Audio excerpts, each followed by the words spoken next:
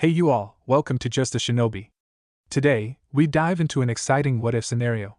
What if Naruto can level up? Hope you enjoy this, hit subscribe for more thrilling content. Explore my other videos, share with friends, enjoy them too, and drop your thoughts in the comments below. It motivates me. Let's not waste any time. Jump into today's what if. Naruto shook his head, convinced this was all a lucid dream he was experiencing. It had been 2 days since he stole the Forbidden Scroll and fought with Mizuki, and achieved his goal of becoming a genin of the Hidden Leaf. The whole experience was exhilarating enough. He deserved a rest. With a grunt, he fell back to sleep, forgetting the whole box situation instantly. Rays of light entered his small apartment as the sun began rising in the east, signifying the start of day to the entire village of Konoha. Naruto felt his eyes start to slowly blink open, yawning in satisfaction of a good night's sleep.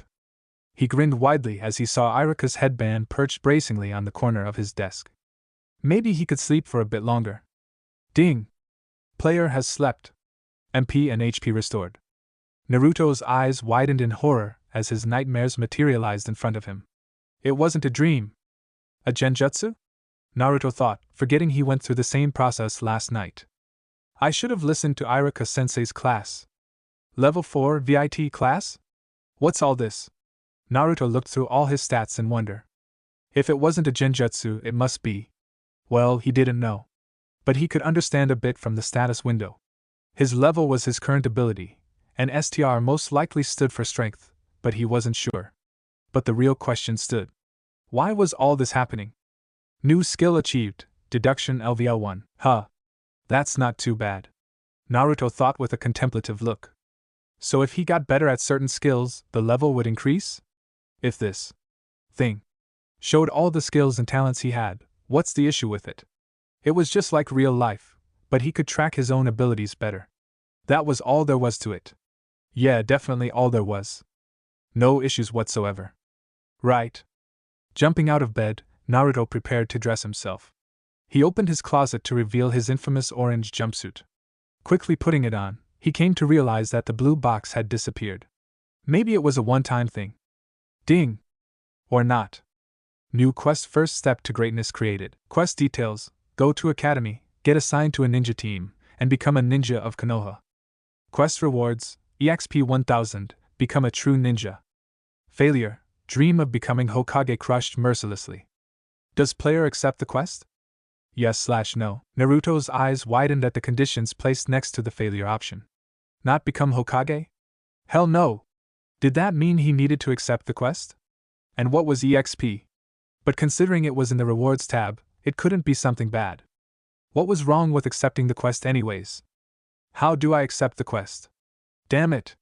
I should have taken the tutorial. Yes? Quest accepted. That was easy.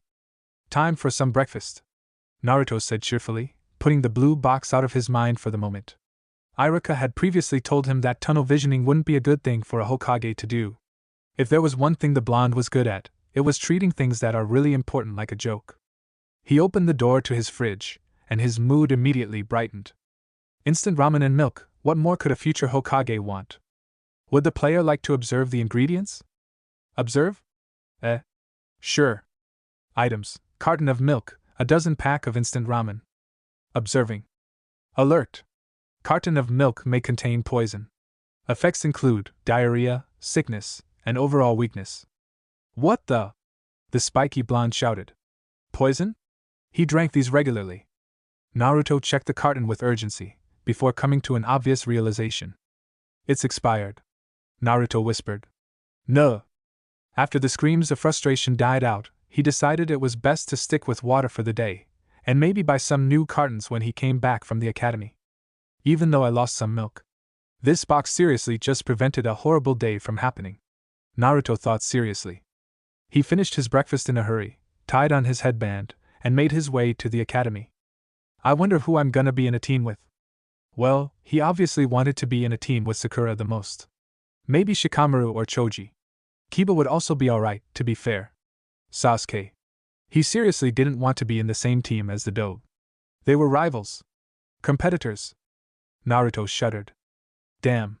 I'm gonna be late for class. The blonde went by his usual shortcut to the academy, going by roofs, suspicious alleyways, and empty roads. Ding! Skill: running has increased by 1 level. Running is now LVL 6. Neat! Naruto thought as he rounded the final turn to the academy. He went into the building with confidence, making sure to flash his new headband to every teacher he walked past. And then he went into the class. "What's Naruto doing here?" Sakura asked instantly, being near the entrance when he entered. "Naruto?" I thought he failed. Putting on his signature grin, Naruto put a finger to his headband. "I'm the future Hokage. Why are y'all so surprised? This headband is Izuka's." "Okay, maybe I shouldn't have said that last part." "You stole Iruka-sensei's headband?" Kiba asked, shocked. "Too far, man." No. He gave it to me. I earned it," Naruto exclaimed, quick to crush the misunderstanding. Ding! New skill achieved, public speaking LVL 1. He's right, guys. Naruto swerved his head around to meet the eyes of his hero, Iruka-sensei. Tears animatedly poured from his eyes as he profusely thanked the man. After a quick reprimanding, he went to his seat. He had been waiting for this moment for 2 days. The satisfaction of proving the others wrong was more than worth the wait. If there was one thing Naruto loved, it was proving people wrong. That was one of the reasons he was becoming Hokage in the first place. His blue eyes went to the local emo, who looked ahead in contemplation, not sparing a glance to the other students, nor the fangirls sitting around him. "Humph, think you're so cool? Wait till you see my new jutsu." Naruto smiled in pride as he remembered the jutsu he learned from the Forbidden Scroll. It was the first real jutsu he had ever learned, other than his also infamous Henge jutsus. Last night he spent the day making clones and creating conversations with them, which, in hindsight, sounds incredibly lonely. The realization sobered his mood again. "This is so boring," Naruto said out loud. "When will the teams be announced?" "Be patient, Naruto," Iruka shouted from the podium. "First period hasn't even started yet." He needed something to appease his boredom. Where was that blue box? And there it was. The shiny, blue box appeared in front of his eyes, visible to only. Wait. Was he the only one who could see the thing? "Hey Sakura!" Naruto yelled to the pink-haired girl. The girl had her patented look of annoyance present on her face as she looked at Naruto. "What?" And nothing. An awkward pause issues shortly after. "Nothing, hee," Naruto said bashfully, hand on his hair. Weirdo. So, that proved another point. Naruto was the only one who could see the shimmering blue box in front of him right now. That made him feel good, for some strange reason. He was special. Level 4, is that low or high? Naruto thought with a frown. I observe the items in my fridge. Does that mean I can observe other people? Skill, deduction has increased by a level. Deduction is now LVL 2. Naruto looked at the closest student, who happened to be Shikamaru. The pineapple-headed boy was fast asleep, lightly snoring into the crook of his pale arm. Observe? What the hell? This is fake. It has to be. Naruto thought in frustration. No way Lazy Bones is higher than me. INT had to mean intelligence, if Shikamaru was so high in it. Naruto noticed how Shikamaru's chakra was also much lower than his own with satisfaction. Was that because of? Who cares, honestly? So what if he had a demon in his belly? What's the chance of it suddenly escaping? Naruto realized he didn't actually have an answer for that. So he checked Sakura next. Naruto winced at what he saw. He wasn't sure whether to celebrate or cry that he was higher than Sakura's level. But he wasn't surprised by the pink-haired girl's stats. Her fights and sparring sessions would usually end up with cat scrambles, any sense of the taijutsu they learned completely absent. Not that Naruto could be talking, he rarely used actual taijutsu in his fights either. Of course, he checked Sasuke's next. Now, Naruto wasn't dumb. He knew that Sasuke was stronger than him currently. He wouldn't be disappointed no matter how severe the difference. He angled a glare at the brooding boy. What? How? When? Naruto yelled in his mind. Sasuke was an entire 8 levels higher than him. 8. Naruto wasn't sure how to catch up. He wasn't even sure how to level up. Ding! Players can level up by gaining experience points from completing quests, or increasing levels of skills. Great! Naruto drawled. I will be announcing the teams now. Naruto's eyes widened as he immediately went into a mode of rapt attention. Even Shikamaru, for once, came out of his slumber.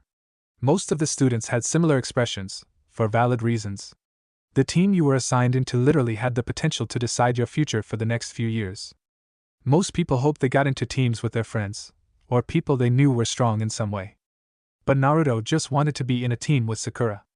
Ding! The player is very fortunate that intelligence levels do not decrease.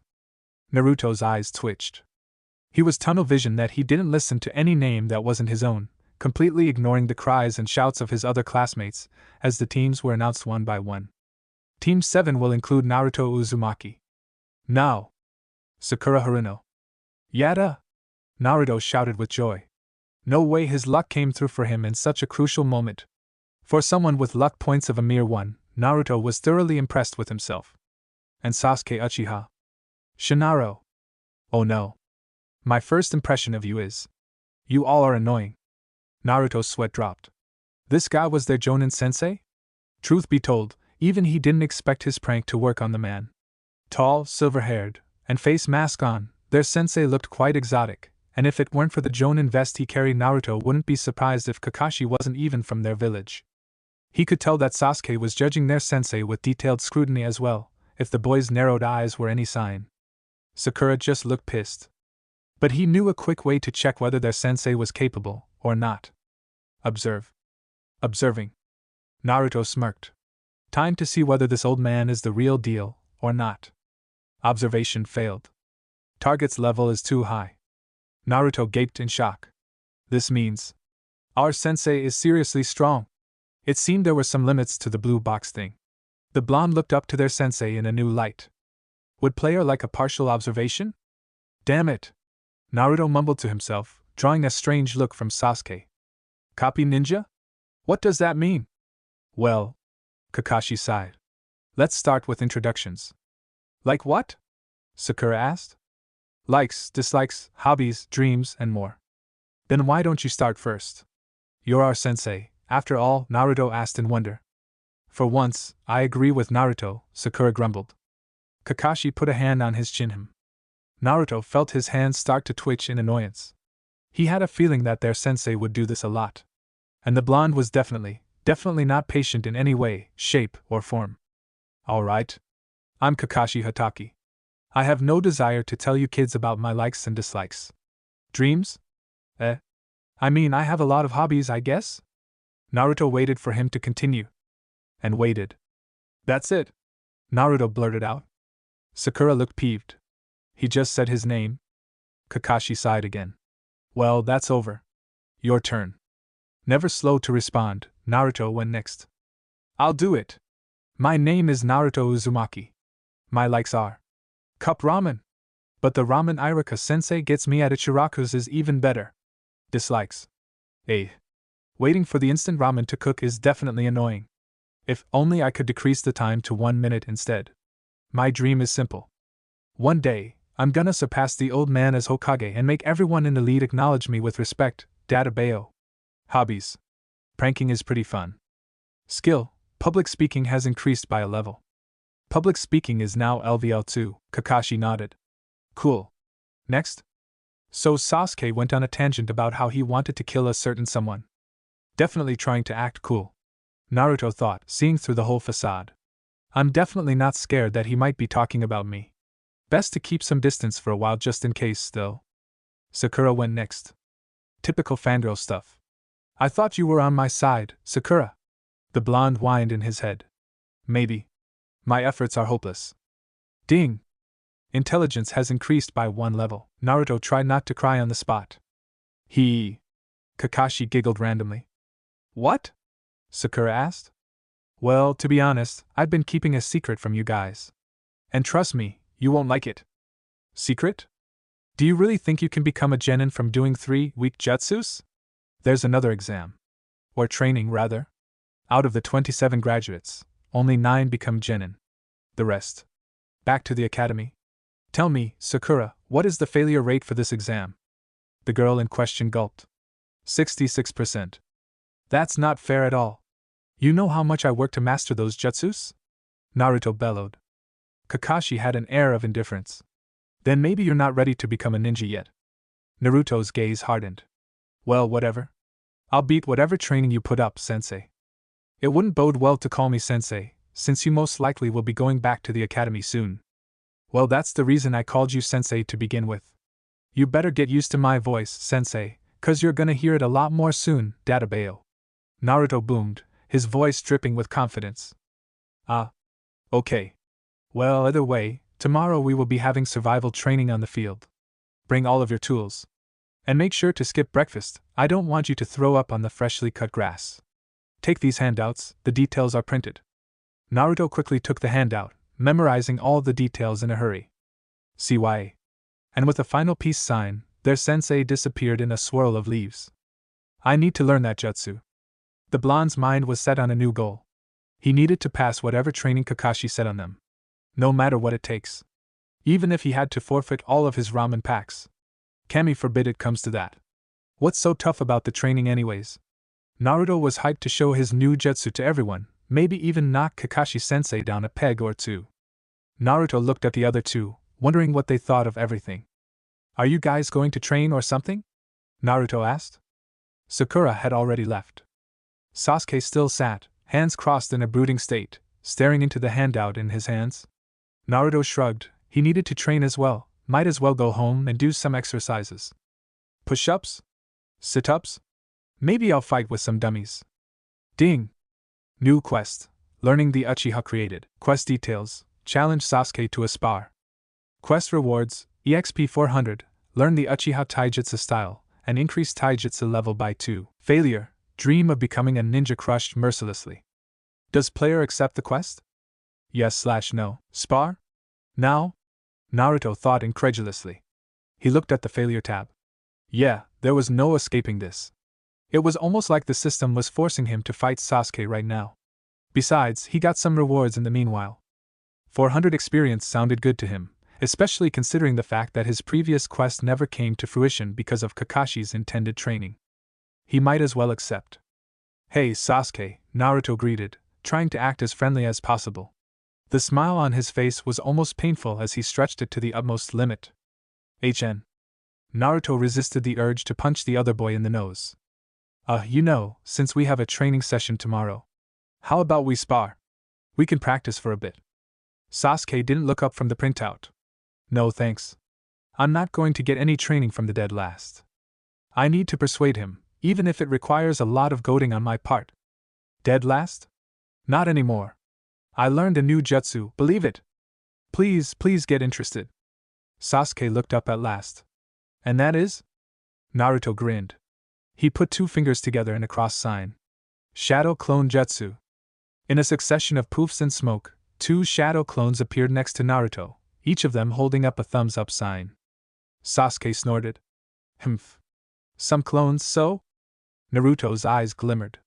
He'd expected that reaction. In an instant, he threw a punch at his clone. The clone caught it in the bare of his palm a second later. Sasuke's eyes widened in surprise. Fine, I'll guess you and your clones could be good target practice. Where should we spar, Dobe? The blonde just wanted to get this over with and gain the points, and didn't want to extend the spar for too long.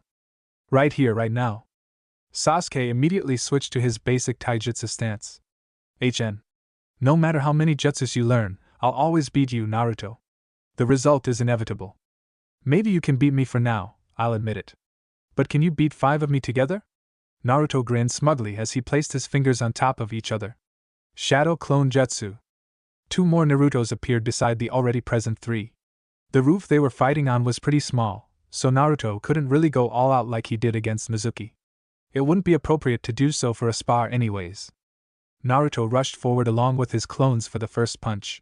The raven-haired boy quickly parried it with the side of forearm, before delivering a shot right to Naruto's stomach. The blonde took the blow head-on. While Sasuke was fast, he wasn't the strongest. In fact, Naruto felt like he and Sasuke were on even terms in terms of strength alone. Scanning. Before his opponent delivered another knee to the crook of his chin, his clones instantly jumped onto the boy. One grabbed his leg, and the others grabbed Sasuke's upper body. Sasuke immediately crouched, before delivering a sweeping kick to all of the clones behind him. He flipped into the air, at the same time dodging a hook from the real Naruto, which ended up landing on one of his own clones. Poof. 4 left. With the space he now had, Sasuke immediately went into a series of hand signs. Naruto's eyes widened. A jutsu? Get him! You got it, boss! The four dashed to their opponent, issuing a devastating kick to the boy's jaw. But it never landed. The uchiha became a fountain of smoke instead. You think you're the only one who could make a clone? Solid or not, it serves the same purpose. Behind us. A kick dug itself into Naruto's gut as the blonde grunted in pain shortly after. Sasuke glared. There's more to a spar than just straight-out brawling, Naruto. Duck. Dodge. Weave. Punch. Poof. 3 left. Taijutsu is the basis of fighting for all shinobi, and if you don't even know that, you don't need a spot on my team, Sasuke stated, as if it were fact. Another clone barged towards the uchiha, not at all heeding the words that were spoken. Sasuke spun. A foot flew through the air and viciously tagged the clone in the cheek, destroying the clone entirely. Only a single clone left. Scanning complete. Does player wish to learn Uchiha clan taijutsu? Yes/no. Yes, do something stupid system. Naruto groaned, holding his stomach in pain. New skill achieved, Uchiha clan taijutsu LVL1. Instantly, a wave of knowledge entered him. No, a tsunami. Fighting stances he never learned, experience he never gained, and technique he never worked for. Punches, kicks, spins, flips, dodges. Naruto relived everything in a span of a second. And he didn't feel remorse for a second. He felt a sudden urge to laugh, but fought it down. The blonde, who was always smiling and laughing, just felt the sheer addictiveness of having power in one's fingertips. It was so easy, so unfair. His last clone died out. Naruto fell into a stance, one that the Uchiha was very familiar with. Sasuke's eyes widened, before narrowing once more. Copying your opponents, I thought you had more shame than that, dope. Doesn't matter, like I said, the result is inevitable. They rushed forward again, but something in the air was different. Naruto was moving completely differently, the bulky, rigid movement seen before not visible once in the current bout. Sasuke didn't notice. The second he threw a jab at the blonde, Naruto countered. Naruto spun in the air, landing a reverse roundhouse on the unsuspecting opponent. Sasuke grunted as he was knocked back a few feet. Naruto stood, shocked. He just landed a clean hit on Sasuke. Growling, Sasuke Uchiha went on the offensive. He leaped into the air, aiming all of his momentum onto Naruto's head with his legs. Sasuke realized how blue Naruto's eyes were for the first time. Naruto had jumped at the same time. Staring back into the eyes of his rival, Naruto threw an elbow straight into his back, sending the Uchiha to the ground. Without even looking at his face, Naruto could tell Sasuke was mad. No, furious. In an instant, Naruto was on the back foot once again. While he learned Sasuke's taijutsu, it was only a beginner version of it. A mere imitation, not the actual thing. He had a tiny shred of muscle memory embedded into him, but it wasn't the same as the blood, sweat, and tears Sasuke had put into making his own style. He lacked the same finesse and agility Sasuke utilized while fighting, due to his unfamiliarity with the style in general. The duel continued, and Naruto began to realize he was going to lose. It was almost like Sasuke was predicting his movements. That's when it hit him. Sasuke was able to predict his movements because it was his own style. He needed to revert back.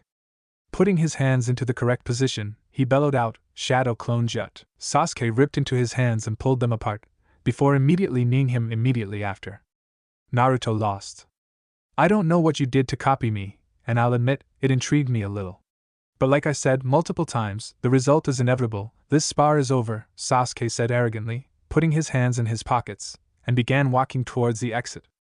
Naruto laid on his back, panting heavily as the exhaustion crept to him. But he wouldn't let the jerk get the last word. You won this time, Sasuke. The result may have been inevitable. And you might have beaten me without using any jutsu.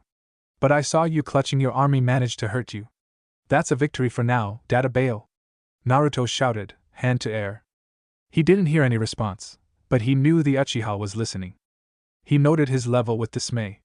There was still a long way to go before he came to Sasuke's level, but he was getting there, at least.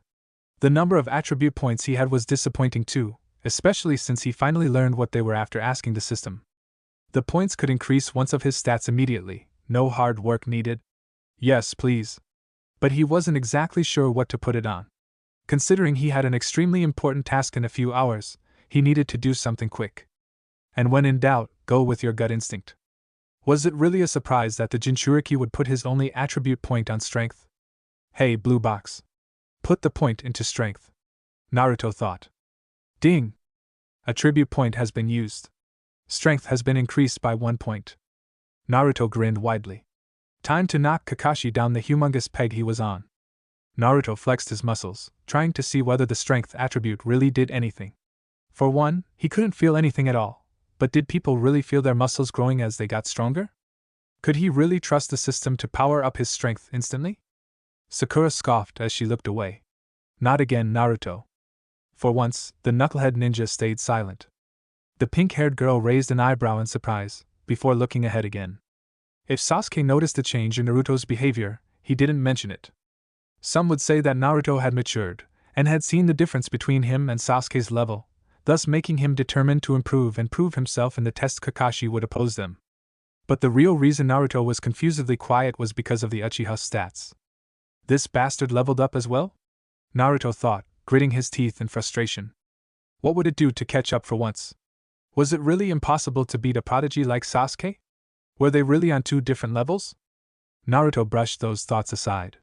No, he will catch up to his rival, no matter what it takes. And that started with beating Kakashi's training, and becoming a genin for real. Good morning, Kakashi said, a peace sign in the air. You're late. Sakura yelled with an accusing finger at their aloof sensei.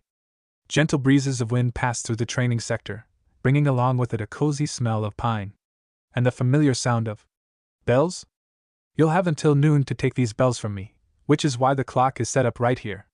Whichever of you are unable to get a bell will get no lunch either. Should have eaten breakfast, huh? Sakura's face twisted into newly found vengeance as she glared at Kakashi, hand on her stomach. Even Sasuke looked annoyed. Naruto just blinked. Since there's only 2 bells, one of you definitely will be tied to a tree stump here. Predictably, of course, the person without a bell fails immediately back to academy lessons with your previous teachers. Fortunately, you are allowed to use your shuriken and other tools. I want you guys to come at me with the intention of killing. Ding!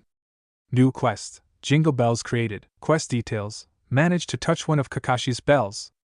Quest rewards, EXP 600 Kakashi's respect, Sasuke's respect. Failure, stay as a weakling for the rest of your life. Does player accept the quest? Yes/no, that's an easy choice. Yes. Touch one of his bells?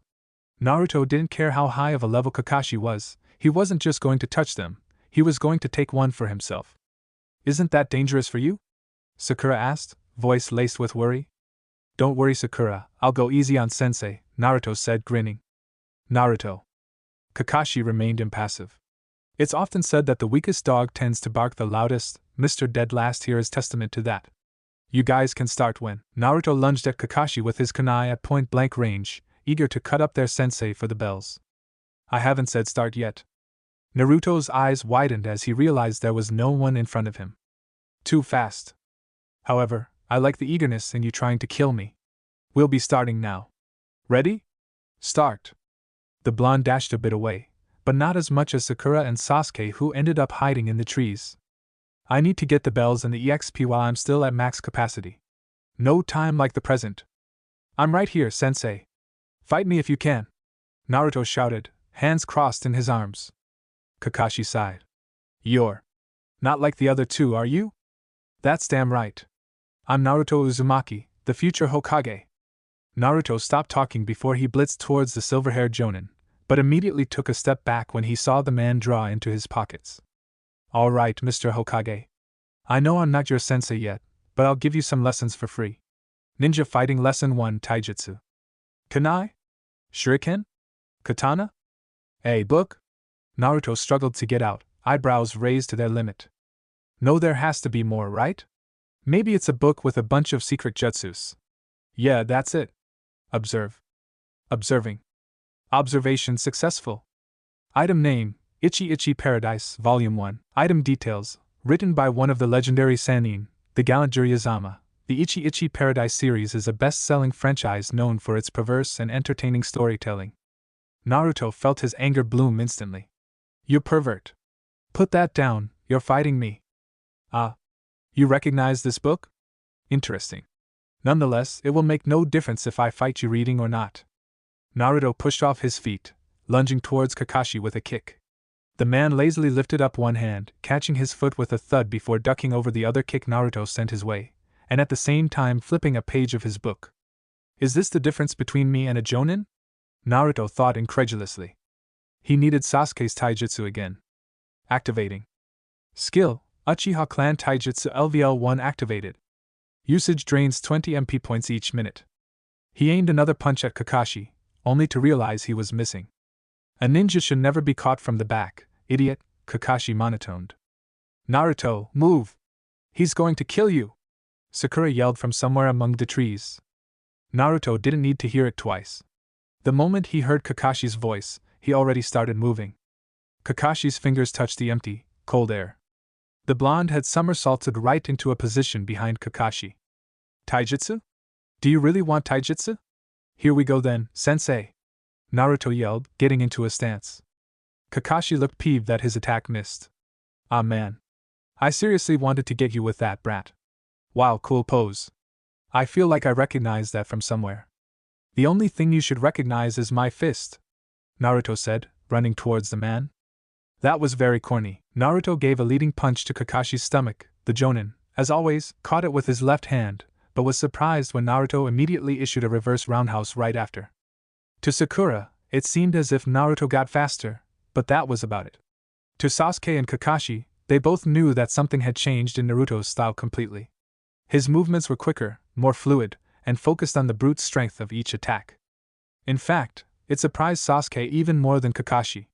When Naruto first copied his style yesterday itself, he was inexperienced, and he didn't think too much of it. But then came the scary part. Naruto was improving. With every strike, punch, and kick, he was becoming more and more like the real thing. Maybe Sasuke should. The roundhouse managed to hit Kakashi's shoulder, who grabbed onto his leg in response. Not wanting to get grappled to the ground, Naruto pushed off the jonin's shoulder before his grasp could reach his ankles and hung in the air, making a hand sign. Shadow Clone Jutsu. Kakashi threw shuriken at the exact same time. Smoke surrounded him, covering Kakashi's side of Naruto. More clones appeared next to him, already knowing what to do. Grabbing both his legs, they pushed him directly towards Kakashi like a missile. Ding! New skill achieved, Battle Strategics LVL1. The bells are mine, Sensei. Naruto's initial idea was to dive for the bells and pray to Kami he would catch Kakashi by surprise, but his body told him something different. He feinted a hammer fist straight to the man's head, before ducking to his legs, and at the same time swiping his hand towards the bells. A brief jingle was heard. Ding! Quest, Jingle Bells completed. Rewards, EXP 600 Kakashi's respect, Sasuke's respect. Dexterity has increased by a level. Skill, Taijutsu has increased by a level. Taijutsu is now LVL4. Skill, Uchiha Clan Taijutsu is now LVL2. Naruto rolled forward as Kakashi moved at the last second, completely negating his final drive to get the bells. Your file didn't mention any studies of Taijutsu, yet it's obvious you have some practice in it. I wonder where you learned it from. Well, I guess I can't go easy on you either, can I? Kakashi asked, before running towards the blonde with moderate speed. Naruto panted as he brought himself back to position. He needed to get the bells no matter what. Fire release, Fireball Jutsu. A torrent of hot, viscous fire erupted into the field before him, covering Naruto's entire vision with ruby reds, oranges, and yellow. His skin flared threateningly, the temperatures reaching dangerously high levels even though it wasn't too near him. The supply of fire eventually died out, leaving the scorched grass underneath it to mourn. Kakashi was nowhere to be seen. Naruto, Sasuke said, appearing beside the blonde. What was that? Naruto asked, awed by the jutsu used by the Uchiha. The raven-head boy stared blankly ahead.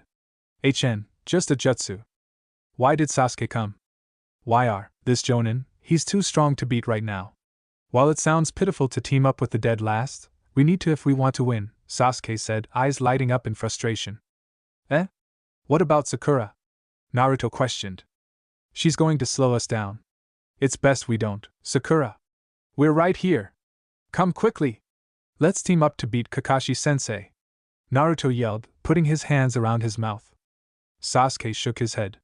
Is this really the guy who I saw fighting just now? He thought with a grimace. You realize there's only 2 bells? Sasuke challenged. Yeah, but I want her to also have an equal chance to get the bell while we can. Naruto squinted his eyes, looking in every direction possible. Where is Kakashi? All he saw was the green expanse of grass which faded away into the forest of trees around them. Shadow Clone Jutsu, Naruto said, summoning a dozen clones around him. 6 of you stay put. The others go scout for Sakura and bring her here. You got it. What happens if she doesn't want to come? One of his clones asked while saluting. Naruto scratched his hair. Oh. Just say Sasuke is here as well. His clones dispersed after that. Sasuke felt his eye twitching, but ignored the sensation to focus on the situation at hand. His eyes widened as he heard the faintest of trembles underneath him. Jump! Sasuke yelled. Naruto did exactly that, dodging a hand that came out of the ground. Kakashi was here. The number 1 of the village, Uchiha. You might be interesting. Sasuke stared back, taking 2 steps to the front, staying silent. I might not be able to read while facing you two, a shame, I was just getting to the good part. Ninja Fighting Lesson 3 Ninjutsu. Kakashi began weaving through a sequence of jutsus, his hands becoming a blur. Let's go, Sasuke. Naruto realized for the first time how fast the Uchiha was. He was running at his maximum speed, but Sasuke was already a few steps ahead of him. Water Release, Water Bullet Jutsu. Cohesive balls of water collected together and threw themselves at Sasuke and Naruto, forcing the two to split apart to avoid the attacks. Okay, he dodged the attack. Now, Naruto wasn't sure what to do next. The academy never taught them to fight against ninjas of this caliber, let alone jutsus other than the basic clone. But maybe that was all he needed. Sasuke! Naruto! A voice yelled from behind them. His clones disappeared with a poof, and the whole interaction with Sakura suddenly filled his head. How did that happen? Shaking his head, Naruto slowed down a bit so the girl could catch up. Sakura came to him, panting and hands on her knees. Are you and Sasuke teaming up? Ding! New quest, Prodigy created. Quest details, steal one of Kakashi's bells. Quest rewards, EXP 1500. New skill, title, Prodigy of Konoha. Failure, not applicable. Does player accept the quest? Yes/no, hell yeah. Naruto thought with a grin. He had no idea what the title even meant, but Prodigy of Konoha sounded awesome. And the 1500 EXP was the highest reward he ever saw from a quest yet. Completing this quest would probably make him level up one more time, which also meant another attribute point. This was all without mentioning the random skill he would receive. And to steal one of Kakashi's bells, he needed all the help he could get. Yeah, for now. We probably are gonna need to work together if we want to beat Kakashi. Who cares about failing right now? Naruto said, trying to inspire confidence in Sakura. I guess. But if we fail, we're going back to the academy. Sakura shuddered. Like I said, let's worry about that later, Databeo. Ding! New skill achieved, Persuasion LVL1. Naruto looked ahead, where Sasuke was engaging with the Jonin already. Crap, I need to go. Shadow Clone Jutsu. Naruto repeated. 8 or so clones appeared next to him, looking at their boss for orders. Sakura, listen. I'm going to have these clones henge as you, and enter the fight. You have to sneak in with them, and once the chance comes, just take the bells, Naruto urged with a yanking motion of his hands. Battle Strategics increased by a level. Battle Strategics is now LVL2. Sakura nodded before her eyes widened as Naruto's clones became identical copies of her with one hand sign. Naruto could feel the physical strain the technique had on his chakra levels. To keep the henge active for a long time, you had to maintain a physical transformation by supplying a continuous stream of chakra, something which was hard enough by itself. And now Naruto had to do with 8 clones, all at the same time. For a regular genin, or even a regular jonin, this would be outright impossible to think about, and would immediately lead to chakra exhaustion, but Naruto was different. Follow me, Naruto issued. Both of Kakashi's eyebrows raised as he saw multiple Sakuras led by one Naruto running towards him, before he blocked another punch by Sasuke. Naruto made his way into the fight. Uzumaki Naruto is here! The Sakura army cried out at once, mimicking his actions. Naruto couldn't even tell that one of them was Sakura. Sasuke leaped back as he missed another kick to Kakashi, who honestly looked irritated at this point. His hands began moving in a quick succession. You kids are seriously starting to get annoying. Water Release, Water Dragon Jutsu. A beast of water arose from the river behind Kakashi, shaping and transforming into a colossal dragon that glared at them angrily, the water body missing the serenity and calmness of an ocean entirely, instead similar to the rapid, relentless aggression of a speedy river. The clones doubled back before they started running back in a vain attempt to escape, but the beast hunted its prey with precision, the power of the sheer amount of water immediately destroying the clones on contact. Naruto could only gape as his plans turned immediately into shackles. But not yet. Not all of it was ruined. To think I had to use that jutsu on clones. Shut up! Naruto shouted boldly, lunging for a kick at Kakashi. The kick missed due to Kakashi quickly tilting to the side, but Naruto didn't stop there. He bent his torso downwards so that his hand could reach the ground, before pushing outwards so he could get the necessary acceleration to catch Kakashi's body in a deadlock with his open legs. MP has been drained. Uchiha-style taijutsu LVL2 disabled. Doesn't matter, I don't need it right now either way. His legs clamped around Kakashi like a scissor on a piece of metal, trying its best to cut it open. Sasuke came in at the right moment, sweeping Kakashi's leg with a kick of his own. Naruto felt himself tumble to the grassy floor with Kakashi, who struggled to get out of the lock with Sasuke on his legs and Naruto on his arms. Sakura, now! Naruto screamed, the strain on his legs becoming unbearable.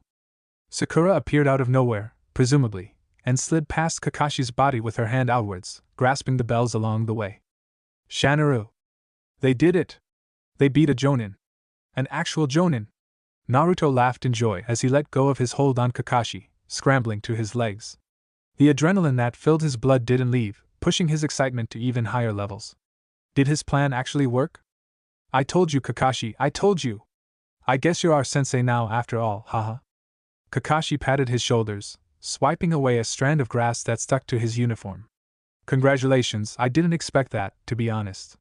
Now, who will Sakura give the other bell to? Naruto's smile dissipated. It finally registered that the notification for completing his quest never popped up. Kakashi continued mercilessly. As I said, only 2 of you pass. Regardless of whether all 3 of you manage to work together or not. Sakura? What's your decision? Sakura's face looked extremely uncomfortable as she took a look at the bells in her hand. Her gaze softened when she saw Sasuke, who didn't even spare her a glance, preferring to look at the grass below him. Her face became even more worried as she looked at Naruto, who seemed just as equally uncomfortable. 2 can't make the decision, Kakashi-sensei, she said at last. Why not? Kakashi inquired. It's wrong. In this type of field, we have to make decisions such as these to survive, Sakura. Did your academy not teach things like this? Facts? Sacrifices will be made in the middle of missions which were supposed to go on perfectly. And lives are sometimes the cost that makes sure a mission succeeds. Kakashi's eyes hardened. We aren't the keepers of peace or any childish notion you may have assumed during academy.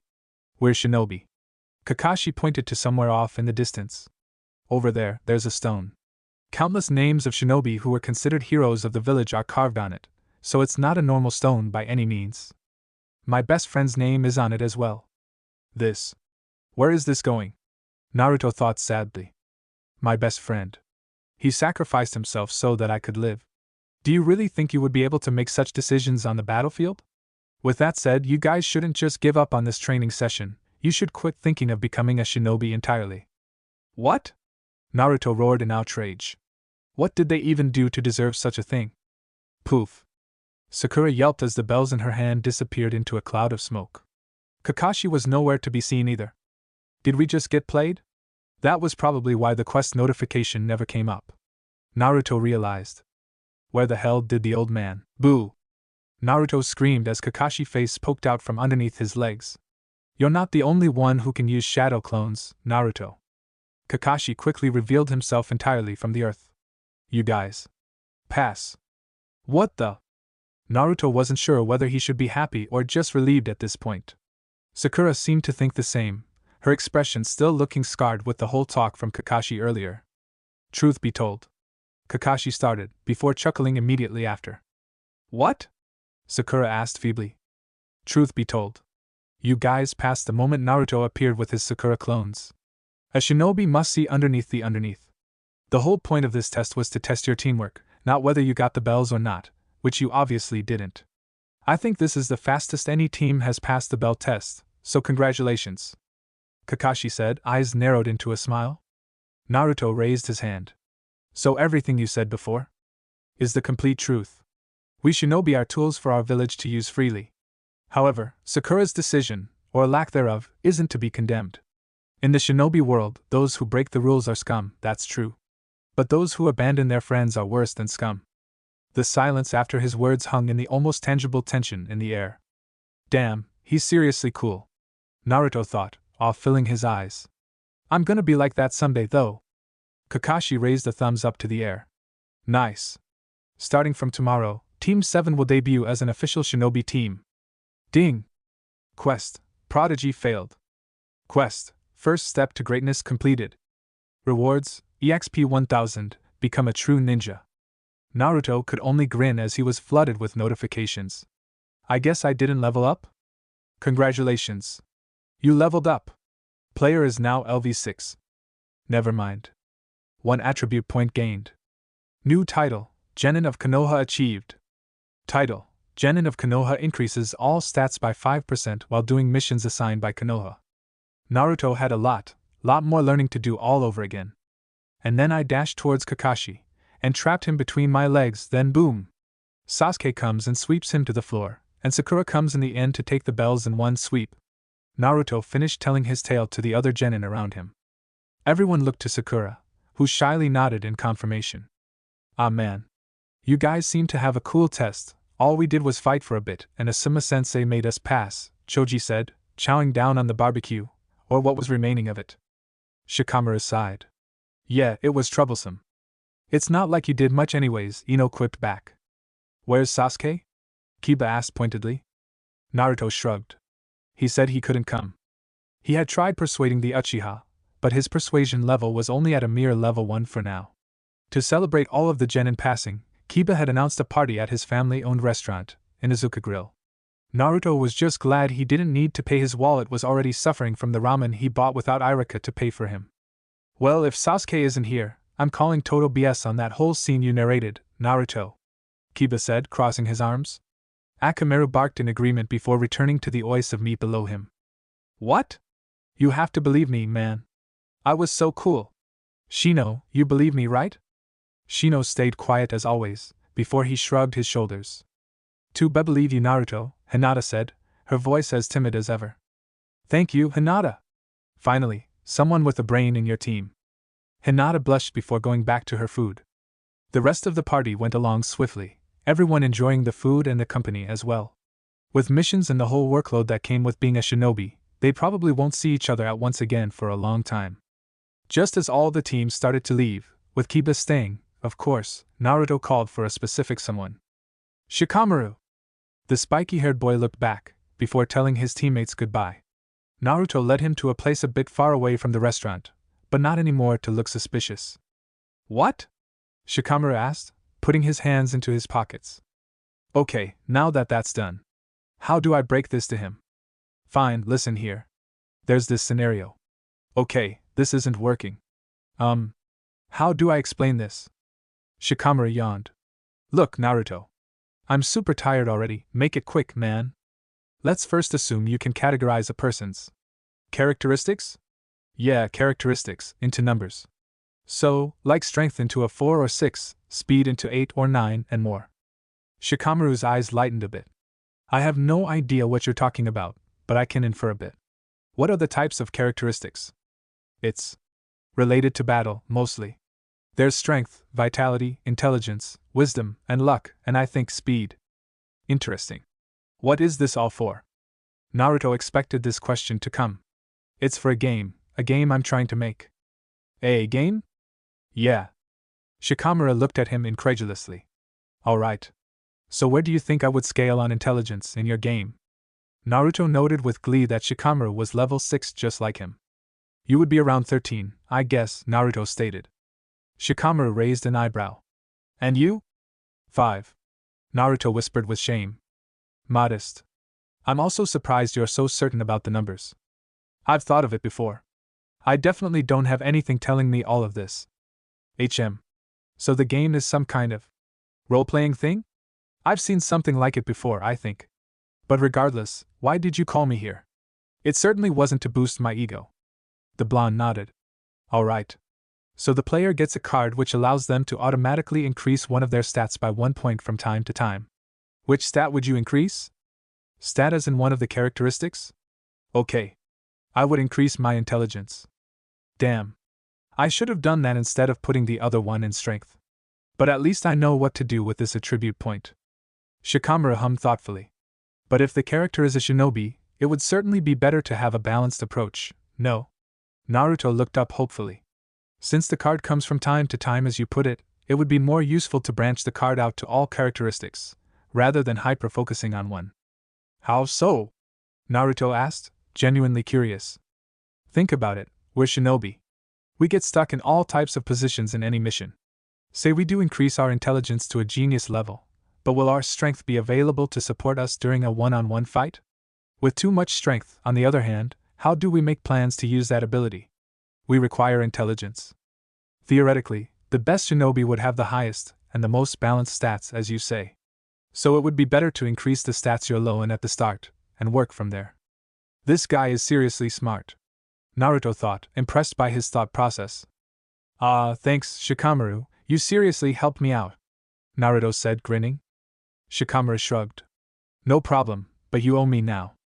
Damn right. Naruto waited until he was sure no one was around him before he opened his status window. Shikamaru said to balance it out, my vitality is high already. My luck is really low, but increasing that is just boring. Wisdom. I'm already wise enough, right? Best to go with. Intelligence. Attribute point has been used. Intelligence has been increased by 1 point. This is so amazing. Naruto whispered between chuckles, a sudden urge to laugh in celebration overcoming him. He pointed at the stone monument overlooking the entire village. Their carved faces made to inspire and fuel the will of fire among the citizens of Konoha during the darkest of times. Forget surpassing the old man. I'm gonna surpass all of you. The first, the second, the third, and the fourth. Naruto Uzumaki, the fifth Hokage, believe it! New skill achieved, Will of Fire LVL1. Do you have eyes on the target? Kakashi asked. Yes, it's 3 meters away, Naruto responded on his walkie-talkie. Don't mess up, Naruto, Sakura said from elsewhere. Alright, I'll count you down. Don't make a single speck of noise. 3, 2, 1. Go! Naruto leaped out of his hiding spot to trap the target, his shadow clones doing the exact same. YHHHHH, Naruto yelled as he jumped onto the target with all of his might, covering its furry body with the combined weight of both his clones. The cat shrieked and clawed him as Naruto grabbed its arms and legs and held it towards its chest. Is it Tora? Sasuke asked, coming out of the tree behind him. Observe. Observing. Observation successful. Name, Tora. Title, The Lost Cat of Konoha. Level, LV3. Naruto leaned the cat to the right, pretending he didn't know it was Tora already. Ribbon on the left ear, yep, it's him. Ding! Quest, Finding Tora completed. Rewards, EXP 50. An entire week of doing drank missions was painful to the mind and the body. Naruto hadn't leveled up once, and his taijutsu never increased any levels. So far, training with Kakashi was more like doing chores than actual training. The skill scouting was now level 5, even though it didn't really matter much. Funnily enough, that was the highest level in any skill he had so far. But considering that all he did for the past week was scout for lost items and other random activities, it kind of made sense. Team 7 went to the Hokage's office to drop off the cat right after. Madame Shirjimi, the wife of the fire daimyo, profusely thanked them before enveloping her cat in a bone-crushing hug. Naruto felt slightly bad, but also knew that the cat deserved it for the torture it put them through. Hiruzen let out a puff of smoke before reading out their next mission. Team 7's next duties are babysitting an elder's grandson, shopping in the neighborhood village, and helping dig some potatoes in the local farm. Naruto was quick to retaliate, tired of all the random chores being given to them. Hell no, old man. Missions are supposed to be cool, not babysitting your grandson. Sasuke raised an eyebrow with how Naruto talked back to the Hokage himself. I never said it was. Please give us a better one. Naruto exclaimed loudly, his eyes hopeful. Not only were the missions they were currently doing boring, he needed some quests that give more experience, so he could level up. He could tell Sakura and Sasuke agreed with him. Naruto, you're only a rookie genin. You're not the only one doing this work, even the Hokage himself started from these duties, Iruka barked at him from the desk. It doesn't matter. Please just give us some better missions. Naruto. As genin, drank missions are all you really get. But alright, I'll make an exception. Naruto looked up in surprise. Skill, Persuasion increased by a level. Persuasion is now LVL2. I can manage to give you a crank. An escort and protection mission of a certain someone. Alright, that sounds more fun already. Hiruzen tapped once on his desk. Come inside. And came out the door was a tall man with a black, sleeveless shirt wrapped with a towel, and loose scad pants below it. He had a bottle of alcohol in his left hand, clearly sounding drunk already. With a small, gray goatee, and tiny glasses, he looked like one of the shady grandpas back in Konoha. Kids? Some brats are protecting me? Especially the short, blonde one. Are you really a genin? Shut up, drunkard. Naruto started, but wilted against Kakashi's glare. The man pushed his glasses up. I am an expert bridge builder by the name of Tazuna. I will require your protection until I get back to my country and finish up a bridge. Ding! New quest, Protection of Tazuna created. Quest details, keep Tazuna alive until the bridge is complete. Quest rewards, EXP 3000 class, title? Failure, death. Does player accept the quest? Yes/no. 3000? Hell yeah. Naruto grinned. Don't worry, drunkard, the future Hokage is protecting you. Let's go! Naruto shouted out, hands to the air. They were officially out of Konoha, way past the large gates that guarded his village. Why are you so excited? Sakura asked. Naruto scratched the back of his head. I've never been outside of the village, so it's interesting. Title, Genin of Konoha is currently applicable for increased stats. Equip title, Genin of Konoha? Yes/no. Yes, please. Naruto thought to himself.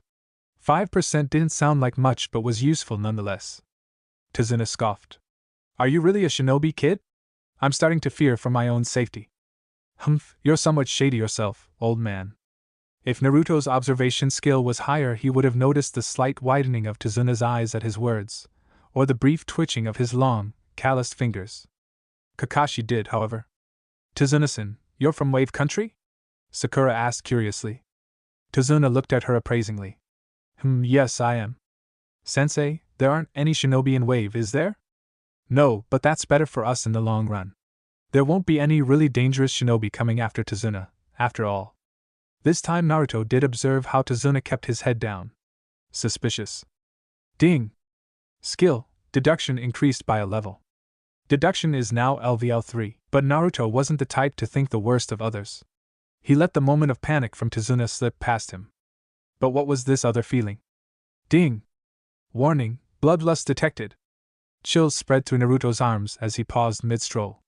Sense, an enemy appeared out of nowhere, manifesting from the small puddle near Kakashi Sensei. Another cloaked, masked person jumped into the air, grabbing a thick, black rope along with him. The rope circles around each side of the Jonin before entrapping him entirely. One down, a deep, bored voice sounded out. With a twist and turn of the hands and waists, the spiky rope cut through Kakashi, leaving behind a small pool of blood and organs. All Naruto saw was red. That wasn't out of anger, no, it was just the blood that pooled along his feet, marking his sandals with the visceral color. Kakashi-sensei was dead. Naruto! Sakura screamed instantly. Naruto jumped to the sides as a pair of spiked ropes impaled into the empty space he was once in. His eyes widened with exhilaration, his muscles aching for some sort of release, but his mind, there was no doubt about it, was scared. Ding! New quest, Encounter, Demon Brothers created. Quest details, defeat the Demon Brothers. Quest rewards, EXP 500 Kakashi's respect. Failure, die. Does player accept the quest? Yes/no, but when there was a goal, Naruto never gave up. Activating. Skill, Uchiha Clan Taijutsu LVL1 activated. Usage drains 20 MP points each minute. I'll kill you all! Naruto roared in anger, both at himself for freezing up and the enemies for killing Kakashi-sensei. Naruto began running towards the enemy Nin with renewed vigor, and alongside him Sasuke began his attack. Sasuke threw both shuriken and kunai, embedding one end of the spiked ropes into the tree, rendering their ranged weapons entirely useless unless they wanted to retrieve them again. The taller enemy shinobi went for Sasuke, leaving the other one for him. Shadow Clone Jutsu. Clones of Naruto appeared beside him, running a few steps behind the original. The blonde spun his kunai that he took from his pocket, holding it in an ice-pick grip. He was in range. The second the masked man swiped his razor claws at Naruto, The blonde slid to the floor, past his legs, and at the same time swiped his kunai across his legs, drawing blood instantly. Arg! The clones jumped onto the man with battle cries of their own, but eventually became smoke after a few swipes of the man's claws. Naruto looked back to see the man's bruised face. Then he started his assault. Naruto cocked his head to one side to avoid a strike, before immediately responding with a hook to the man's stomach. Due to the height difference between the two, Naruto was forced to come close due to his short range. But the cloak covering the enemy's body made it ridiculously easy for Naruto to see through his attacks. Another strike, but this time, it managed to barely tear up the skin near his hand. Ding! Poison detected. Naruto didn't care. He continued his frenzy, dodging and countering each and every attack the man made, the close combat style surprisingly suited for fighting against the mysterious man, who seemed confused on what to do.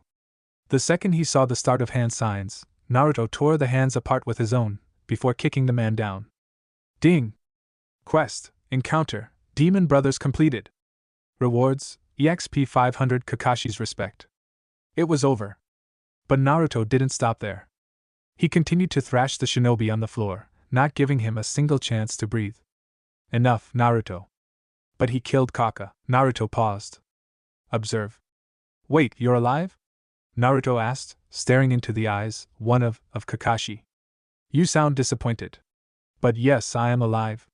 I simply used the substitution jutsu. Regardless, it seems like I wasn't needed at all. Nice job, Sasuke, Naruto. And good on you, Sakura, for prioritizing the client. Naruto looked at the groaning shinobi below him. Sasuke dragged another one closer, who looked similarly in pain. Kakashi tied them up and placed them against the trunk of the tree. Tazuna-san. I need to talk to you, Kakashi said. Naruto shivered at his sensei's glare. These are Chunin from the hidden village of Mist. Known for their vigor while fighting, and sometimes use of poison. The wound on your arm, Naruto, is currently filled with poison. Don't move or else it will only get worse. We can cut it open and take out the poison afterwards. How were you able to see where we were? One of the Chunin asked. A puddle of water during this sunny day? Not possible. Tazuna coughed. Why didn't you help the kids when you could have? I wanted to find out who they were really targeting. And in this case, it was you, Tazuna-san. The mission entailed us to protect you from some thieves and crooks, not trained shinobi. At the very minimum, this is a rank mission already.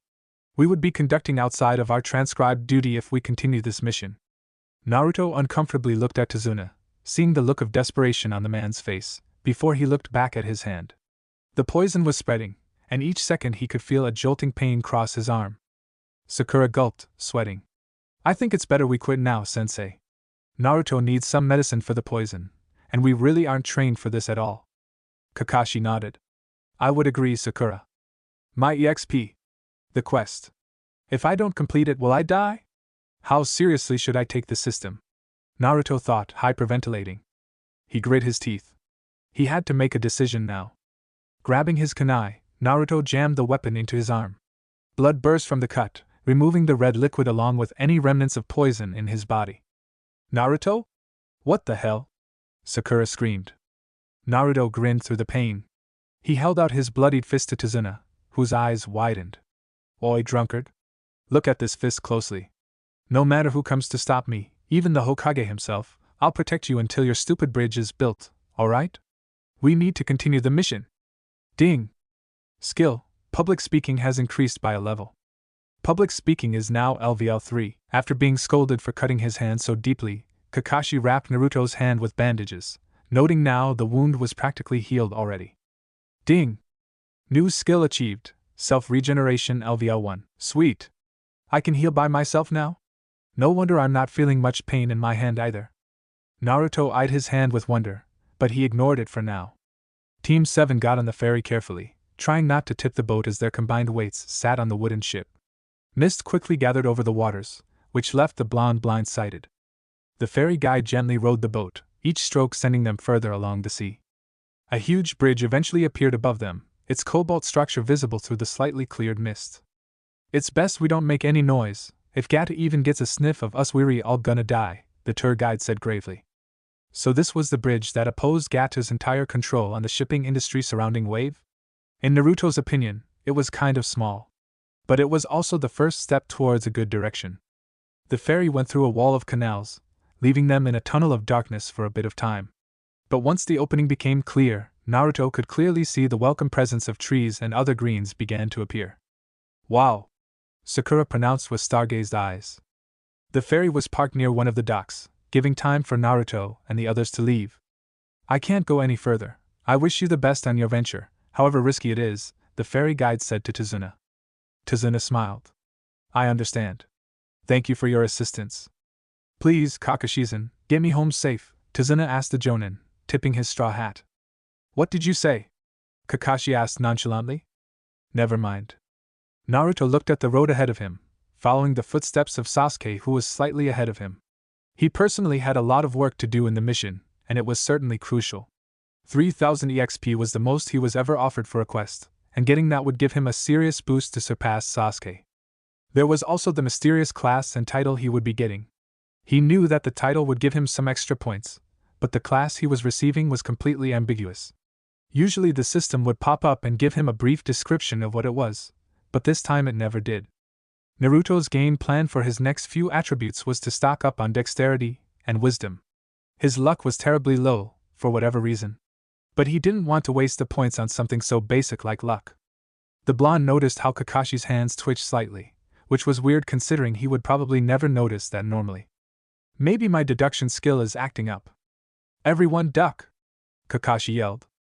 Naruto went to his knees as a gigantic sword flew through the space his head was, before piercing itself into the wood of the tree above them. And on top of the blade. Naruto shivered. Ding! Warning, high bloodlust detected. The man only showed his bare back to them, the slightly grayish skin looking alien to the Konoha shinobi. Striped, baggy pants and leg warmers covered the bottom half of his body. But that wasn't the scary part. The man's face was covered with bandages, leaving only his eyes and hair for viewing. The sheer intensity of the glare made Naruto freeze. Oh, observe. This guy. He's on the same level as Kakashi. Demon of the Hidden Mist? 7 ninja swordsmen of the mist?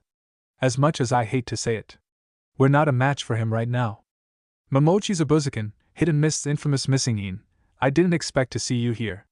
Everyone, stay far back. He's on another level. I know. I guess I'll have to reveal it now, Kakashi said, pulling up his headband. Kakashi's eyes glowed a scarlet red, with a few black tomos swirling around the pupil. What is that? Naruto thought with a frown. He observed how Sasuke's face scrunched up in confusion. One of the symbols of Konoha's supremacy, the Sharingan. It's an honor to see it in person, Zabuza said, his deep voice cutting through the mist.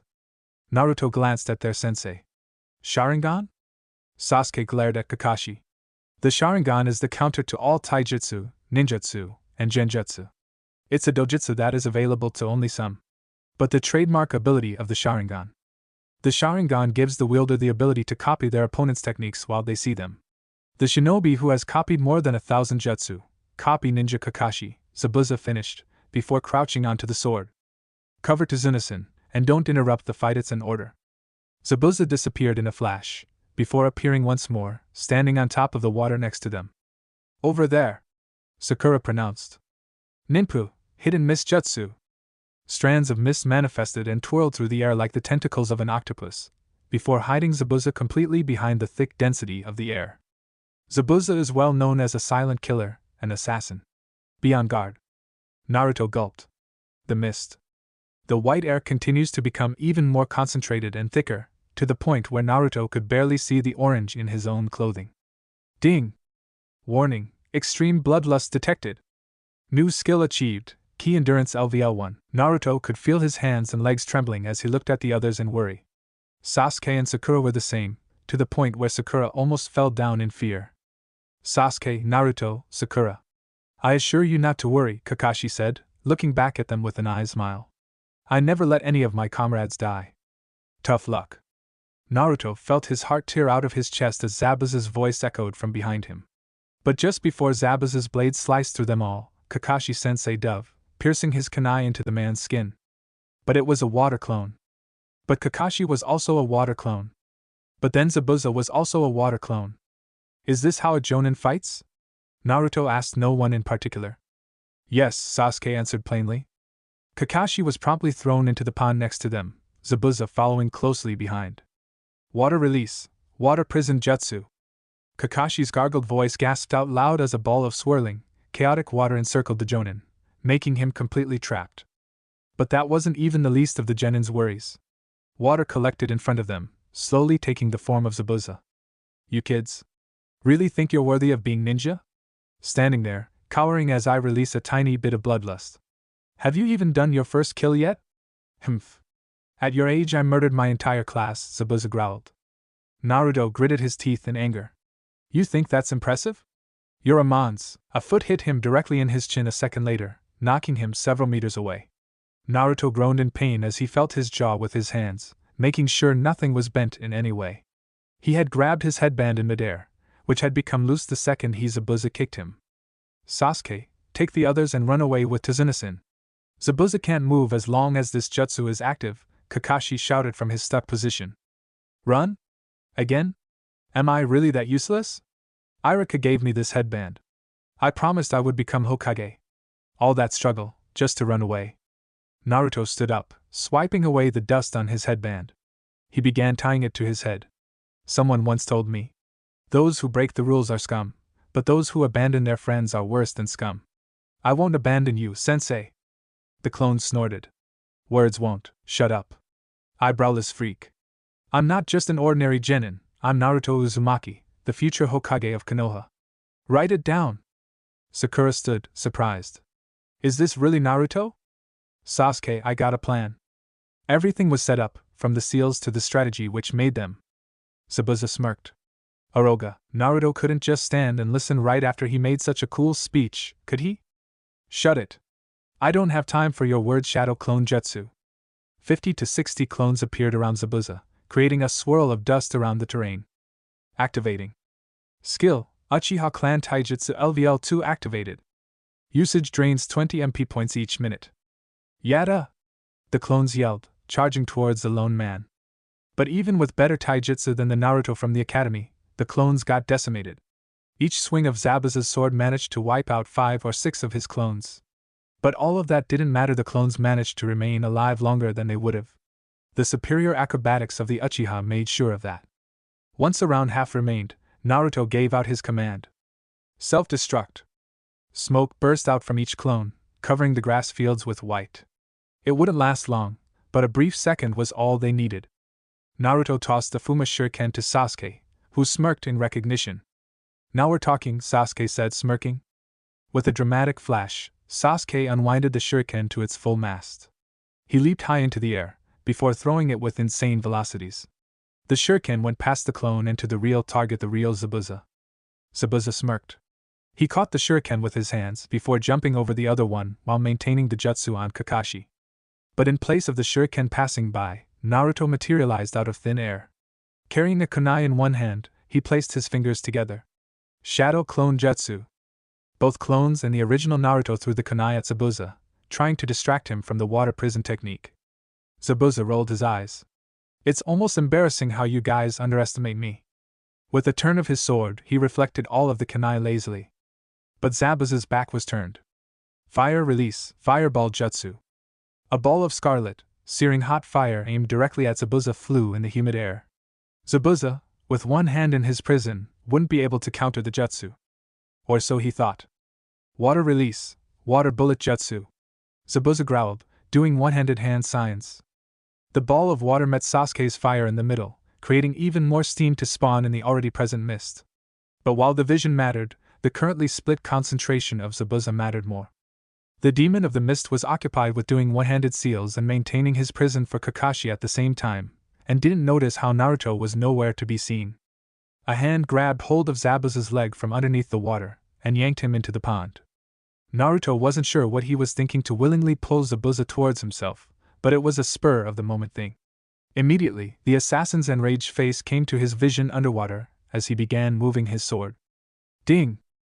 Battle Strategics increased by a level. Battle Strategics is now LVL 3. Leveling up didn't have the same effect while you were about to die. Goodbye, world. Kakashi grabbed the blade before it struck, his Sharingan spinning wildly. Naruto quickly swam away as the Jonin-level shinobi began their battle once more. He came on shore a few seconds later, panting for air as Sakura helped him get up. And that was when a battle of storms started. Jutsu after jutsu of water was issued from each shinobi as the genin stared at the intensity of the battle in awe. Tsunamis of water were casually thrown at each other, uncaring of anything that stood in the way. Naruto never in his life realized just how much potential water really had, either did he realize just how scary it was. Eventually, the water died out. Naruto and the gang cheered as they saw that Zabuza was completely cornered. Running forward, they tried to see Kakashi deliver the final blow. That's when two Saban impaled themselves into Zabuza's neck, drawing blood instantly. Sakura gasped, pausing her movements with Tazuna, whereas Naruto and Sasuke trudged forward. The person stood boldly on a branch of a tree, his strange clothing marking him as different from the rest of them. With similarly striped pants like Zabuza, green haori, brown sash, and peculiar mask, Naruto couldn't really decide whether it was an enemy in front of them or not. I have to thank you for dealing with Zabuza for me. It has certainly been a tough journey tracking this man, the person said with a surprisingly gentle voice. You're a hunter nin of the hidden mist, Kakashi pronounced. Correct. It's our duty to hunt down missing nin like Zabuza here. The conversation continued, but Naruto toned their voices down. He knew what the masked boy was saying made sense, but his gut, it told him something was wrong. The continuous, tingling feeling made him do something. Observe. Missing nin, apprentice of mist. This person is on Zabuza's side. Naruto realized with a widening of his eyes. But why would he kill Zabuza? No, there had to be something else going on. Haku was at an absurd level of 16, there was no way she would make such a mistake. If he told Kakashi about his absolute findings, he would be questioned about the source. Naruto definitely didn't want to tell anyone about the system he had and be seen as a complete delusional. The only option was directly confronting her. Naruto walked towards Zabuza's body and Kakashi, practically feeling Haku's eyes on him. Kakashi-sensei, something's not really adding up. Ya mind if I test something? Naruto whispered. Kakashi nodded. Sure. Naruto took a deep breath. Commence stage 1. Hey! You don't happen to be on Zabuza's side, do you? Naruto asked loudly. On second thought, this really wasn't a good idea. Haku's calm composure immediately dwindled down, his posture a nervous wreck. Sakura began walking towards the group with Tazuna behind her. Hey guys! What's happening? A Saban was placed a millimeter to her neck a second later, Haku behind her. Or was it a clone? It didn't matter, Sakura was in trouble. Sakura! Naruto yelled in distress. Any one of you move and I'll kill her in front of your eyes.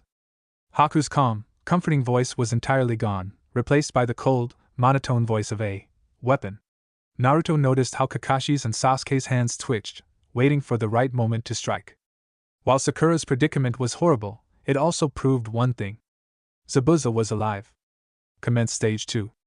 Leave Sakura alone or else I'll kill Zabuza, right in front of your eyes, Naruto said, motioning to kunai he placed on Zabuza's neck the second he saw Haku move.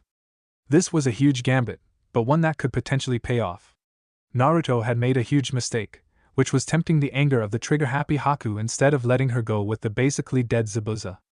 Haku let go of Sakura right after, her motions portraying her eagerness to keep her master alive.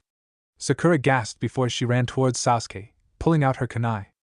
Good, now we can just have Kakashi kill Zabuza and team up on Haku. Naruto's kunai stabbed itself into water.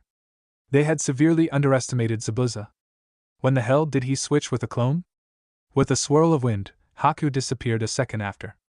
Naruto fell to his knees with a deep breath. It didn't go too bad, right, Sensei? Kakashi eyed him. We need to have a talk. The genin groaned. This wasn't going to end well at all. So you thought it was too much of a coincidence for the hunter nin to appear right when Zabuza lost? Kakashi asked, trying to confirm his thoughts. Naruto's sweat dropped. Pretty much, yeah? No, actually I have a blue box thing that tells me a person name, title, occupation, and abilities at a single glance, and I've used it against Haku to find out who he really was. The truth was sometimes so unbelievable that it was better to flat out lie. Right now, Kakashi was laid down comfortably in a sleeping bed, resting his body after the strenuous use of the Sharingan. Well, thanks to Naruto, we know that Zabuza is still alive.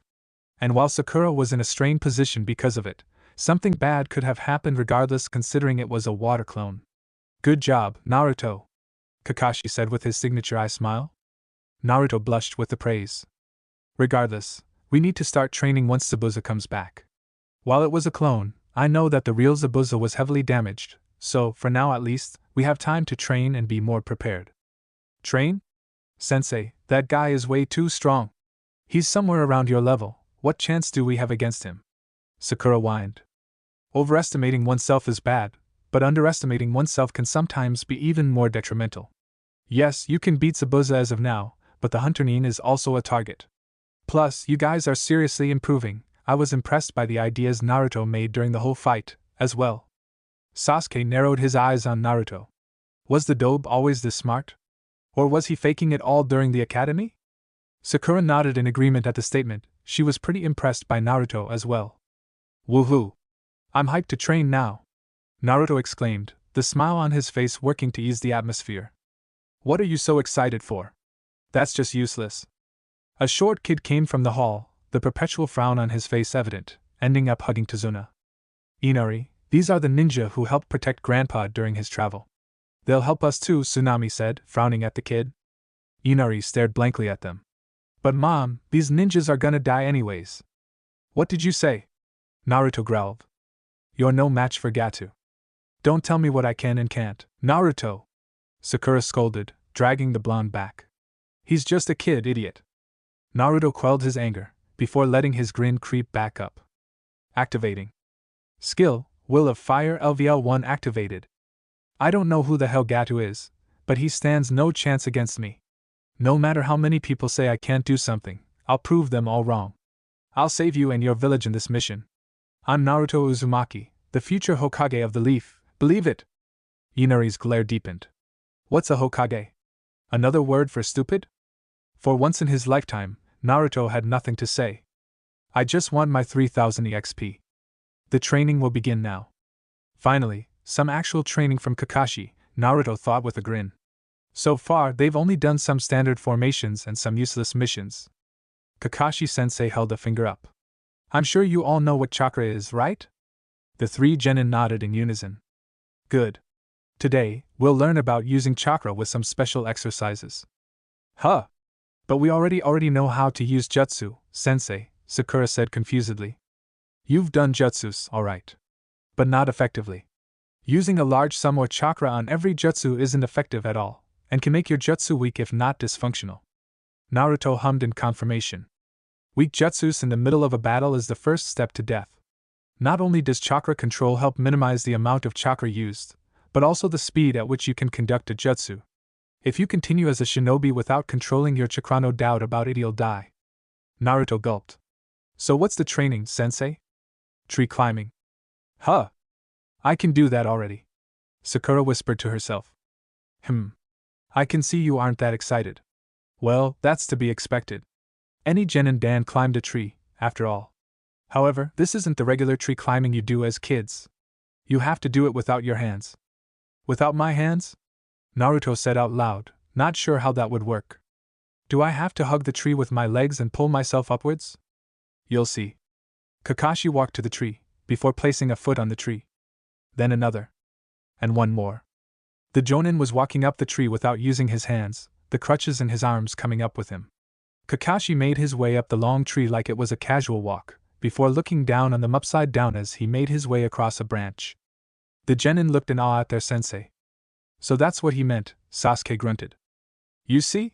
The trick is to gather the correct amount of chakra to your feet, and use it to stick it to the tree. The effective use of chakra is required for such a technique. How will this train us for Zabuza, Sensei? Sakura asked. Exactly. Controlling your chakra is one of the most basic aspects of being a shinobi in battle. This exercise's main aspect is learning the exact amount of chakra needed to be applied in your feet, which is a skill that every shinobi must perfect as genin. A tradition of sorts. That chakra needed for climbing a tree isn't large, quite small actually, but getting the right level is difficult for beginners. The feet are the hardest part of the body to gather chakra in, after all.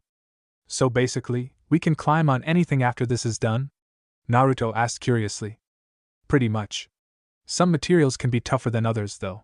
Climbing or walking on water is a whole different matter altogether, though. Walking on water? Isn't that what Zabuza did? Theoretically, Kakashi continued.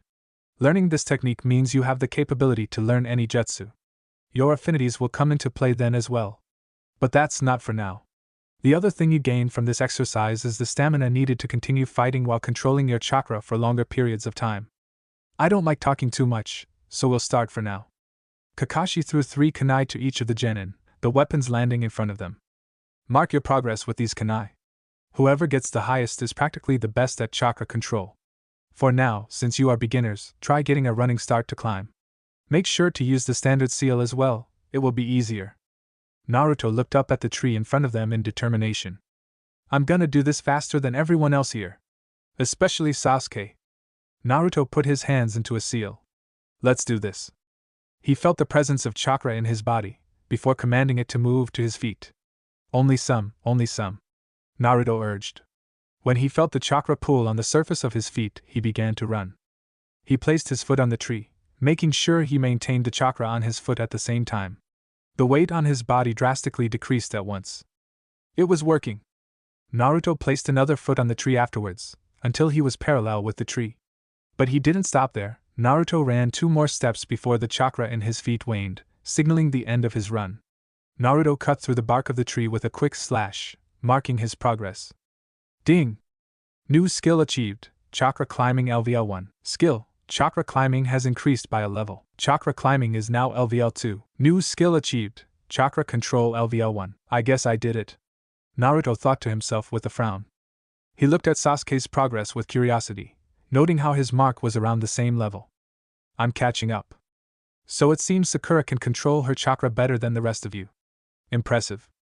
Naruto looked at the pink-haired genin in shock, not thinking to see her progress as well before. She sat on the branch of her tree with a grin. This. How? Naruto clenched his hands. Sasuke had similar emotions as well. He mostly wondered how Sakura managed to get so far, but also how Naruto was at the same level as him. Sorry, Naruto, but it looks like Sakura is ahead of you in the race of becoming Hokage. And Sasuke, it seems the Uchiha clan isn't as worth the prestige as it once was. Sasuke and Naruto looked at each other, the passion to get better at the exercise clear in both of their eyes. Naruto looked at Sakura with wide eyes. Maybe he could ask her for some tips? Hell no. He was going to prove to Kakashi that he was Hokage material, all by himself. No help needed whatsoever. Ding! New quest. Testing the waters created. Quest details. Learn how to chakra climb and walk on water in a week. Quest rewards. Job change quest unlocked. EXP 1200 Kakashi's respect. Failure. Lose all of your self-respect permanently. Does player accept the quest? Yes/no. Hell yeah! Naruto shouted aloud. The other shinobi looked at him in confusion, before coming back to the matter at hand. Naruto didn't care how long it took, he was going to master both those techniques in a day. Ding! Chakra climbing is now LVL max. Naruto puffed and panted, standing on the apex of the tallest tree in the forest. The dense bundle of leaves made a convenient platform for him to stand on, as he stood and observed the bright sun and the rest of the dark, green forest. I did it! Naruto shouted for the world to hear, his back leaned backwards. Ding! Skill, chakra control has increased by a level. Chakra control is now LVL2. Sasuke looked at the blonde with undeniable envy. How? He thought with anger, but above all, confusion. Why was this so hard for him? And how did Sakura and Naruto do it so easily? Kakashi closed his book, equally impressed with Naruto. He had hoped the blonde would go slower so that he and Sasuke would boost each other and progress faster, but this was fine too. His rate of improvement. It's remarkable. Almost like a Kekai Genkai IV, never seen anything like it. Is this the power of a Jinchuriki? Or is Naruto really that talented? To manage something like this in 4 hours, she not only did it, he completely mastered it as well. Time will only tell. Kakashi thought, closing his book with a silent thud. Naruto ran down the tree with speed, before flipping onto the ground with a dramatic flourish. He grinned at Sakura and Sasuke, who were confused and seething respectively. Now that I've mastered it, am I in the lead, Sensei? Naruto asked the Jonin. Kakashi placed a hand on the back of his head. What lead? Naruto scowled. Whatever. What do we do next? I think we need to wait and see. It's best for both you and Sakura to take a rest for now, considering how tired you've become. Tired? Me? I can go for much longer, Sensei, Naruto proclaimed to the silver-haired man. I was going to do sparring sessions, but considering my predicament, it's best we don't. Besides, overtraining isn't good either, Naruto. How am I going to complete the quest? Naruto thought angrily.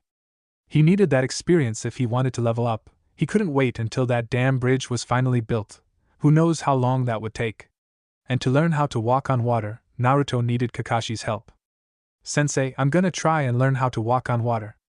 Kakashi raised an eyebrow. I'm afraid that might be a bit too advanced for a genin, but considering you master tree climbing much faster than I thought, it's fine for now. The technique is similar to tree climbing, but your chakra has to adjust to water, which isn't solid. So? Naruto questioned.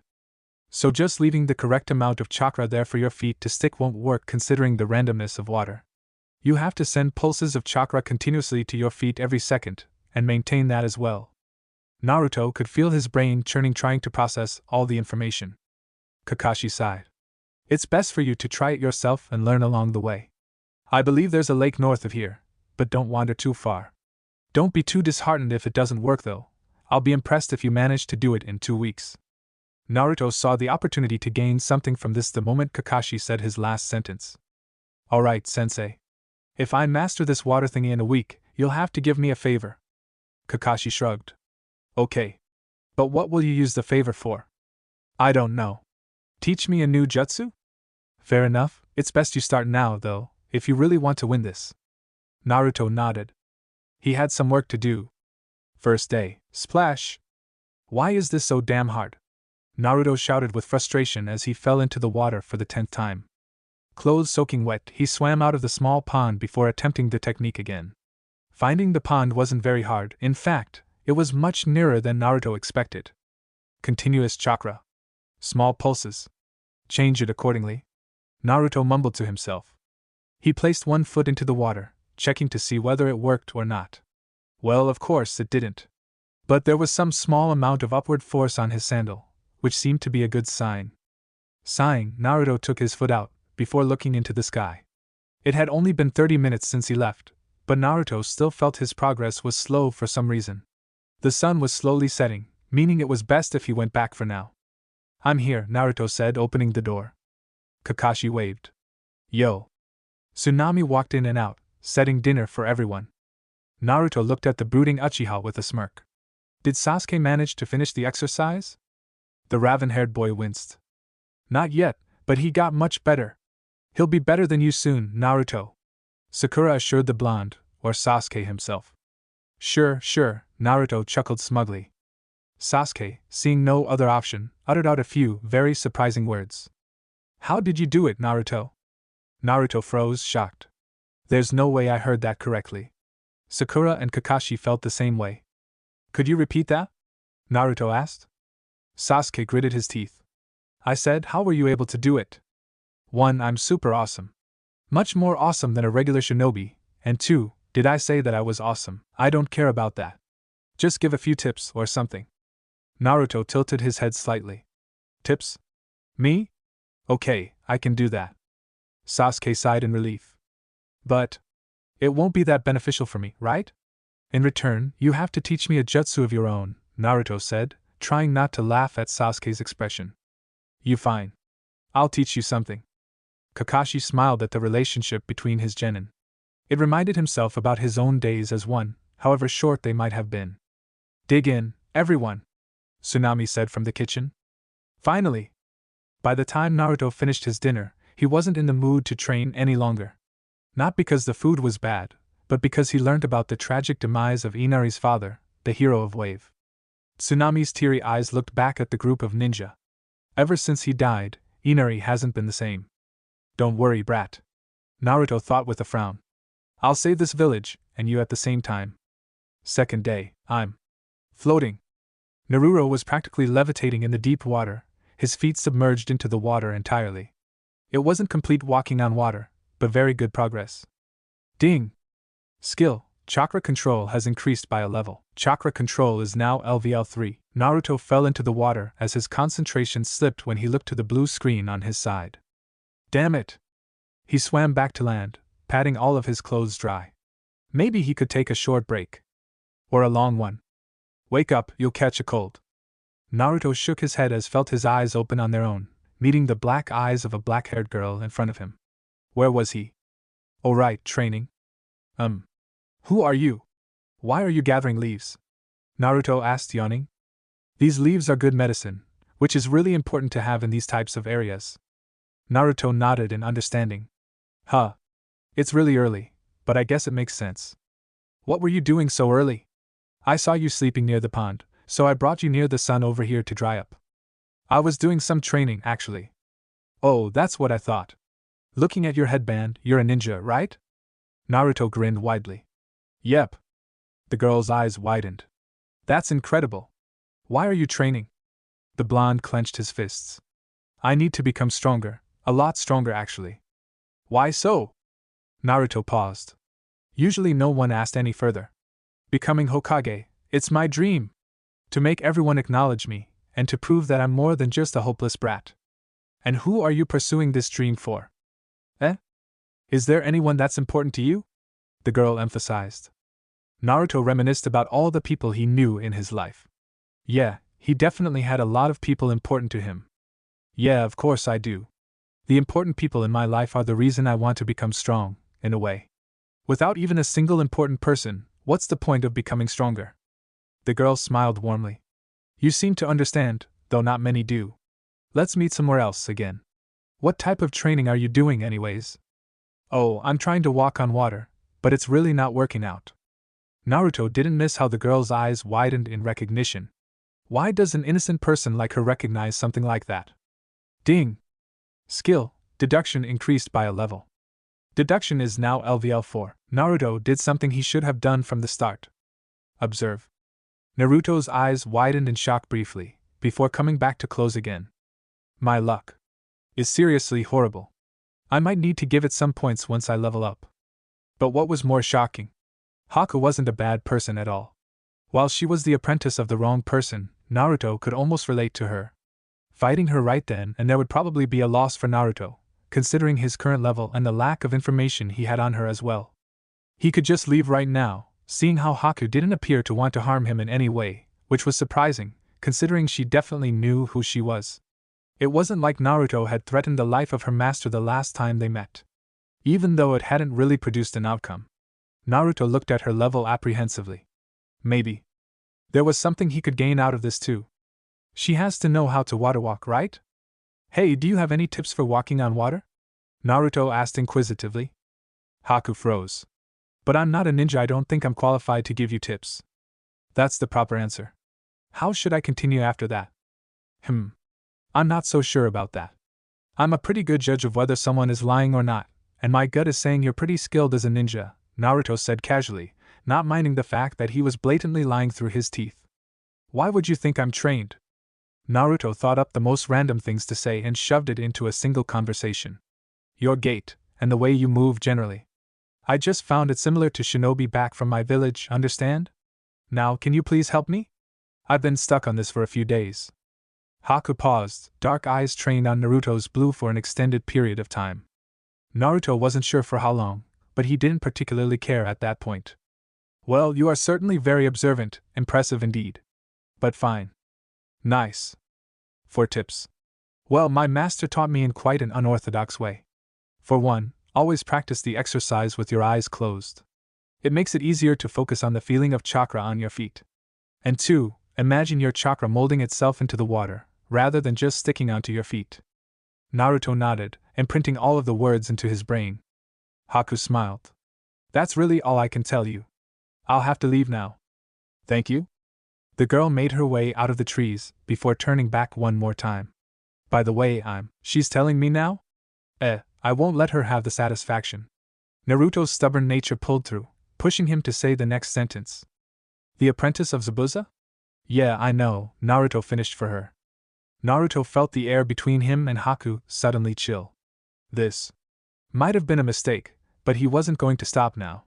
To be honest, it sounded really cool in hindsight. From what he observed from his previous encounter with Haku, she was incredibly protective of Zabuza. Maybe he was her father or something. I don't know why you're with that guy, seeing how nice you really are, but I'm not gonna ask. 'Cause the next time we meet, I'll be knocking him out in front of you. Haku looked back, making Naruto flinch at the state of her eyes. They radiated anger. But then they quelled down afterwards. My master is one of my important people. I will not tolerate any ill words against him. However, I will not kill you considering you were in my hospitality until now. Naruto didn't understand how someone could have a ruthless murderer as an important figure in their lives, but he didn't want to question it. Haku left into the midst of woods, leaving the blonde alone to ponder what even happened. Fourth day, Naruto placed another foot on the water carefully, his eyes closed in concentration. He molded the chakra to the water, and rapidly emitted pulses of the energy. It worked. Woohoo! Naruto shouted. He began walking a bit faster across the pond, before attempting a jog, before sprinting across the water like it was regular grass. Walking on water felt amazing. Ding!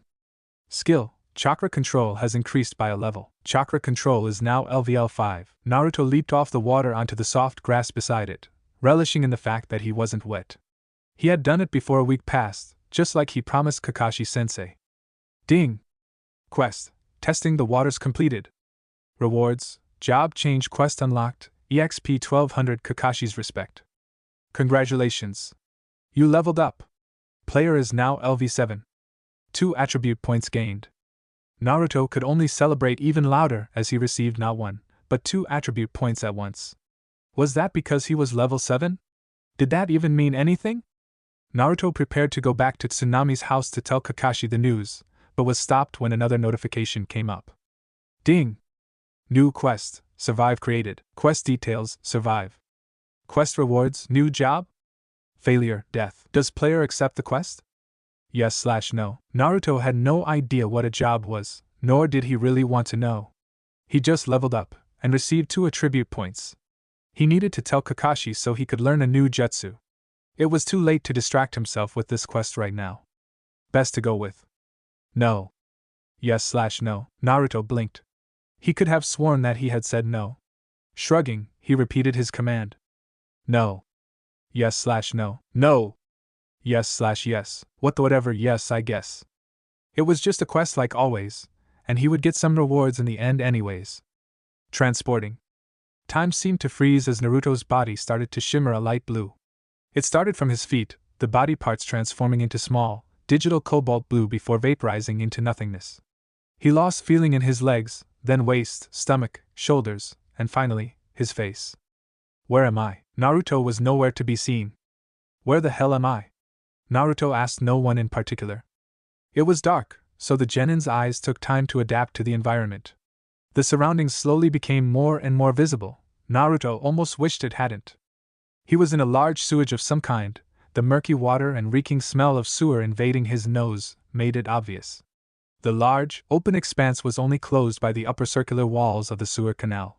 In between, a river of water slowly flowed down the sewer. What is this? Swish. Naruto's body moved on his own as he dodged a pair of kunai aimed at his head. He jumped back several meters to assess what was happening. Across the canal water stood 2 cloaked figures of a moderate height. Observe. Observing. Observation successful. Shinobi, LV6. Shinobi, LV7. 1 level 7 and 1 level 6 ninja against a single person? That would be hard for any regular genin, but this was Naruto. Activating. Skill, Uchiha Clan Taijutsu LVL2 activated. Usage drains 20 MP points each minute. Let's finally see where all this training got me, Naruto said as he got into stance, motioning for the 2 enemies to come with his forward hand. The shinobi leaped onto the water, using the same walking on water technique that Naruto had learned. The Uzumaki did the same, no longer having to think to maintain his chakra. Other ninja who recently learned the water walking technique usually take 1 or 2 days getting used to the feeling and be able to get consistent with it. Naruto, on the other hand, had the system on his side. Once he leveled up a skill to a certain amount, he could consistently maintain that level of performance forever or until he got tired. Shadow Clone Jutsu. Clones of Naruto surrounded Naruto, as they also began running alongside him. A torrent of water erupted from underneath Naruto as the sharp pressure of the element burst his clones to smoke. The water carried him quickly back out of the middle of the canal, pushing him roughly against the walls of the underground sewer. What kind of jutsu is that? Naruto asked with wonder, wincing as he felt small pain near his torso where the water managed to strike though. It had been completely wordless, and Naruto had barely seen the signs being made. Seeing the 2 shinobi slowly prowl up to him made him quickly stand up.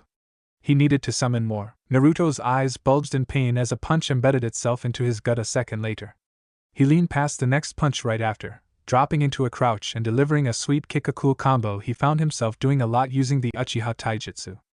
In the span of half a second, the blue-eyed ninja spun backwards as he reverse-kicked the other enemy, at the same time getting slightly cut by a kunai revealed far too late. I have to stick with taijutsu and clones for now, not like I know anything else. Wait, why don't I know anything else? Naruto thought infuriatingly. The first thing he would do after getting out of this sewer hellhole was taking full advantage of the bets he made with Kakashi and Sasuke. But back to the matter at hand. Naruto brought out the kunai in his punch with a flourish, spinning it into a backhand position. He could do this. One of the shinobi launched forward, catching Naruto in an arm lock. Naruto used his smaller size to worm out of the grasp, before elbowing him in the jaw, knocking him backwards. Naruto followed the attack, landing a strong hook to the jaw. He felt the impact rock the lower-level shinobi, leaving him unconscious on the floor. The enemy disappeared in a flashing light of red. The warm-up is over. That was just a warm-up. The job quest will soon begin. The longer you survive, the more points earned and higher the tier the job assigned will be. What? Survive? What was this even about? The slow step of sandals on stone filled Naruto's ears. The terrified genin slowly turned his head, his eyes widening the instant he saw the target. Clank. Clank. Clank. Plates of dark, red armor turned and collided as the tall man came closer and closer to Naruto.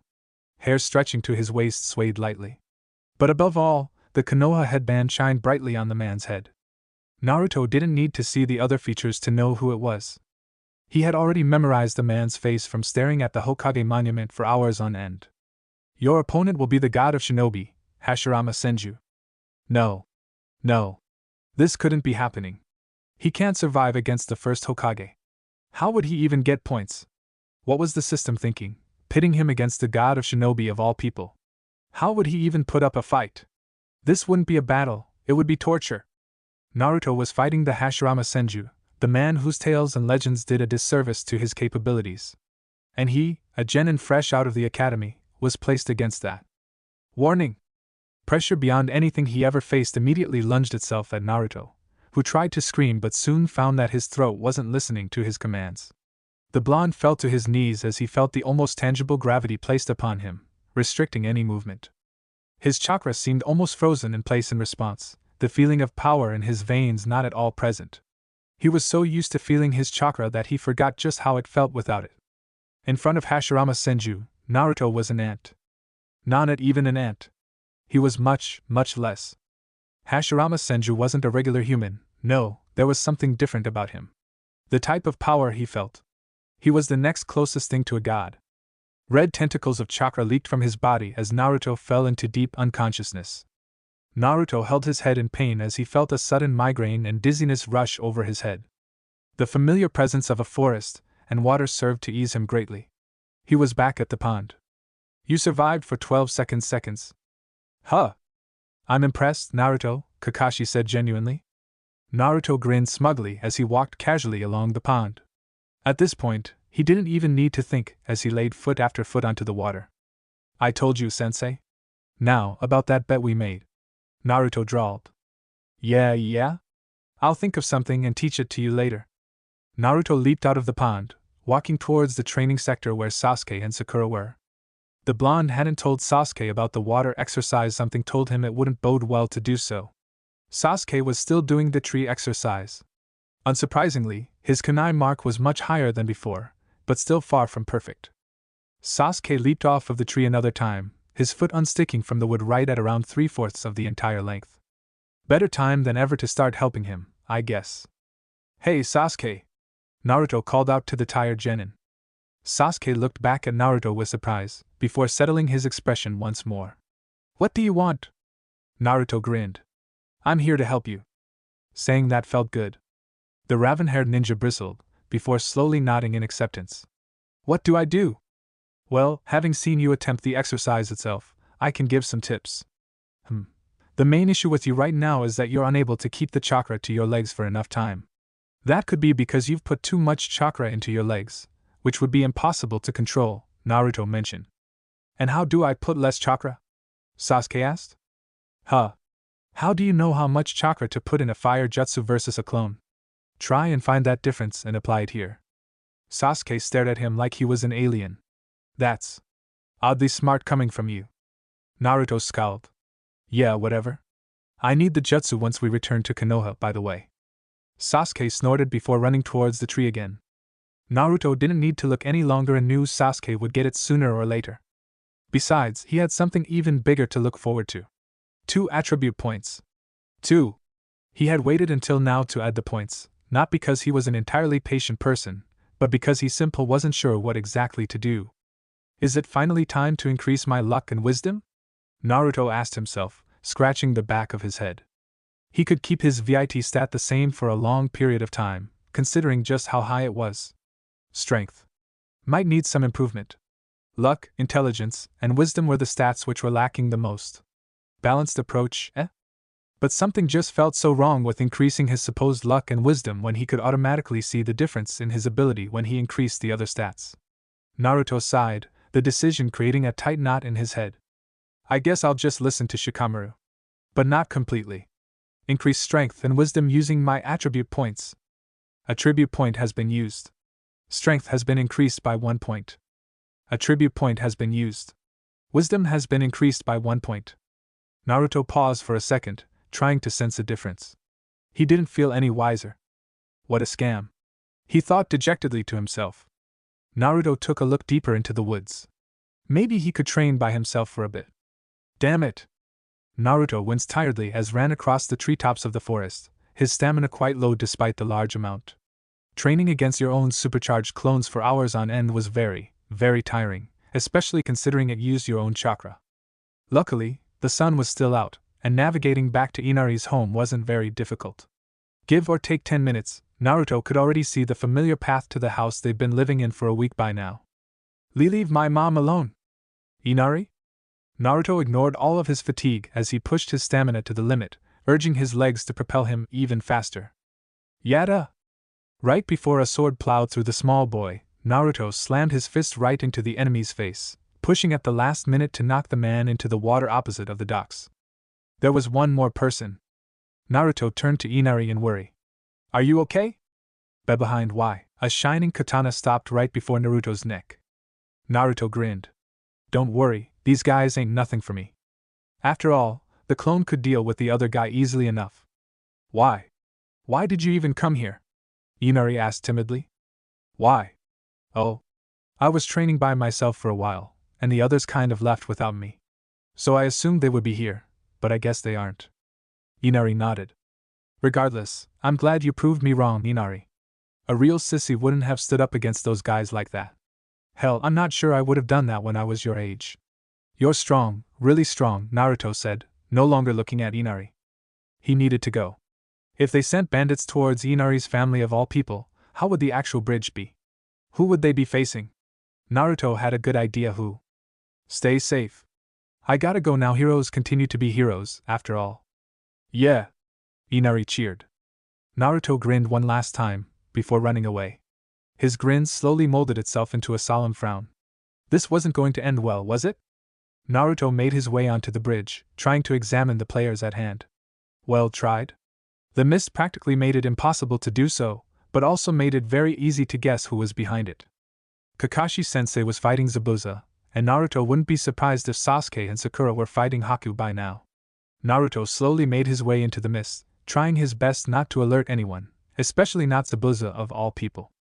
Once he was inside, he could clearly see what was happening. He was correct with his previous assumption, except for the fact that Tazuna was on the bridge as well, and Sakura was helping to guard him. What is that dome of ice? Haku's jutsu? Initially, Naruto was planning to sneak attack Haku. But the entire plan changed once he saw the bloodied body of Sasuke. I thought she was a nice person, but no. She's going all in on Sasuke. Naruto thought and raged. His eyes widened as he saw an opening.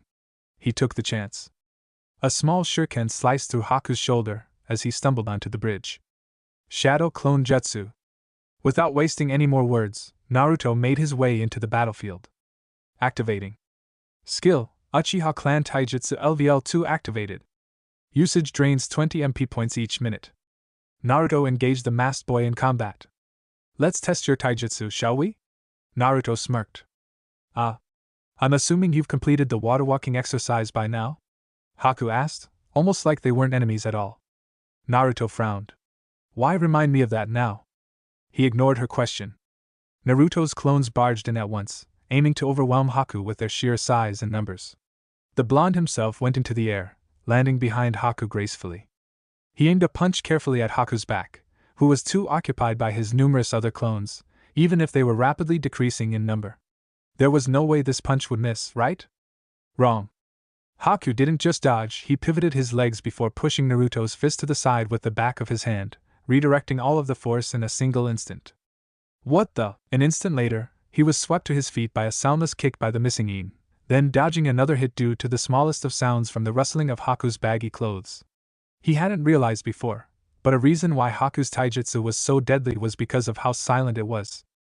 Naruto wasn't able to hear any movement from Haku before she struck, which made her moves much more unnoticeable before they actually hit.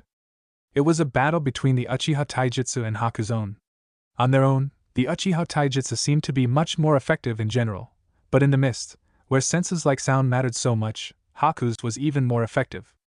If this fight continued any longer, Naruto wouldn't be able to win. It would be best to retreat for now. Naruto summoned more clones to deal with, or slow down Haku for the time being. He had to find Sasuke. Was he inside? Hey! Sasuke jumped slightly as Naruto's voice rang in his ear. You came inside? Sasuke partly shrieked, an unusual sound coming from the Uchiha. Why not? Naruto shrugged lightly. You have no idea just what that guy can do in here. He's there, Naruto thought as he saw the image of Haku in one of the mirrors. Senbon impaled themselves into Naruto as he groaned in the sudden pressure in his back. Blood covered his orange jumpsuit soon after. But the pain wasn't unbearable. Both Naruto and Sasuke stood up immediately after, albeit wincing as they did so. We need to get the hell out of here, Naruto yelled. I'm trying, idiot, Sasuke yelled back. After a flurry of hand signs, red-hot fire was sent towards the opposite side of the ice dome. The fire reflected partially, flaring the entire enclosure in heat. But to no avail. Naruto looked around, defeated. If fire couldn't beat the ice itself, what would? But wait. The ice had melted slightly. You think your fire can beat a pinnacle of Kekai Genkai? Haku's voice asked, echoing around the dome. Some more Saban was thrown at the duo. This time, they were able to dodge more than a few, but were still unable to completely dodge all of them. Naruto desperately ran around the dome, trying to guess where Haku would appear next. What it was near impossible. Pain was all he felt as more objects pierced into his body, drawing more and more blood outwards. This isn't fair. Even with my leveling ability, I don't have any jutsu currently to counter Haku. Is this the end? The Senbon stopped. Amazing. The Sharingan. But will that change the result? Naruto prepared himself for another throw. But it was still too fast. Naruto, to the right! Sasuke yelled. Seeing no other option, he did what Sasuke told him. Nothing hit Naruto. Sasuke's eyes were glowing red. Maybe they had a chance of winning now. With the same jutsu that Kakashi had, Sasuke got a serious power boost. Normally, Naruto would be envious, but right now, survival seemed to be the more important thing. Naruto got up to his feet in a hurry, before running back towards Sasuke. He needed his guidance if he wanted to beat Haku right now. Sasuke's eyes swirled rapidly. Above us! Sasuke leaped out of the way, only to realize that Naruto hadn't done the same. His scarlet eyes widened. Did he? Naruto had jumped upwards. As Naruto met the incredibly fast Haku in the middle of his teleportation-type jutsu, he grappled Haku's hands to the side before kicking him in the torso, away from his intended direction. Finally, a direct hit. But he didn't stop there. Quickly summoning clones, they caught Haku's flying body before throwing it back to Naruto. The blonde slammed his foot into Haku's back, sending him into the bridge floor with a loud, painful thud. It had to be over by now. Naruto placed his kunai onto Haku's neck without hesitation, and stabbed inwards. Into water. A water clone. I'm sorry, Shinobi, Haku's voice said from somewhere behind him. Sasuke's body lay still next to Haku, whose Senbon stayed pierced all the way through the Uchiha's neck. Naruto's breath stilled. Haku bowed solemnly. It's amazing, really, to have found such a loyal comrade. He definitely could have dodged the projectiles at the last second, considering his own Kekai Genkai, but doing so would have made you the target instead. Rage. You must be one of his own precious people, for him to react in such a way. If it means anything, I'm sorry for killing your comrade. But it was for my own survival, if anything else. Shinobi are born. Fury. Please do not take it to heart. Ding! The wants to lend you chakra. Do you accept? Yes/no. Haku. You're going to die. Naruto growled quietly. I don't think. Naruto disappeared into thin air, before appearing next to Haku once more. And your death will be especially painful. He launched a hook at Haku's stomach, pushing him through ice mirrors. Glass shards exploded on the impact, creating a hole in the once impenetrable dome of ice. A tornado of red chakra erupted around Naruto's body as he glared at the ragdoll-like body that rolled onto the bridge. No mercy. Naruto launched a kick straight into the face of Haku, cracking his mask into two. Haku's body spinned across the floor of the bridge, before he managed to grab hold of his balance. But it was already over. Tired, bloodied, and faced against an impossibly strong opponent, Haku was ready to give up. He stood up slowly, his eyes closed in acceptance of his death. I can't. Naruto stopped his punch at the last second. A gust of air pushed Haku's mask off of his face, revealing the feminine face to the open mist of the bridge. The whiskers on his face became less pronounced, his eyes became the regular, azure blue, and the red chakra no longer surrounded his body. Naruto stood in silence as he regarded the boy in front of him. Your friend is dead. Killed by me. And you still won't kill me? Naruto's rage spiked in an instant, but he reeled it back in by continuing his punch to Haku's face. You've become weaker. What exactly was that form earlier? Not like it matters. Naive people seem to think that letting their opponents live is an act of kindness. But not for me. You've shattered my reason for living. A weak shinobi like me isn't worthy enough to help Master Zabuza. So please, kill me. Naruto couldn't help himself. He laughed in disbelief. What's so great about him?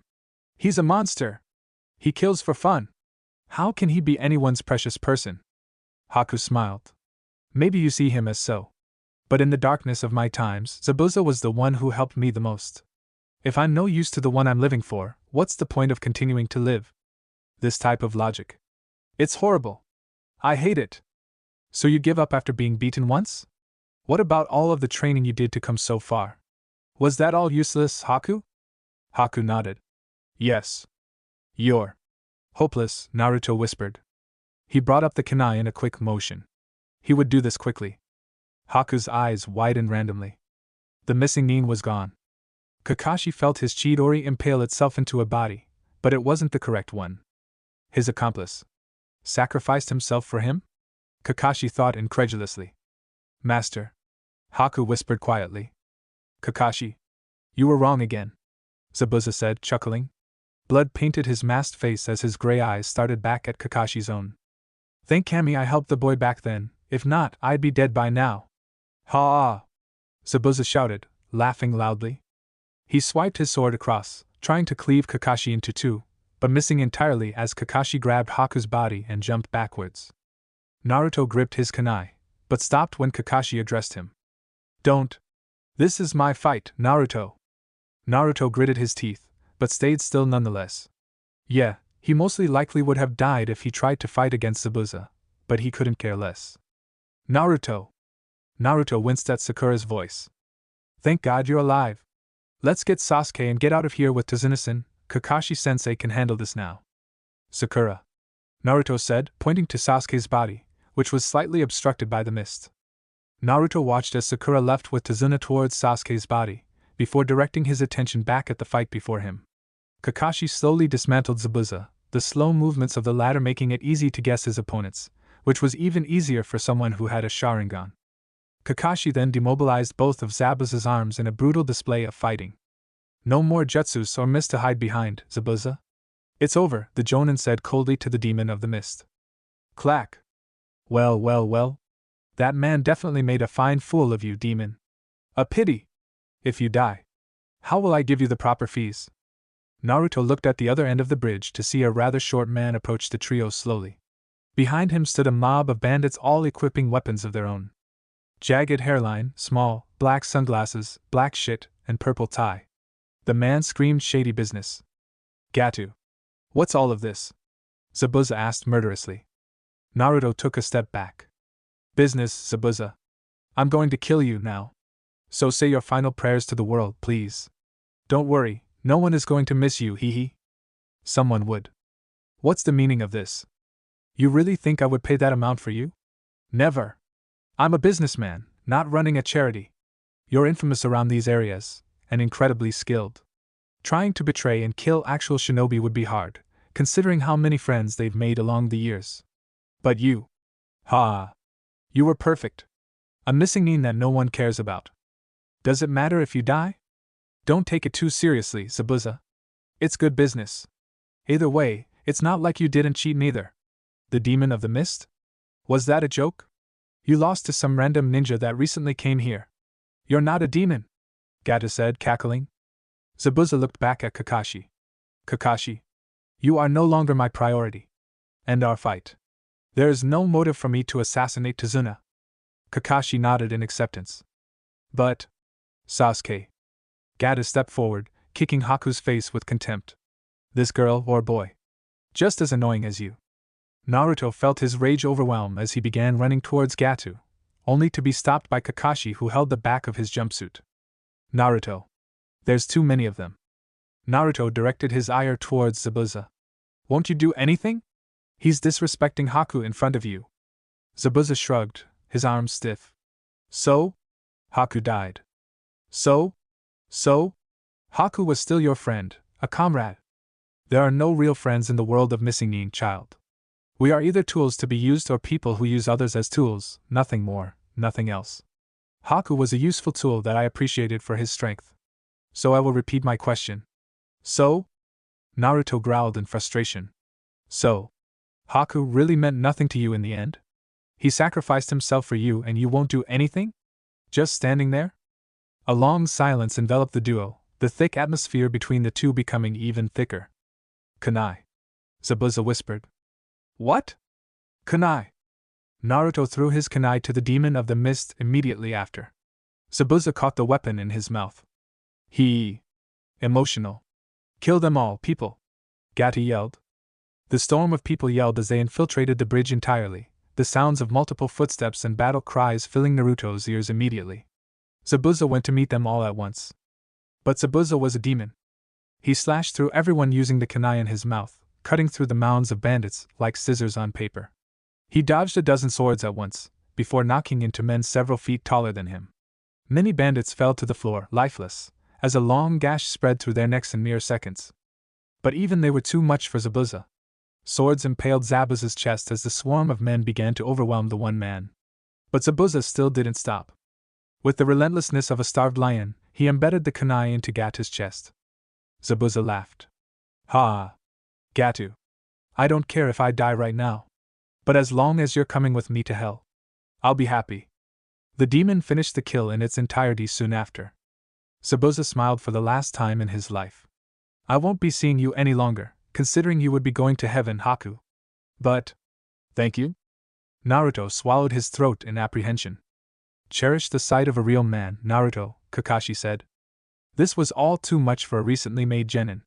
Naruto's eyes continued to stay wide as he swallowed all of the events into one session of his memory. Naruto! Sasuke is alive!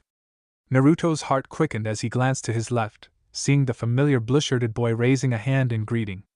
I see. You really were too kind of a person, Haku. Naruto looked back at the bandits with anger. Now these guys deserve to die. Shadow Clone Jutsu. A day later. Zabuza and Haku's funeral was a quiet event. With only Team 7 and Tazuna present, the burial seemed to be more of a standard process rather than an act of caring. Which wasn't very surprising considering the lives the missing nin had held. Living solitary lives, they didn't have many friends to mourn their deaths for them. It was a small memorial site, the largest being the mountain of a sword behind Zabuza's funeral. It's an unfortunate thing. But don't be mistaken. Zabuza wasn't a good person, nothing he could have done would have changed that, but he did have his heart in the right place in the end. What's even more sad is that you, genin, had to experience a type of mission like this so early in your lives. An rank mission. It's fortunate I was your sensei, or else. Thank you, sensei, Sakura said politely. Well, I can't do it all the time. Should we leave now? Sasuke nodded. HN. Naruto looked at the graves before him. I'll come, sensei. Let me just stay here for a bit. Kakashi sensei raised an eyebrow. You sure? Positive. Your wish. Sasuke, Sakura, let's go. Naruto stayed still for much a while longer as the rest of the team left him behind. There was a particular reason why the blonde stayed behind in the first place, and it wasn't because he wanted to contemplate on the deaths of the duo, no matter how sad it was. The system was telling him something. Ding! New skill achieved, Shadow Extraction LVL1. Info: Shadow Extraction allows the transformation of dead bodies into shadows which can be recalled at any time for the player to use. Higher the difference in level, the lower the success rate. Higher the time taken after the body died, the lower the success rate. Higher the will of the person to stay in the afterlife, the lower the success rate. Current maximum shadows, 2. What? Does this mean I can revive them as shadows? Then came the next question. Who should he revive first? And would it really work? This was the first real ability the system had ever given him, so Naruto was slightly skeptical. Now, who should he go for next? Zabuza or Haku?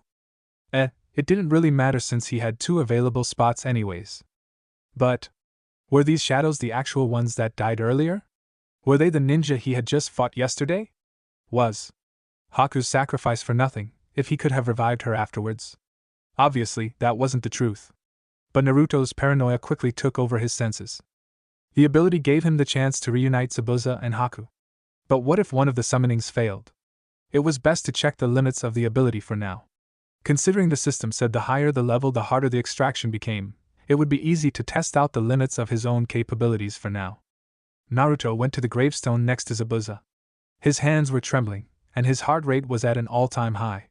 The grave stood painfully still, begging to be called upon, and the sword stood similarly, begging for someone to grasp its stilt once more. Use shadow extraction on Zabuza. Extracting. Extraction failed. What? 2 more chances remaining? Try again. Extracting. Extraction failed. 1 more chance remaining. Naruto needed this to work. Zabuza's death. It wasn't meant to be so disappointing. He needed another chance, whether as a shadow or the real thing.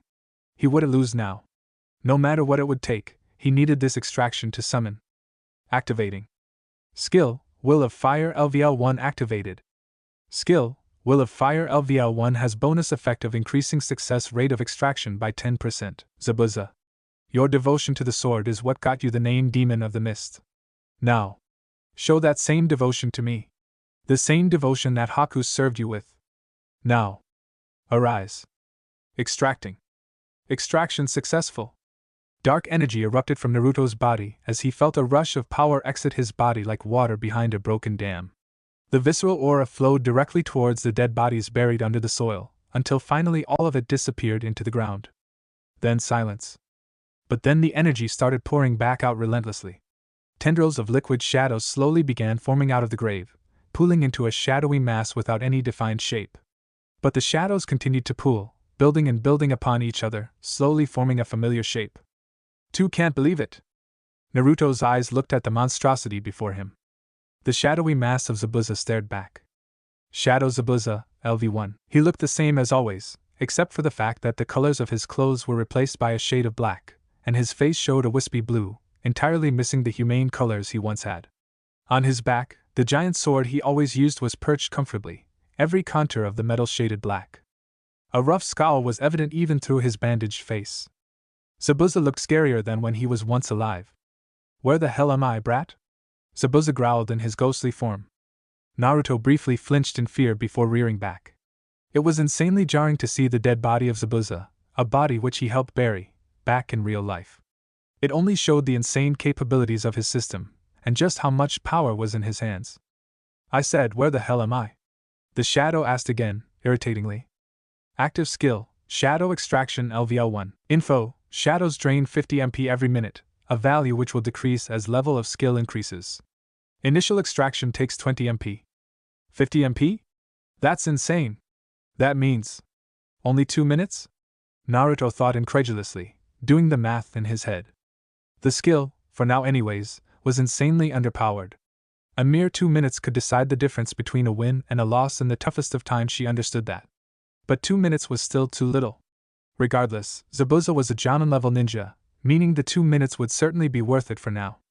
And it wasn't like he was going to be this low level. If Naruto upgraded his level in shadow extraction, he could certainly decrease the MP drain, which would make the ability a monster to deal with.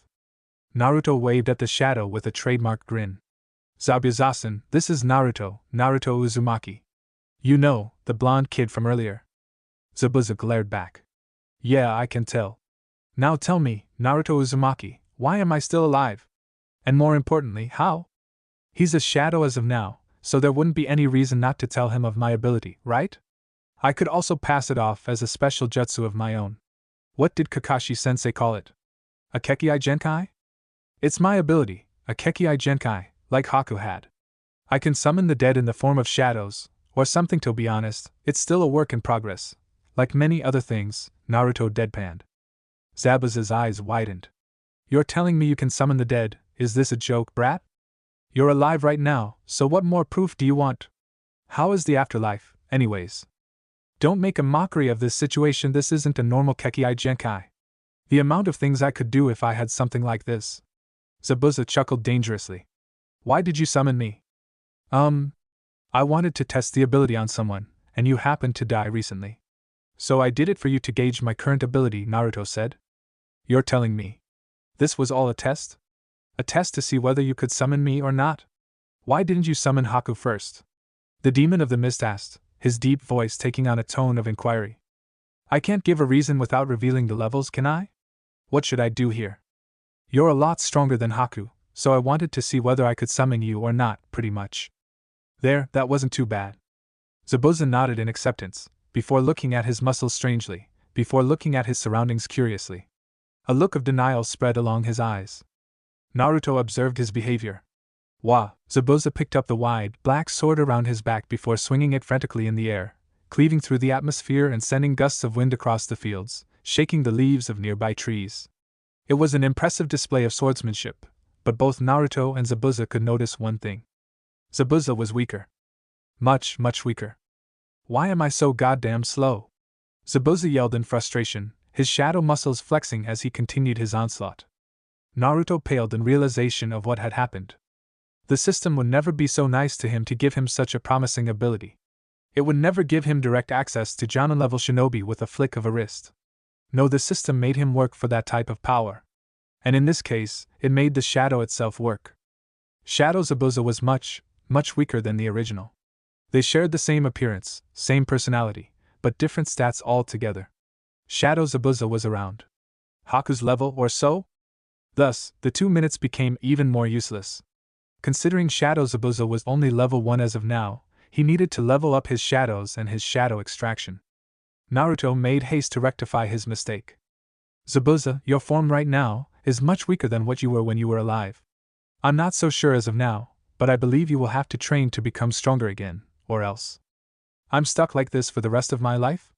Zabuza questioned angrily, his eyes smoldering. Naruto chuckled. Technically speaking, you aren't actually alive, so yes. Zabuza lunged at Naruto. Naruto sidestepped, dodging the attack entirely, before sweeping the shadow's legs from underneath him, dropping him to the floor. Naruto immediately unsheathed a kunai from his pocket, before placing it on Zabuza's neck. You aren't a Jonin anymore, just a shadow of mine.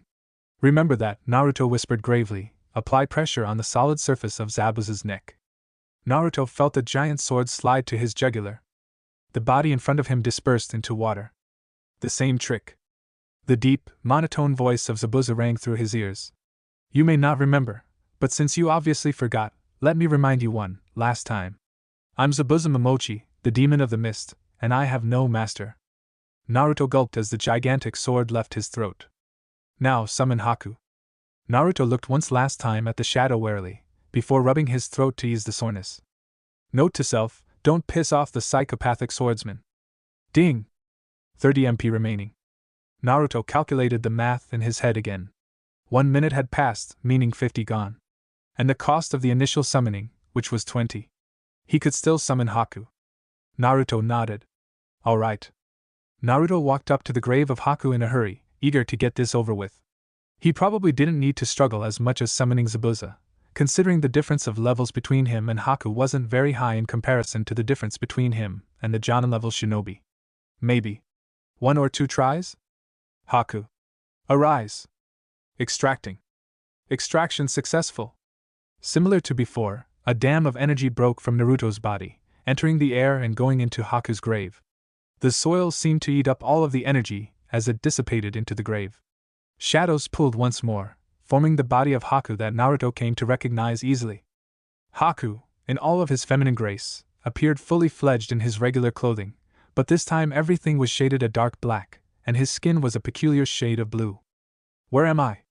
Haku asked, staring at Naruto with obvious surprise. Naruto looked around for Zabuza. It would be easier for that man to explain this, after all. But no one was to be seen. Ding! You currently cannot keep more than 1 shadow summoned at a time. Naruto groaned in annoyance. He barely had a minute left. Listen, Haku. So pretty much, here's a summary. I have the Kekkai Genkai to summon the dead from their graves, which I have already done with Zabuza and now you. The bad part is, you are now much weaker than normal, which I think you should be able to tell by now. Zabuza is currently around the level you were at when you were alive, meaning you would be somewhere around Genin level? Probably higher. But yeah. That's it, Naruto finished, panting after the long monologue. He looked at Haku hopefully. Again, where am I? I didn't expect the afterlife to be so colorful. Ding! MP has been completely drained. All MP-related skills and abilities are deactivated. Naruto looked at the empty lands of grass before him. Okay. 2 weeks later. Ding! Quest, Protection of Tazuna completed. Rewards, EXP 3000 Class, Necromancer, given, Title, Messenger of the Dead. Congratulations. You leveled up. Player is now LV8. 2 attribute points gained. New title, Messenger of the Dead achieved. Title, Messenger of the Dead increases the success rate of shadow extraction by 5%, and increases all stats by 3% while on missions. Woohoo! Another 2 attribute points for the future Hokage. Naruto smiled happily as he looked through all of his notifications. Things were finally starting to look uphill. On the past few weeks, Naruto had spent most of his time training with Team 7 and helping finish the bridge Tazuna was so hellbent on. And finally, the hard work actually paid off. The bridge, in his honest opinion, looked beautiful. It wasn't too fancy, but managed to display a look of elegance which was fitting for the small town they were in. Tazuna had the look of a proud father as he observed his bridge from afar. 2V spent so many decades dreaming about this moment. It's all thanks to you guys this is possible. I can't thank you enough. Tazuna said, tears forming around his eyes. Like I said, Tazuna-san, your amazing hospitality was more than enough as thanks, Kakashi said, bowing. Naruto smiled. It was always nice seeing people do nice things. And you? Tazuna said, directing his smile at Naruto. Me? I can't thank you enough, as well, Naruto. For protecting Tsunami and Inari when it mattered the most. Naruto tried not to roll his eyes. The man has mentioned that same instance more than 100 times by now, and had brought it up every single dinner, and every time he was alone with him. Yeah. Big bro Naruto is too cool. Inari mentioned from behind Tazuna. Sakura snickered. Big bro Naruto, huh? You've got fanboys now, Naruto? Hypocritical. Naruto wanted to say, but refrained from doing so. Grandpa, I think we should give a name for the bridge while the ninja are still here. Tazuna laughed. You're right, Inari. How about the Great Naruto Bridge? Naruto smiled as he heard the name, a strange swelling of pride in his heart erupting immediately. But did he really deserve it as much as the others? The Great Zabuza Bridge. Naruto shook his head. The shadow would probably kill him if he did something like that. Sounds great. Kakashi laughed. If that's all, we will be taking our leave, Tazuna-san. Of course, I couldn't keep you guys here any longer, after all, Tazuna answered wholeheartedly. Naruto raised a thumbs up to Inari. I'll visit later on, Inari. By then, you better be a lot stronger. You bet. Inari grinned toothily. Have a safe trip. Tsunami ushered out at last. All of Team 7 felt a gentle tug on their hearts as they finally left the small town they'd been in for the last month. Naruto looked at the path ahead of him and groaned. This was going to be an incredibly long trip. Walking wasn't too hard, but the type of food they had to eat was the bare minimum, consisting of energy bars and most importantly, no ramen. In the 2 weeks since the funeral, Naruto had resisted the urge to summon Zabuza and Haku again. For that, he had several reasons. Firstly, he was 90% sure Zabuza didn't even want to be summoned at this point. Second, he wasn't exactly sure how to deal with Haku. And lastly, the whole shadow business seriously creeped him out. Sure, the necromancy thing looked cool and all, but it was seriously weird when you thought of it from an outside point of view. Summoning the dead to be your companions? Yeah. Totally normal. Naruto also felt like he would get a better idea of dealing with the issue back in his home village, Konoha. Wave was cool and all, but it didn't have Ichiraku's ramen, did it? A steamy bowl of soft, chewy noodles and the aroma of miso and pork. Naruto was already salivating. A bowl of Tuchi's ramen will definitely bring me up to speed. Hey Sasuke! Last one to the tree over there has to pay for ramen. Naruto began running at full speed. One more miso ramen! Naruto called out as he dropped another bowl onto the table before him. Sasuke eyed his wallet with widened, disheartened eyes. How much does this guy eat? Iruka was just glad he wasn't paying again. So yeah, Iruka-sensei, where was I again? Oh right. So we were fighting this guy called Zabuza, and we found out that he was actually just a nice guy in the end. I managed to defeat everyone with a super cool jutsu, blah blah blah, I saved the whole village. Then they named a bridge after me. Isn't that cool? Iruka nodded in acceptance, not believing half of the things coming from Naruto's throat. Naruto finished another bowl, and patted his belly in appreciation. That's enough for now. Okay, Sasuke. I'm done with eating. Sasuke sighed with relief. Oh, then I'll take my leave. Now you have to train me, Naruto declared. An awkward silence filled the ramen shop. Train? Sasuke questioned. Remember the jutsu you owe me? HN. Yes. Naruto cheered inwardly. A jutsu from Sasuke, and hopefully an effective one. Ever since the fight with Haku and Zabuza, Naruto had realized just how limited and short his jutsu range was, consisting primarily of the Shadow Clone and the Academy 3. They were useful in their own subtle ways, but the blonde needed something more flashy. Something that would do damage. Naruto looked at Sasuke triumphantly. Which jutsu will you be able to teach? Sasuke morphed his face into a thinking pose. I don't really want to teach him anything, but considering it was a bet, I'll guess I'll have to. How about? Fine, I'll teach you something. Come to training ground 46 by tomorrow morning, around 6 or so. It's normally empty by that time, I believe. Naruto grinned. You got it. Now, which jutsu? Sasuke was gone.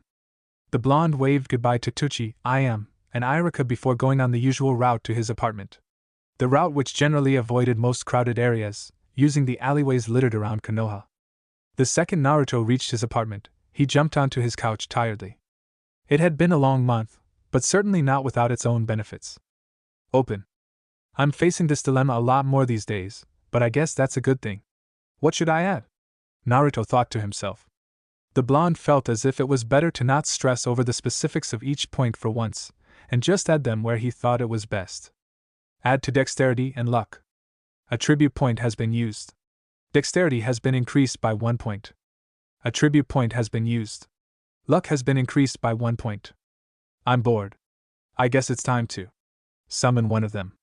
Who should it be? Naruto thought of his previous encounter with Zabuza and shivered. Yep, it was best he went with Haku, maybe fill her in with where he was right now. Summoned Shadow Haku. Darkness moved like water itself, the cohesive matter combining together to form the shadow. So it wasn't a dream? Haku asked with a raised eyebrow. Naruto rolled his eyes. Hello, I'm Naruto Uzumaki. The person who summoned you from the dead. You are currently in Konoha, the Hidden Leaf Village. Ah. So this is the land where the Hokage resides. Interesting.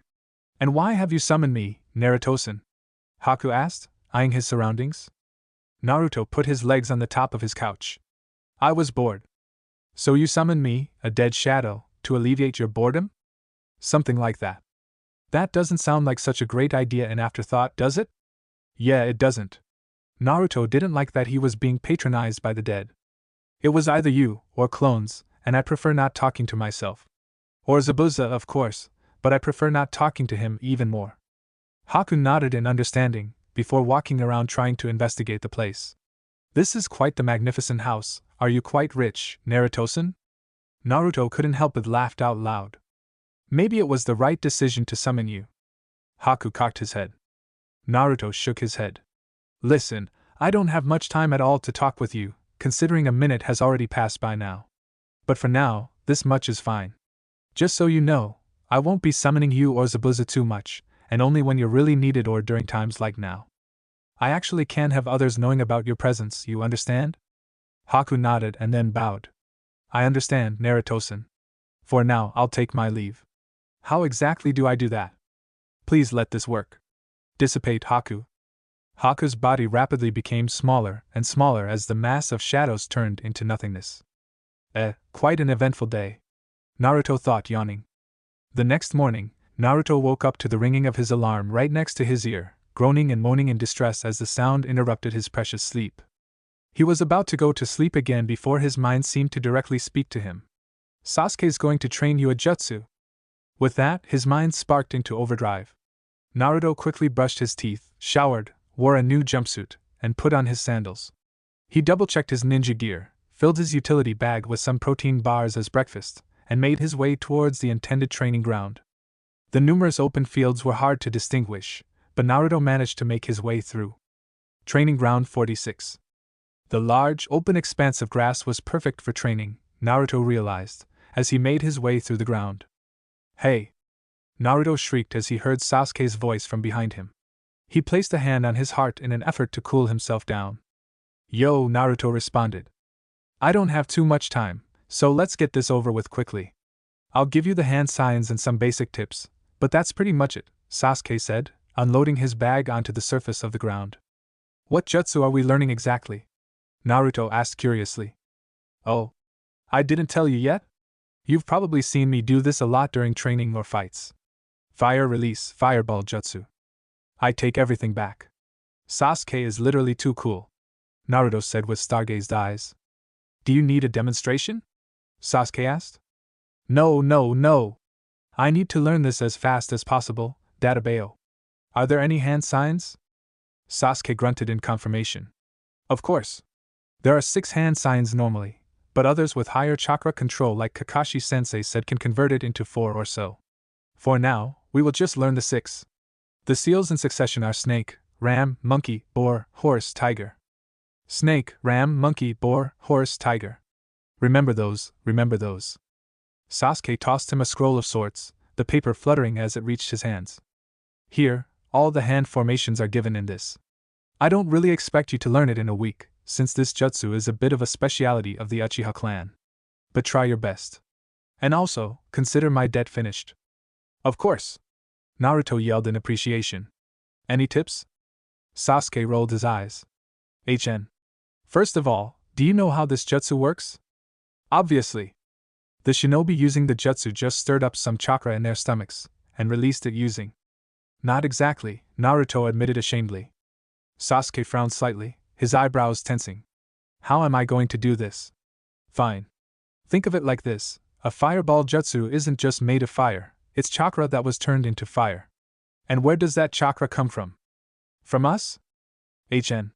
So the first step is to mold the chakra in your core into fire, and then release that chakra from your mouth. Naruto nodded in understanding. So why do you put your fingers in front of your mouth like that? It's easier to direct the fire where you want it to go. I see. Naruto began going through the hand seals, his hands moving tremendously slow, but accurate nonetheless. He thanked his younger self for remembering each and every seal after failing to summon a clone for the 30th time. Snake. Ram. Boar. Horse. Tiger. Naruto felt the chakra in his stomach churn and tumble around like a wild animal stuck in a cage, and molded it to become hotter, and attain the aspects of fire. The expanded and expanded in his stomach, his tummy feeling quite warm internally. Something's coming up. Naruto opened his mouth wide as he placed bent fingers in front of his mouth. Fire release, fireball jutsu. A small trickle of flame left his mouth. Sasuke smirked. It's not tree climbing to get it on the first try, though. You better believe it will take a lot longer than that. Naruto chuckled inwardly. Truthfully, he didn't expect any spectacular result to begin with, but it was still disappointing regardless. OSU! OSU! OSU! OSU! Naruto's ears twitched as he heard a foreign sound. Sasuke looked around himself in a similar fashion. Do you hear that? Naruto asked. Of course I can, Dobe. Naruto strained his ears even further. What the hell is it? It sounds like a chipmunk or something. The sound got even louder. It wasn't a chipmunk or any animal like that, it was a person? Probably a teenager like them, considering the higher pitch of the voice. Yes, Lee. Allow the fountain of your youth to spill all over Konoha. Yes, Sensei. To be more exact, it was two people. One taller, and the other around their height. Most peculiarly, both of them seemed to be wearing some sort of green spandex. Naruto walked over to the spectacle, curious to see what exactly was happening. What he saw was more than shocking. The kid of their size, presumably Lee, was walking with his fingers. With one hand crossed behind his back, and the other protruding only his thumb and pointer finger, did a walking handstand. Were those weights on his legs? And who are you, fine young gentleman? Naruto looked into the dazzling eyes of the older man, further shocked by how shiny his teeth were. Are they even real? I'm Naruto Uzumaki, and he's Sasuke Uchiha. We're part of Team 7. Oh, Kakashi's kids? As expected from my rival, making his team exercise this early in the morning. I don't think it's worth telling him the truth. Naruto's sweat dropped. The teen stopped doing his exercise. Sasuke? Sasuke Uchiha? Sasuke dully looked at the other boy. Yes. The boy, presumably the son of the other man, grinned in a way eerily familiar to his sensei. I'm Rock Lee, and I must challenge the both of you to a duel. A duel? Sasuke repeated incredulously. Of course! Lee exclaimed just as brightly. Naruto felt more and more out of place with every second he stood in the presence of the green duo. Who in their right mind would ask for a duel right after meeting someone? That sounds like something I would have done, to be fair. Naruto admitted reluctantly. Lee! The older man practically shouted, making Naruto flinch reactively. Yes, Guy-sensei. Guy. Strange name. What did I tell you about challenging people to a duel immediately? Naruto sighed in relief. Finally, someone with actual common sense. Lee dramatically pointed a finger to the sky. Never forget to say please. What the? Naruto whispered in shock. And what exactly have you done in this instance? Guy asked vaguely as if he were giving some sort of divine knowledge to his student. I didn't say please, sensei, Lee said frantically. What the hell is going on? Wait. Are those tears in his eyes? I sincerely apologize, sensei. As a punishment, I will run 1,000 rounds around Konoha. That's not too bad, right? Naruto thought, conscious of his own ability. It would take an absurd amount of time, but it was certainly doable. Considering the fact that Naruto himself had insane stamina, the punishment would certainly be easy to replicate. But Lee had never stopped talking. Blindfolded. Naruto looked to the left, meeting Sasuke's eyes. Naruto couldn't tell if the Uchiha was awed or just flabbergasted by what he saw. Personally, Naruto felt both. Although he didn't really see any purpose in running around Konoha blindfolded, either could Lee. For that matter, he had to admit it was impressive for the boy to do such a feat, regardless of the reason. Naruto had been pranking the village since he was a youth, but even he hadn't memorized the correct routes around the entire village. Guy grinned widely. Your youth is as vibrant as the morning sun, Lee. Guy-sensei. Lee. Naruto took a step back in horror as the newcomers began hugging each other earnestly. What was he even watching? Sasuke took a similar stance, as he attempted to excuse himself from the conversation entirely. Guy coughed loudly. I apologize, it seems I haven't introduced myself or Lee here yet. Indeed, Sasuke drawled. I'm the sensei of Lee here and 2 others. Together, we make up Team Guy. A pleasure to make your acquaintance, Guy exclaimed, striking a dramatic pose at the same time. So they are a shinobi team like us? Now it makes a lot more sense, doesn't it? They must be from one of the years before us, then. Naruto realized with a nod. I believe Kakashi has told you too about me? Guy asked, smirking. No, Sasuke said bluntly. Guy recoiled, as if he were struck.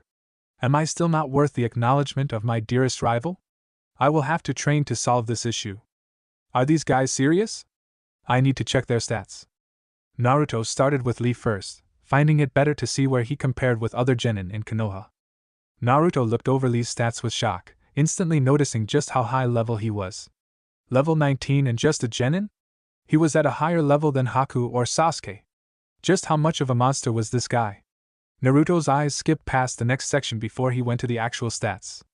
He tried not to faint in that second itself. Lee's stats were something he had never seen before. It was almost unfair to compare them to someone like Naruto or Sasuke, and Kami forbid, someone like Sakura. 15 in strength, 16 in vitality, and 20 in dexterity? Just how strong is this guy? Naruto couldn't even hope to reach those types of stats soon, let alone ever. But that was also an exaggeration, fortunately.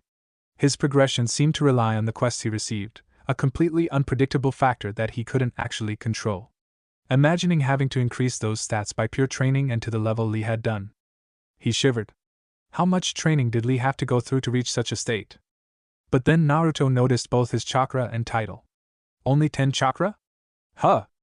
It suddenly made sense why Lee was called the Prince of Taijutsu, and why his stats seemed to be so focused on the strength of his body.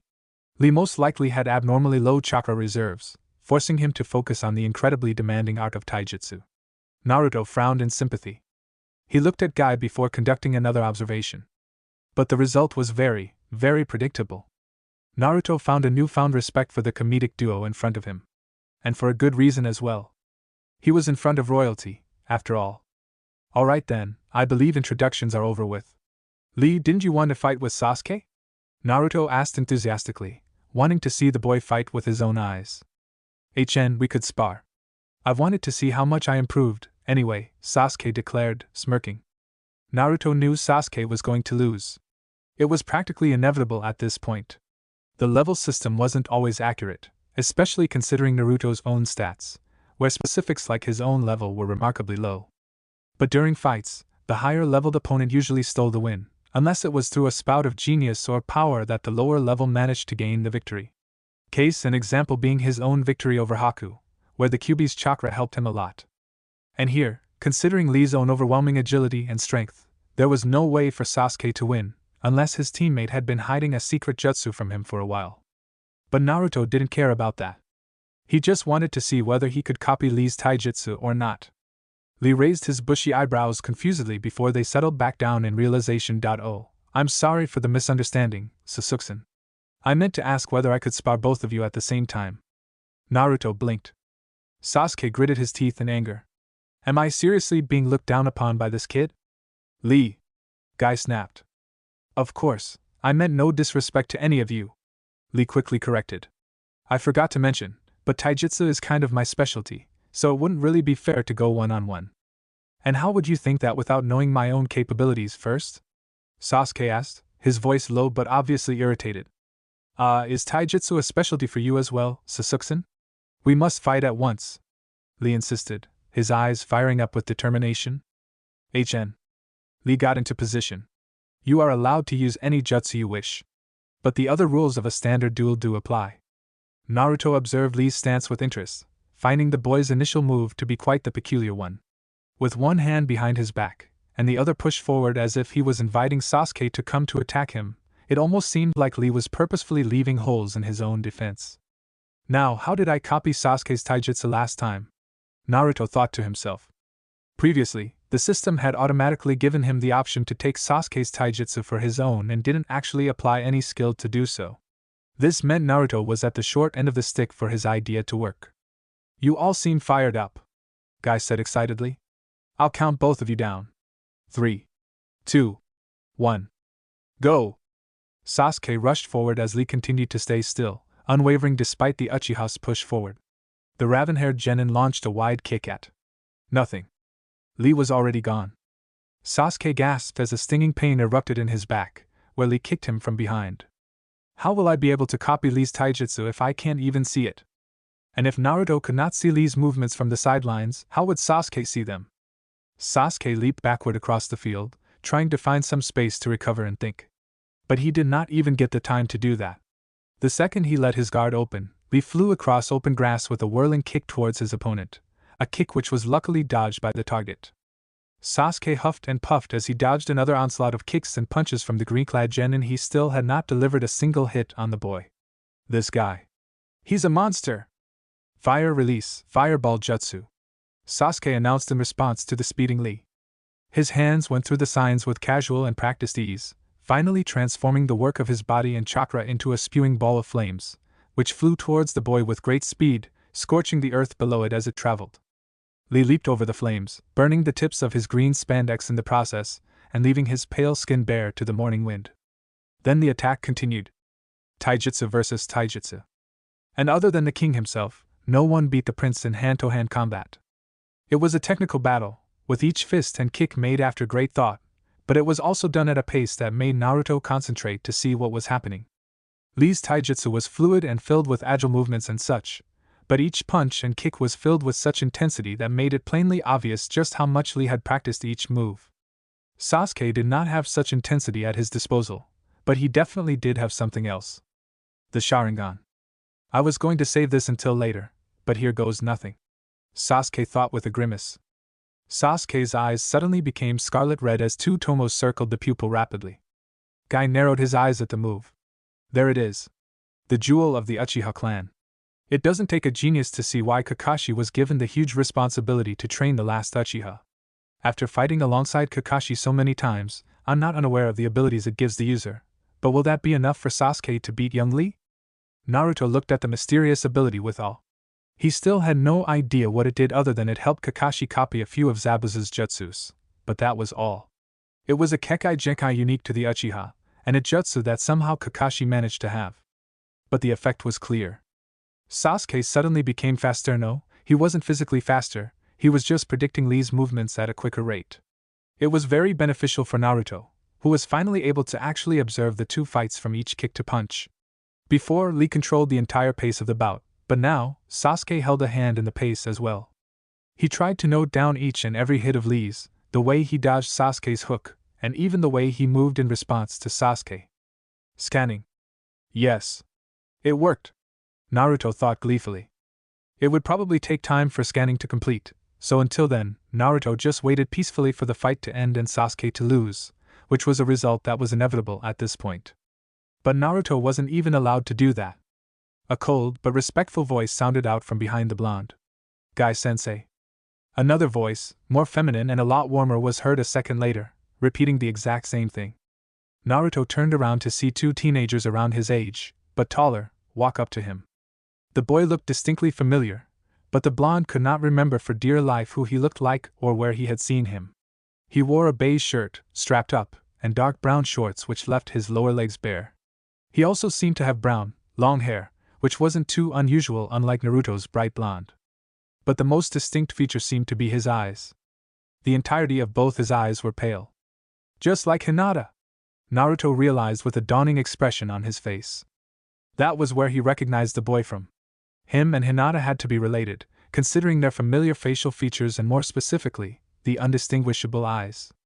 Is it a Kekai Genkai like Sasuke's own? Naruto thought questioningly. He had never seen anyone other than the whichever clan Hinata was from. The Hyuga?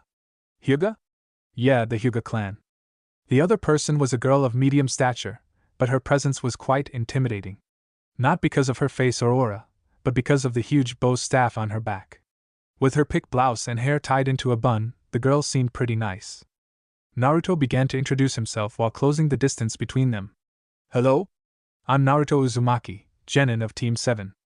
I'm Tenten, Genin of Team Guy, and he's Neji Hyuga, also a member of the same team, Tenten said, motioning to the boy beside him. Hyuga, right? Do you know Hinata Hyuga by any chance? Naruto inquired earnestly.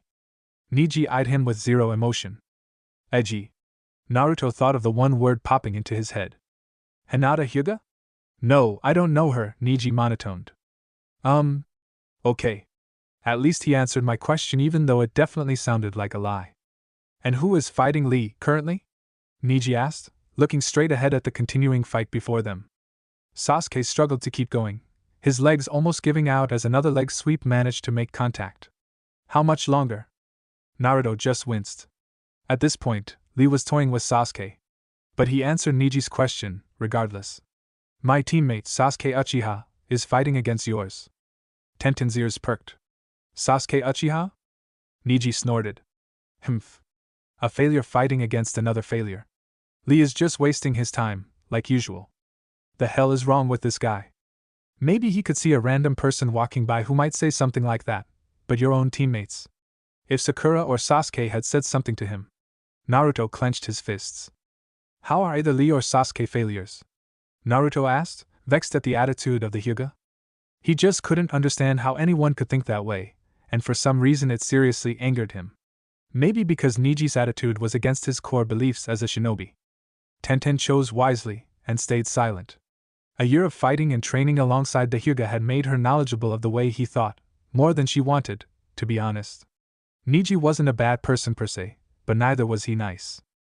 The difference between a genius and a regular shinobi is a clear one, and neither Lee or Sasuke are geniuses. The latter may have been one, but clearly isn't anymore, considering he's losing to Lee of all people. Naruto couldn't even believe what the Hyuga was saying. And so are you a genius? Can you defeat Lee? Naruto asked loudly. Of course. I've done it many times. No matter how much effort or hard work Lee puts in, he can never defeat me. Him and I are living proof of the disparity between geniuses and others, Neji said confidently, stretching his legs while he spoke. Naruto just couldn't find it in himself to believe people like this even existed to begin with. Geniuses? Disparity? Who even believed in those things? I'm not a genius or anything, Neji, but I still believe I would whoop you with an eye closed if I wanted to, Naruto said, letting some cockiness seep into his voice. Who knows, maybe Naruto could defeat the Hyuga with an eye closed. Observe. God damn.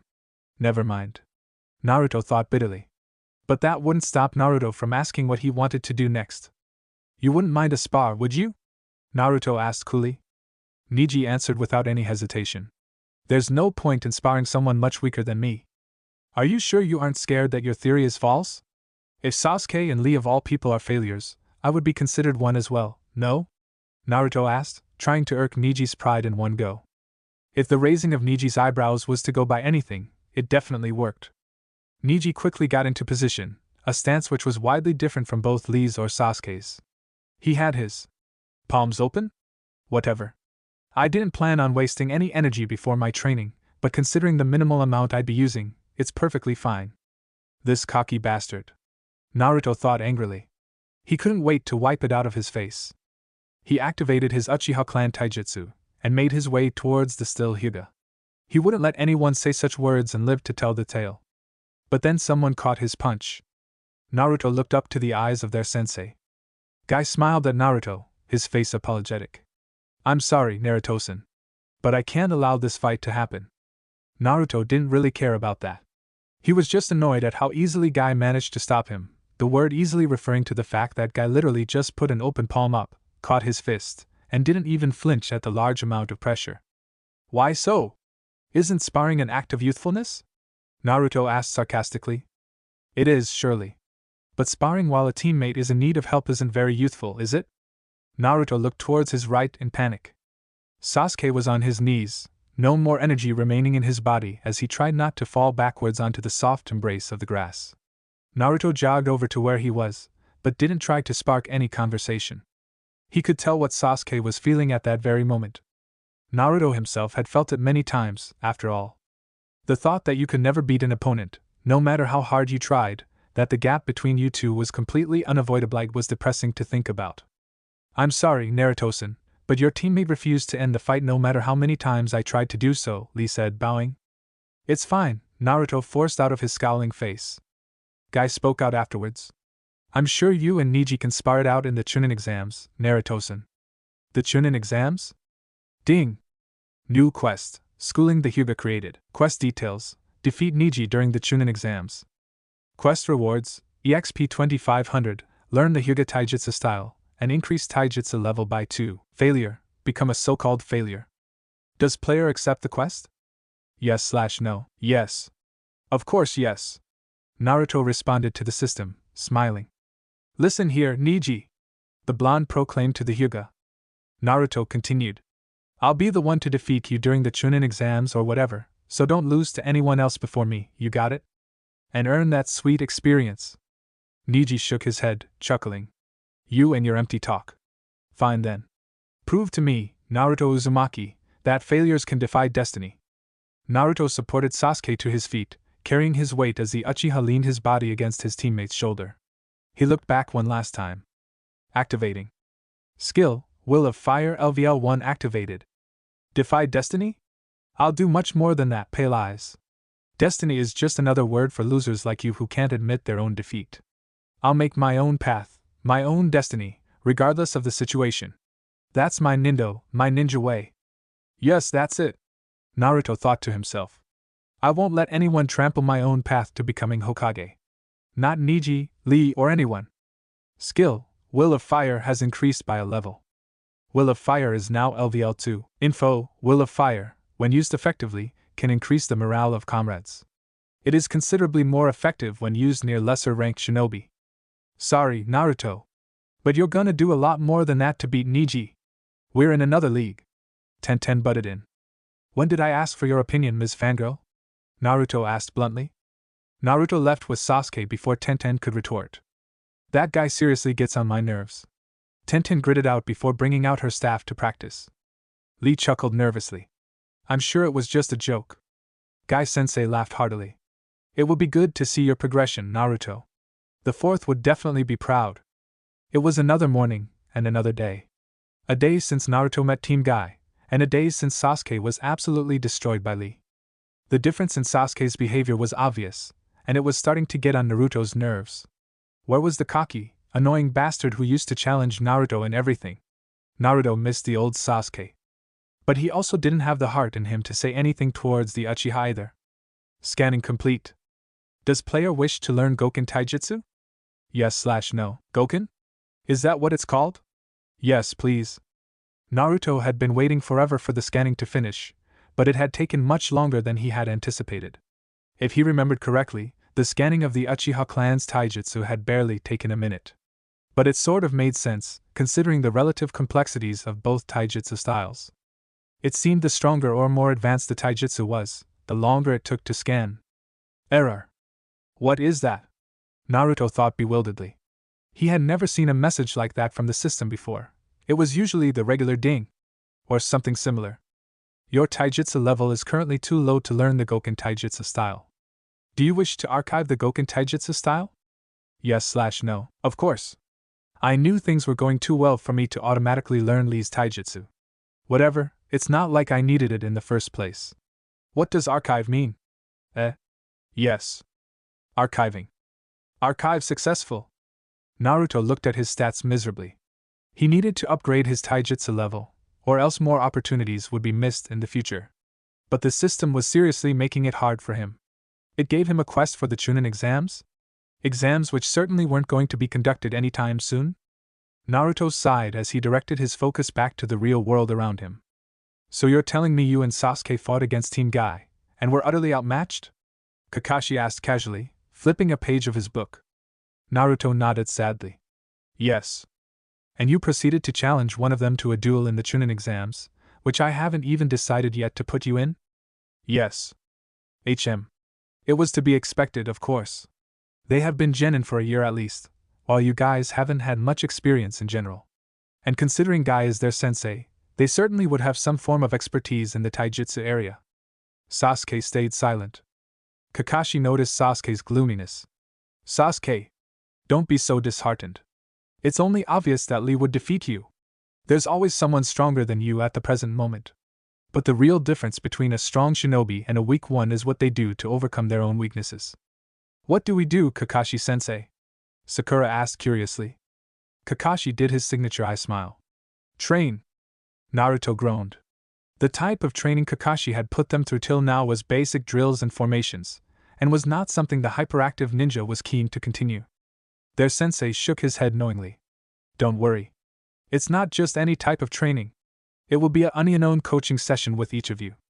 How will you train us all unknown at the same time? Naruto asked, confused. Kakashi laughed. I would have thought you would be able to find out, Naruto. The Jonin placed his hands in a very, very familiar position. One which Naruto was very intimate with. Shadow Clone Jutsu. 2 clones of Kakashi appeared out of thin air, or more specifically, chakra. The original Kakashi ordered around his doppelgangers. One clone will take Naruto, and the other will take Sakura. So Sasuke gets the original? Naruto asked incredulously. Don't whine, Naruto. Sasuke has the skill set closest to my own, and it would be more helpful to teach him personally for now. And it's not like my clones don't have the same knowledge that I do, Kakashi mentioned, wiggling his finger. Whatever. Come on, clone, Naruto said dejectedly, walking towards the corner of the training field. The other clone went along with Sakura to the opposite side of the field at the same time. Hey. Kids these days, always so impatient, Kakashi said, shutting his book and throwing a look at Sasuke. Sasuke stared back, motionless. Kakashi's voice suddenly tightened. I'll be teaching you some important things. But before that, I think it's time for us to talk. With Sakura, Sensei, what exactly are you going to teach me? Sakura asked. The clone scratched his white hair, in a manner of aloofness. The truth is, your skill set and my skill set are most likely the farthest apart in terms of similarity. So for now, it's going to be sheer taijutsu training. Sakura groaned loudly. Kakashi's clone brought out his book. Come on, Sakura, we can't have you flapping around like usual if I happen to submit you guys into the Chunin exams, can we? Sakura snorted. As if. With Naruto, you wanted to learn a jutsu, right? Kakashi asked the blonde. Naruto nodded. Yes. The clone clapped his hands together. All right. Then I know what we're going to do. We need to check what your elemental affinity is. The genin strained his ears. Elemental what? Affinity. It's basically which element your chakra is most attuned to. For example, my elemental affinity is lighting. Therefore, I can learn lightning jutsus at a much faster rate.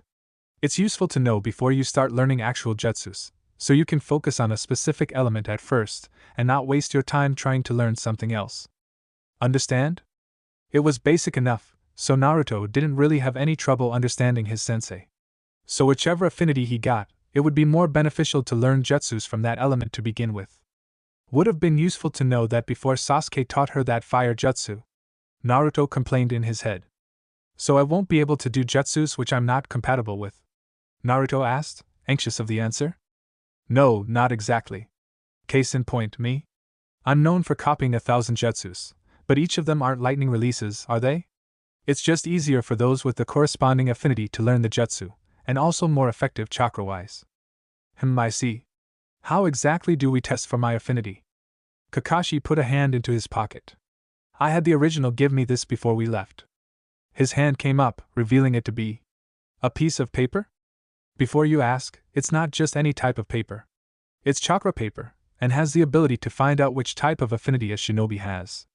Let me show you a demonstration. When I pour my chakra through here. The paper wrinkled in an instant with a satisfying crunch. A wrinkle in the paper means it's a lightning affinity. Likewise, for fire the paper will ignite. For wind, the paper splits into two. The paper crumbles for earth, and becomes wet for water. That's so cool! Naruto gushed, eyes glazed with excitement. The clone tried not to laugh. Now you try. Naruto reached for the chakra paper eagerly, taking it from Kakashi's gasp. He held it in his hand with wide eyes before putting it between his fingers. He carefully pumped his chakra through the paper, waiting for something to happen. How am I supposed to choose so suddenly? Naruto thought with raised eyebrows. Why is it even giving me the option in the first place? Naruto raised his eyes to the expectant look on Kakashi's face, whatever amount was visible, and looked down immediately afterward. What's wrong? Kakashi asked curiously, folding his arms together. Hee. I'm nervous, you know. Naruto exclaimed, trying to sound as timid as possible. For what? It's not like whichever element you get decides your future or something. Go wait, it kind of does. Kakashi chuckled. Take your time. I guess I'll read in the meanwhile, but I must say, it isn't like you to be so slitting about these types of things. Normally, you would be jumping up and about to find your affinity, isn't that so? Naruto mentally facepalmed, before looking back at his system. Leave it to Kakashi to be so observant around these things. He genuinely didn't know what to pick, but maybe he could try and fish out an answer from Kakashi? Don't worry, Kakashi-sensei, it's just that I don't want to get a lame affinity like Earth or something, so I'm sort of anxious right now. Naruto bluffed, trying to give a valid reason for whatever he was doing. I wouldn't underestimate any element, Naruto. Often, it's the surrounding and the opponent we face against that chooses the effectiveness of an element. Yeah, that makes sense. When he had fought Haku and Zabuza, using jutsus like fire would be practically useless against the water behemoths they created with the hand signs they spun through. So no direct answer from Kakashi on what element I should pick. Naruto wrapped a hand around his head as he began to focus. The big question still remained unanswered. Which element should Naruto realistically pick? He had already taken an absurd amount of time just to fuel some chakra to the paper, and any longer Kakashi would get suspicious. Not that it really mattered, of course, but it was still awkward, to say the least. I should go through all the elements one by one, and by the process of elimination, pick the ideal element, Naruto declared to himself, nodding in satisfaction at the idea. First was fire. It was a valid choice, and certainly the most flashy one. Naruto was sure that selecting fire would increase his firepower a lot, both literally and figuratively, but he was afraid of the flexibility of using such an element. So far, all the opponents he had faced were water users, making Naruto wary of the element in general. Though it would help me learn Sasuke's jutsu. Next was wind. Naruto wasn't sure what to think of this one. He had never seen anyone use a wind jutsu of any kind, so he couldn't really accurately gauge the strength and weaknesses of such an element. Might be best to cross this out for now. Lightning, it looked promising. Probably the coolest one out of them all. Considering it was Kakashi's own element, it would be useful in the training aspect. Earth? Nope. Never. Naruto personally didn't see the appeal of Earth-style jutsus, not that he was trying to downplay their role, but again, he never really saw them in action. Unless he counted the jutsu where Kakashi came from underneath the ground to surprise him, but that was just a sneak peek of its potential. Then came water. Clearly, this was the most valid choice present. Naruto had seen the true potential of water jutsus when Zabuza and Kakashi fought for the first time, which was a very eye-opening experience for the genin. The flexibility and ferociousness of water was completely on display during the matchup, which seemed to matter a lot more now during his decision. But the main factor influencing his decision was certainly the training factor. While lightning gave him the option to get training from Kakashi, the Jonin was only one man, and rarely had the time to solely focus on jutsus. However, Zabuza and Haku, whose summoning was on the tip of Naruto's fingers, could train him much more easily. Considering both their aptitude in the element of water, there was no better option. That's it, my mind is set. Naruto took a deep breath, pinching the paper tightly. I choose water. You have chosen. Congratulations. Your elemental affinity is water. Info, +5 stats when using water-style jutsus, plus 25% chakra efficiency when using water-style jutsus. Naruto felt water creep along the side of his fingers as the chakra paper turned wet in response to his chakra. Kakashi let out a grunt of surprise. Ah. You've finally done it, huh? Water? Can't say I expected that, to be honest. Yeah, me either. Kakashi closed his book with a resounding snap. You know how jutsus work, right? We bring chakra out of our core and manipulate to our needs, creating what we know as jutsus. Naruto hummed in agreement. Yep, that's obvious enough. Well, this is where it gets a bit tougher. Nature transformation, have you ever heard of it? Naruto suddenly felt like he was being pulled into a new world of knowledge and training. Oh no. Ding! New title, Stormbringer achieved. Title, Stormbringer gives plus 15% chakra efficiency when using both water-style jutsus and lightning-style jutsus, along with increasing all other stats by 5%. What? This title. It has to be the strongest one yet. 5% increase in all of my other stats, and 15 extra points in water. Adding that up sums to me being 40% more efficient with water. And the completely random increase in lightning gets only 10% away from actually having an affinity. So I have the ability to focus on lightning as well.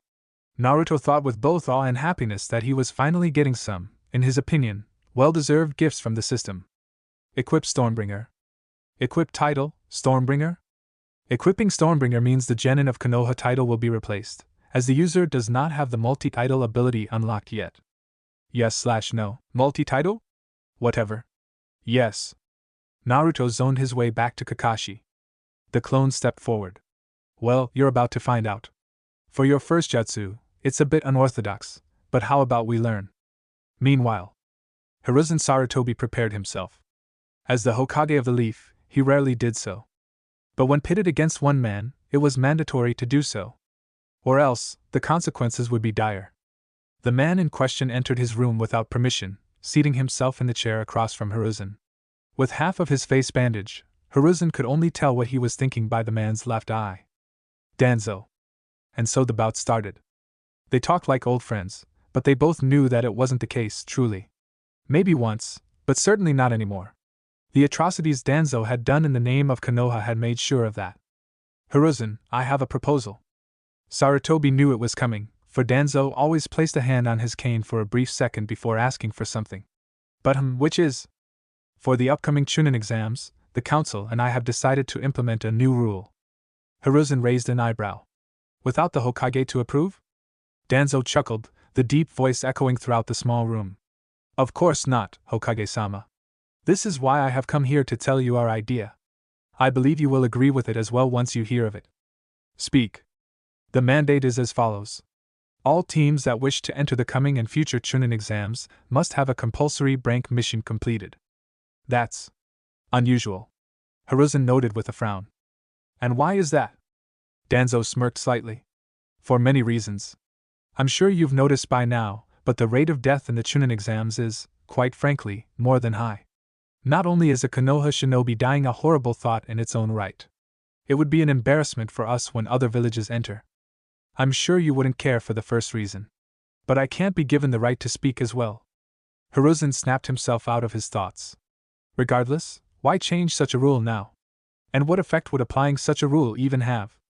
It would be fishing out the good teams from the rest, wouldn't it? Only teams which are capable enough to successfully complete a rank mission would be fine during the Chunin exams, wouldn't they? Not only would this decrease the death rate in the exam, but it would also more accurately show the strength of Konoha to the other villages. Unsurprisingly, he gives valid points. I really can't give an honest rebuttal. I see no other choice. Thank you, Danzo, you and the rest of the council have done well. Danzo nodded humbly, but the faint smile was still present on his face. Now, what is the real reason for all of this? Hiruzen demanded. Danzo's smile faded. Why would there be any other reason? You and I both know I care about this village just as much as you, regardless of who is the Hokage or not. Hiruzen just sighed. He was getting too old for this political play. He took a long drag from his pipe, before letting it out from the window of his room. Can't wait to finally retire. Hiruzen smiled warmly. Naruto, I'm placing my bets on you. 1 month later. Naruto roared in determination, he wouldn't lose here. He had already lost count of how long he had been under the sun, but at this point, it didn't matter. Next to him was his rival, Sasuke Uchiha, who was in the exact same position as the blonde. Both of them were in the plank position, sweat pouring down their chins and falling to the soft grass underneath as time continued to pass on, and the pain continued to build relentlessly. You can do it, Sasuke-kun! Sakura cheered from the sideline. Naruto gritted his teeth. Goddamn annoying teammates. But I won't waste my energy speaking. Kakashi came back to the real world next, peeking up from his regular book. You guys are still doing the exercise? I never said it was a competition. Shut up. Shut up. Both Naruto and Sasuke shouted out loud as the last of their energy started to deplete. Ding! Vitality has increased by 1 level. Naruto dismissed the message immediately. Just a few more. Ugh! Sasuke fell to his stomach first. Naruto immediately fell right afterward, glad to be finally done with the whole exercise. It was a basic one, but it certainly still hurt when done for prolonged periods of time. Told you I'd win, Naruto said smugly through his panting state. Sasuke didn't even look like he could speak as he clutched his stomach. A month had passed since Naruto had chosen his elemental affinity, and in that time, Team 7 as a whole had continued their training at a moderately fast rate. Faster than what they had been doing before the wave mission, of course. At least once a week, Kakashi would conduct a private training session with each member of the trio, something which drastically improved the lacking points of each genin. For Naruto, the Jonin had worked on a way to improve his lack of firepower. Whenever his affinity had been revealed to be water, he began training the blonde in a specific jutsu which he thought may reveal itself sooner or later to be incredibly crucial in the future. For Sakura, Kakashi had not done much except for work on her taijutsu and strength in general. Whether it was in the form of exceedingly long spars and gruesome exercises for hours straight, he made sure Sakura was stronger by the end of the day. Sasuke was a much more complicated issue when compared to the other two. To begin with, he didn't have the right mindset. His loss to Lee was greatly devastating to his ego and pride as a shinobi. And thus, Kakashi had to waste some time beating the broken ego out of the Uchiha, before the actual training he was put through. At least, that was all that Naruto himself knew. He had tried to poke out the secret of the training Sasuke had gone through, but the whole deal was lip-sealed. This was why Naruto was incredibly curious to finally see all of his teammates' stats. He had abstained from doing so during the first month of training because he wanted to test his own improvement against the others. Without any more hesitation, he first made an observation of Sakura. That's a pretty good improvement," Naruto thought, eyes creased, thinking about back when he had first gotten the ability. He shuddered as he reminisced about the pink-haired girl's stats back then. They were practically no different from a civilian. Hell, they were less than Naruto's own, who at that point had no real ability if he didn't count his shadow clones.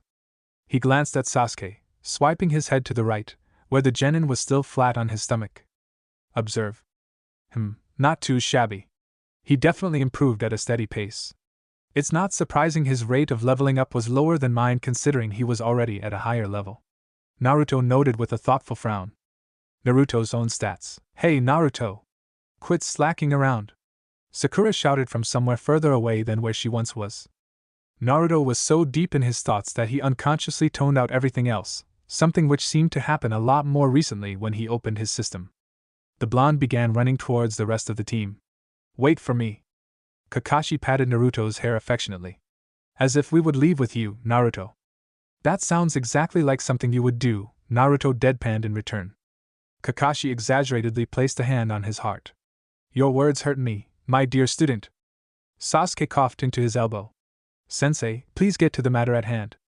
Sakura nodded in agreement. You're right, Sasuke, Kakashi said, his voice instantly switching to what Naruto called Jonin mode, signaling that he was finally about to say something serious. We have been called directly to the Hokage's office. The Hokage's office for something other than a mission? Sakura questioned in disbelief, the look of surprise on her face easily noticeable. Sasuke and Naruto were also surprised, but for different reasons. Both of them had been to the office several times, and were used to the humbly small and functional area. And for what reason? Sasuke asked, voicing Naruto's own question faster. And this is when it starts getting into more serious territory. Kakashi adjusted his walking pace, slowing down so it would be easier to talk. I guess I have to start from a month ago, don't I? There were talks about a new mandate which would drastically change shinobi traditions. How come we didn't come to know about that? Naruto asked. Well, it was top secret at that time. Not even Jonins had the right to know.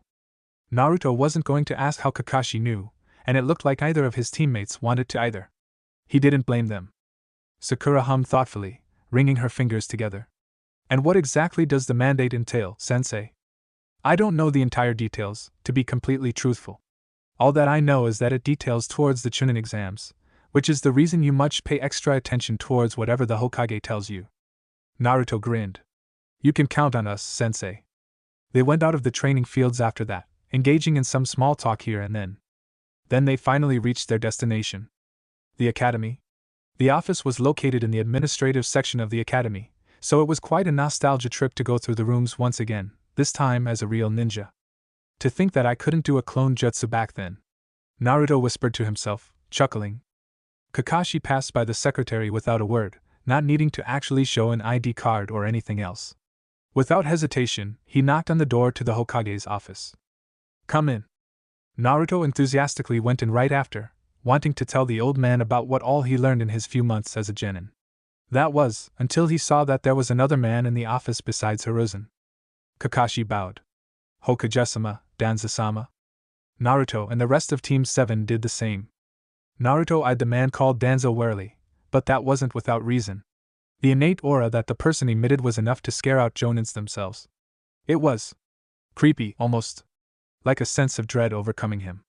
The feeling that someone could be behind you at any moment in time, forcing Naruto to keep a shield of paranoia active.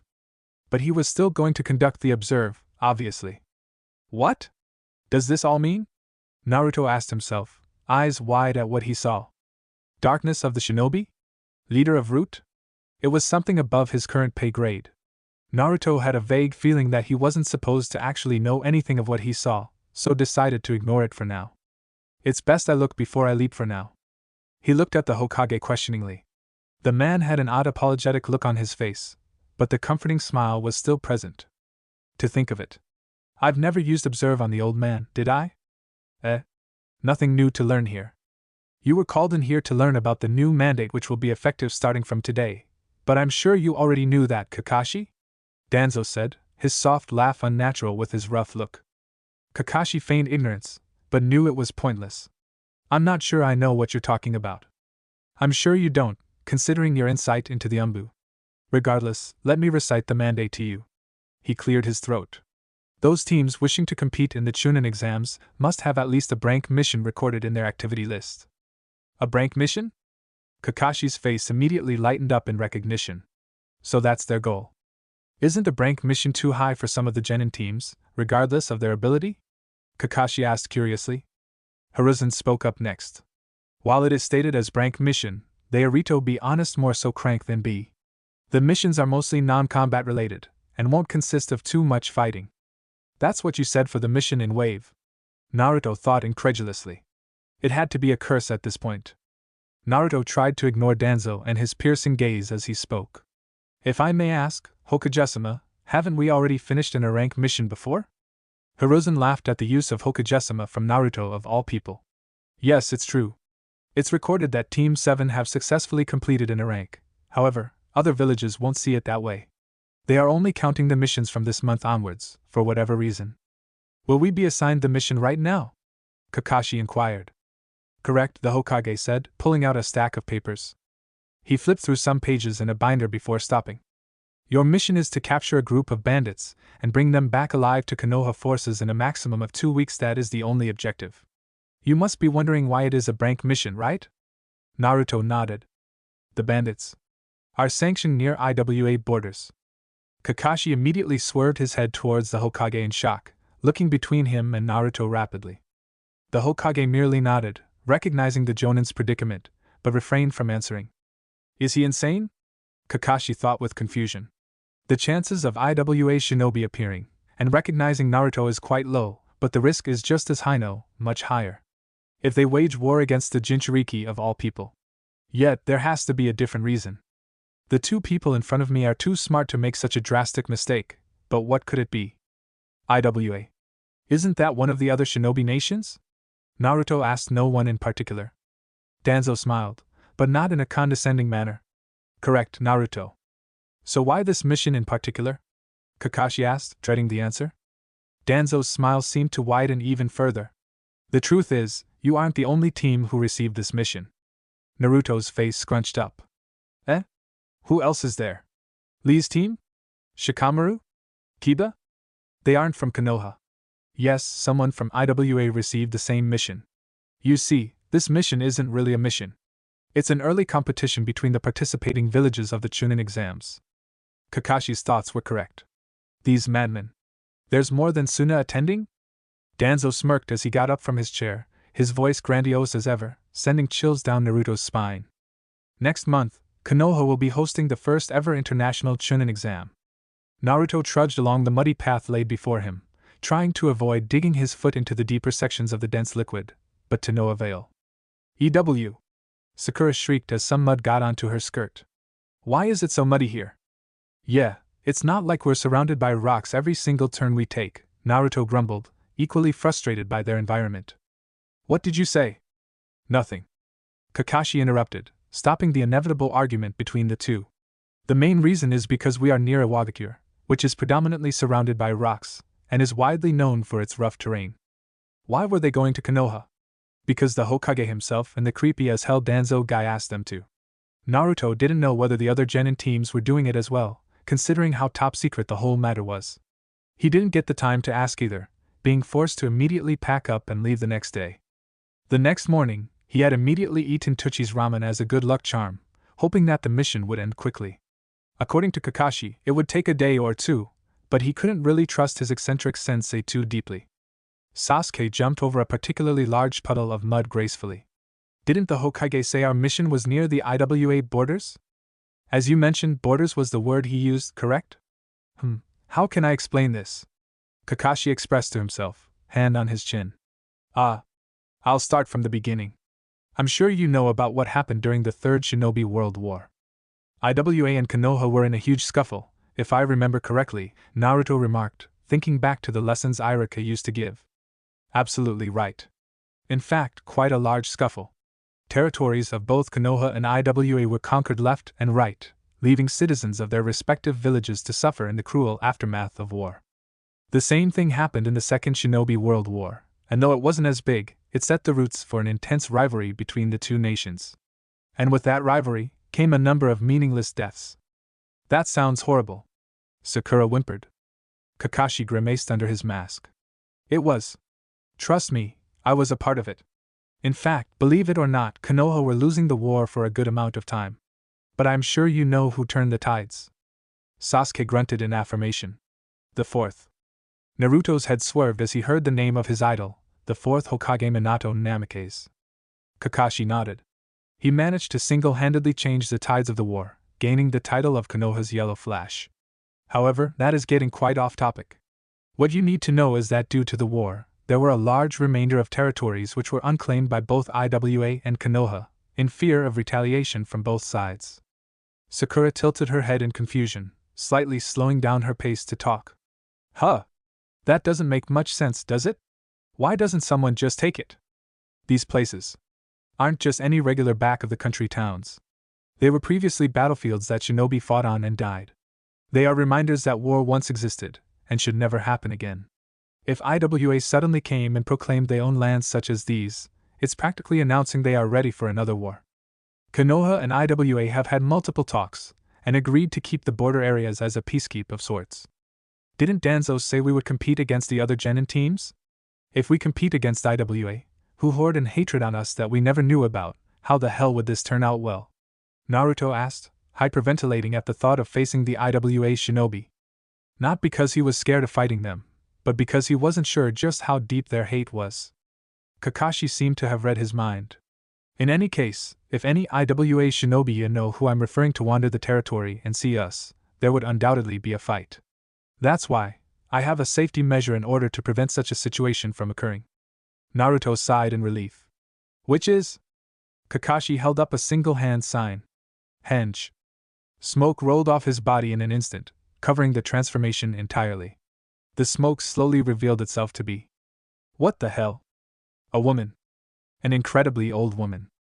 With long, gray hair rolling off his shoulders, and wrinkles covering his face, Kakashi was practically unrecognizable.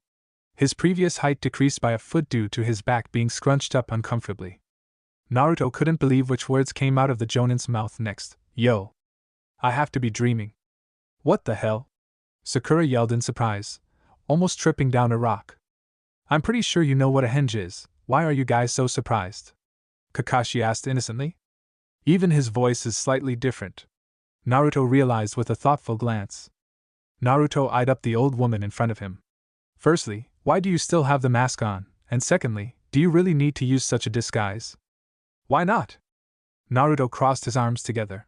Isn't it oddly suspicious for an old woman to be traveling around bordered areas by herself and 3 other teenagers? Kakashi released the henge right after, smoke erupting once again. You're right, I just wanted to have some fun. In any case, henges aren't always so useful. If an enemy sensor is present in the battlefield, it would be incredibly easy for them to tell who is using henge. For now, we are just using the technique to hide our real looks. But why? Sasuke asked curiously, voicing both Naruto and Sakura's thoughts. Naruto seriously didn't understand the point of the henge right now. Even if they were found out, it's not like their looks would have any effect on a fight. Kakashi seemed to be taking unnecessary precautions, which was something he never did. It's not to be recognized by any IWA shinobi, trust me.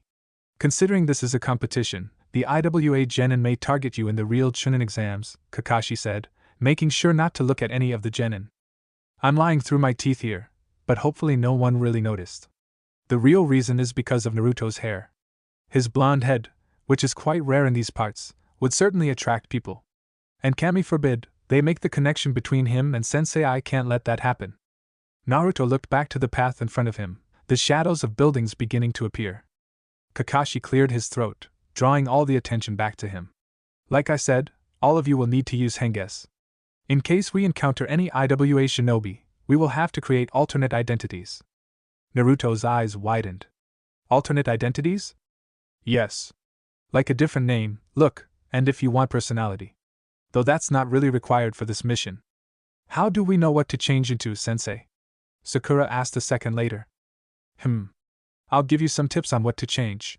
Sasuke, take care of the hair, I don't know, smooth it out or something. As for Sakura, please change your hair color to black. And Naruto, you will need the most change. Huh? Why me? Naruto rebuked, slightly offended. Kakashi chuckled. I didn't mean it in that way, Naruto. The truth is, you are the most likely to stand out in a crowd. In fact, you should change your entire face for now. Take out those whiskers, and you have to change your hair color to black. The eyes are also a bit noticeable. Whiskers, eyes, hair. Okay, I guess that's doable. Sasuke stopped walking. Should we just do it now?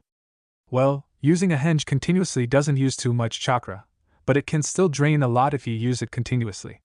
For now, just try it out, but don't let your chakra levels reach below 50%, Kakashi responded, with a meaningful look towards Sakura. Fine. Guess I'll do it right now. Henge. Henge detected. Does player want to use the character customization menu?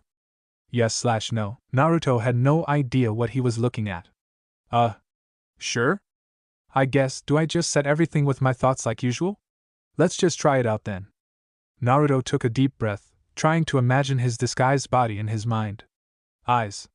Black. How should I change my face? A little bit more angular, I guess. I do have a lot of baby fat still. I'll also remove my whiskers for now. As for height, I can make myself a few inches taller, right? Skin, let's make it a bit paler. Hair needs to be a bit longer, and not as puffy.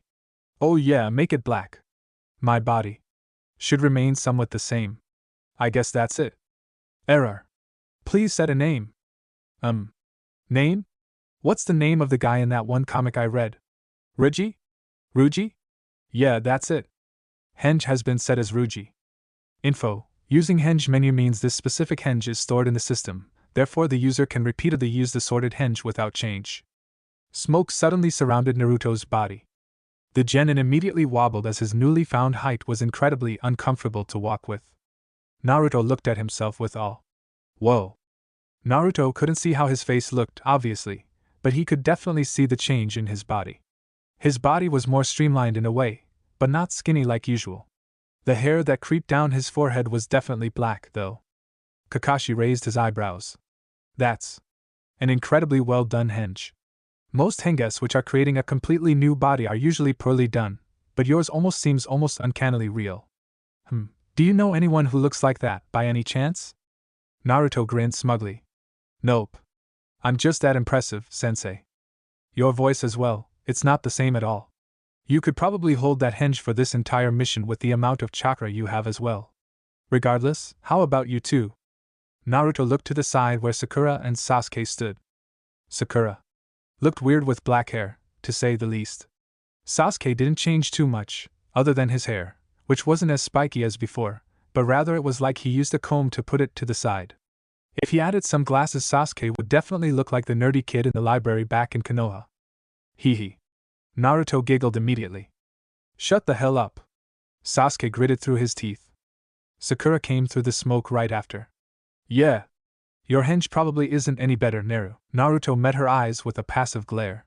He definitely didn't miss how she averted her gaze right away. They were nearing the edge of the town in front of them. All right. Time to beat some bandits back to Konoha. Ugh. This is so boring. Naruto groaned as he stared up at the ceiling. Sasuke snorted. Deal with it, dope. How come Sakura gets her own room? Naruto asked, appalled by the unfairness of it all. If you want your own room, just say so, Naruto, Kakashi said from the corner of the hotel room. They had found a mostly empty hotel inside the town, and quickly ordered 2 rooms for a few days. The rooms were small, but enough to accommodate all of them. How long will this mission take? The blonde inquired. I don't know the exact amount, but definitely not more than 3 days. There's no way I can deal with this for 2 more days. How about I go now and capture the bandits for myself? Naruto asked, without a trace of overconfidence. Kakashi lazily looked at him over his book. Sure, I guess. Take Sasuke or Sakura with you, though. And don't wander too far. You remember their identification marks, right? Yeah? Tall, bald, and scars over his face. Big, scary guy is the leader of the bandits. I'm terrified.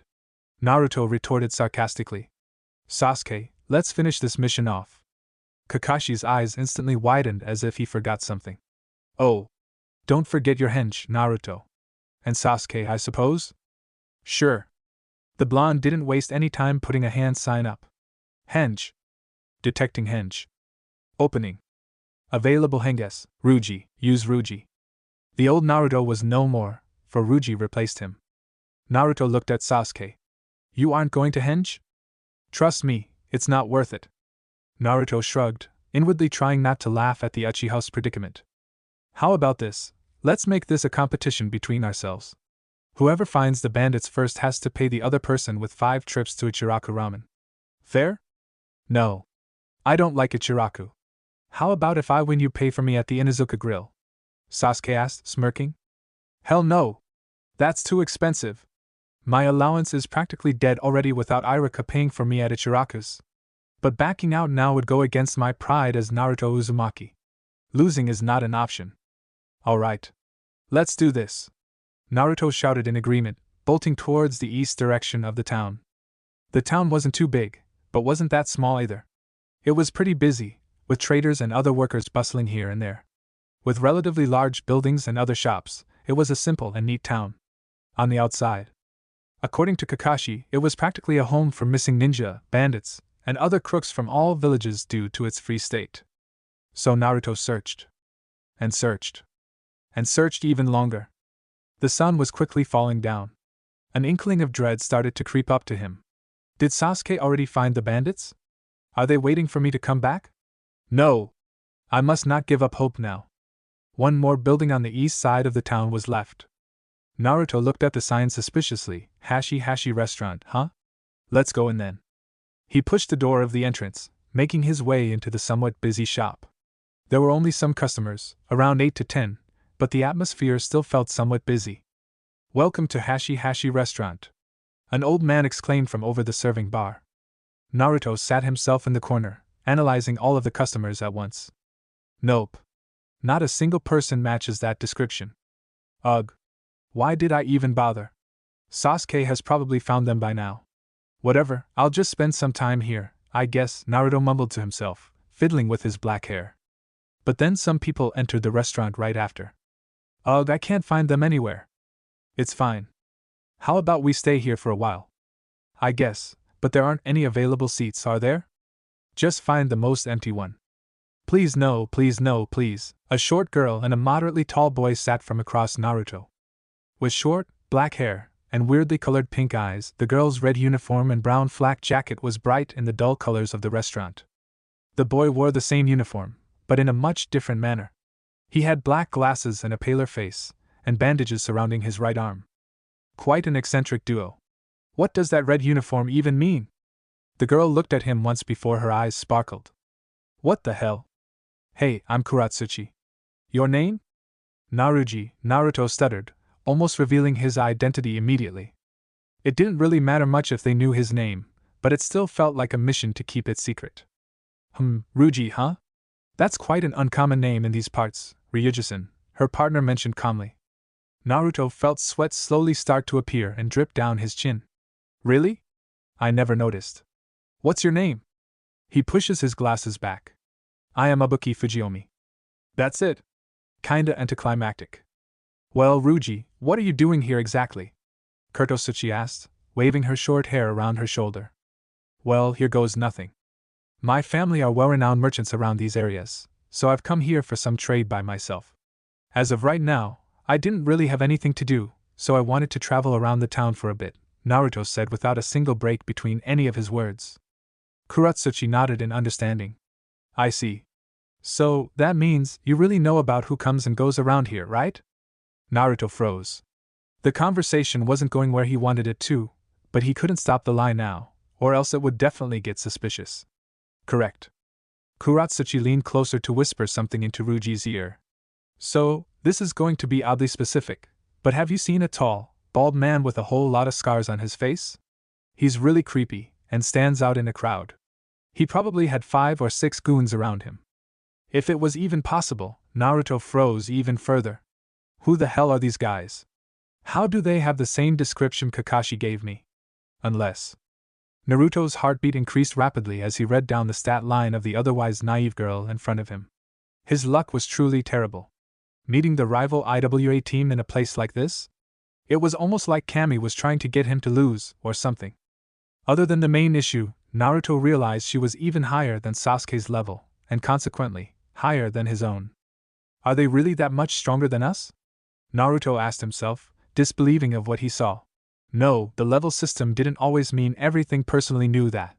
But then Naruto saw something else in her stats. The title. Princess of IWA? Is she royalty or something? This wasn't looking good for the Konoha genin at all. In fact, it was terrible. It's best if I relocate back to the hotel for now, and plan an attack later. But, at the same time, I can't allow IWA to get the bandits first. That leaves only one option left. I'll have to continue with the bluff. I may or may not have seen him, to be honest. Why are you interested in knowing? Naruto asked knowingly. Kurtosaki looked at her teammate, who shook his head repeatedly, before she shrugged and looked back at Naruto. Well, Ryuji, the truth is, we're both shinobi. Naruto gasped. No way. The IWA genin nodded smugly. It's true. I don't have my headband right now, considering I'm wearing a disguise, but I can show you a jutsu if you want. Ibuki glared at his teammate. Is it really necessary to tell a civilian about all these things? Anyone could be part of the Konoha team, you know? Kuratsuchi glared suspiciously at Naruto. Are you part of the Konoha team, Ryuji? Naruto shrugged. What's a Konoha team, exactly? Kuratsuchi glanced back at Ibuki in I told you so manner. See? Whatever, it's clear I got sidetracked. Anyways, do you recall such a man? Naruto shook his head. No, never. She sighed in a dissatisfied manner, putting her head down on the table. This mission is a pain. In the meanwhile, order some food, Ibuki. Ibuki nodded. Sure. Do you want anything, Ryuji? Naruto blinked. He didn't expect that. No thanks, actually. Humph. Your loss. Naruto sat back in his seat, closing his eyes, enjoying the peaceful climate around him. But then the door opened once more, revealing a tall, bald man. Naruto immediately came back to his feet, looking closer at the man's face. Kuratsuchi did the same beside him. Red, hot lines spread across his face unevenly, making the man look like he was permanently scowling. It has to be him. Hey, Ryuji, Kuratsuchi whispered. Naruto didn't take his gaze of the man, who sat in a recently vacant corner. I seriously recommend you get out of this shop now. Things are about to get messy. Naruto looked at the muscled man and the goons behind him. A shinobi against regular bandits? It probably won't be too hard for the genin to defeat them, especially considering how high-leveled she was. While Naruto hadn't looked at Ibuki's level directly, he could tell he wasn't a weakling either. Kuratsuchi put her fists together. Let's go, Ibuki. Ibuki took off his glasses and merely nodded. Naruto had no idea what to do. Could he just butt in now, and defeat the bandits for himself? No, that wouldn't be possible. It was a 2 versus 1 situation, and he most likely wouldn't be able to overcome the both of them at the same time. Naruto shook his head in frustration. Damn it! Kuratsuchi didn't waste any time. She wasn't a politician like her grandfather to take things slow or easily, she just did what she wanted to as fast as possible. Even killing. Well, not exactly killing. The mission entailed that she captured the bandits alive, meaning she couldn't really fight for real. This put her and Ibuki at a major disadvantage as the bandits wouldn't care about leaving her alive. She threw a kunai at the main target, who was distracted by the menu in front of him. Of course, she aimed it slightly to the right so that it wouldn't actually hit the man. That should be enough to scare him a little. But the satisfying sound of kunai embedding itself into wood never came. The target caught the kunai in his hand. At that point, Kuratsuchi should have known the man wasn't a regular bandit. But of course, she didn't. Her overconfidence didn't let that happen. Instead, she charged forward. Someone wants to fight? The man's deep voice rang throughout the small restaurant. At this point, all of the people in the restaurant had left in panic. She pointed at her teammate. Ibuki, take care of the rest of the gang, I'll manage this guy by myself. Of course. Sensei would have told me to wait for him to come by now, but it's too late to stop here. Taijutsu started first. Expecting an easy fight, Kuratsuchi confidently made the first strike. She swept her legs underneath the scarred man, who sidestepped right after in response. She could barely see the hook which followed. Too fast. The genin leaped backward, feeling the force of the punch through the air it pushed against her face. At this point, the fight was outside the restaurant. Her eyes narrowed. Lava release, bullet rain jutsu. Balls of fiery, glowing balls of lava summoned themselves from Kuratsuchi's mouth and were sent towards the enemy with great speed.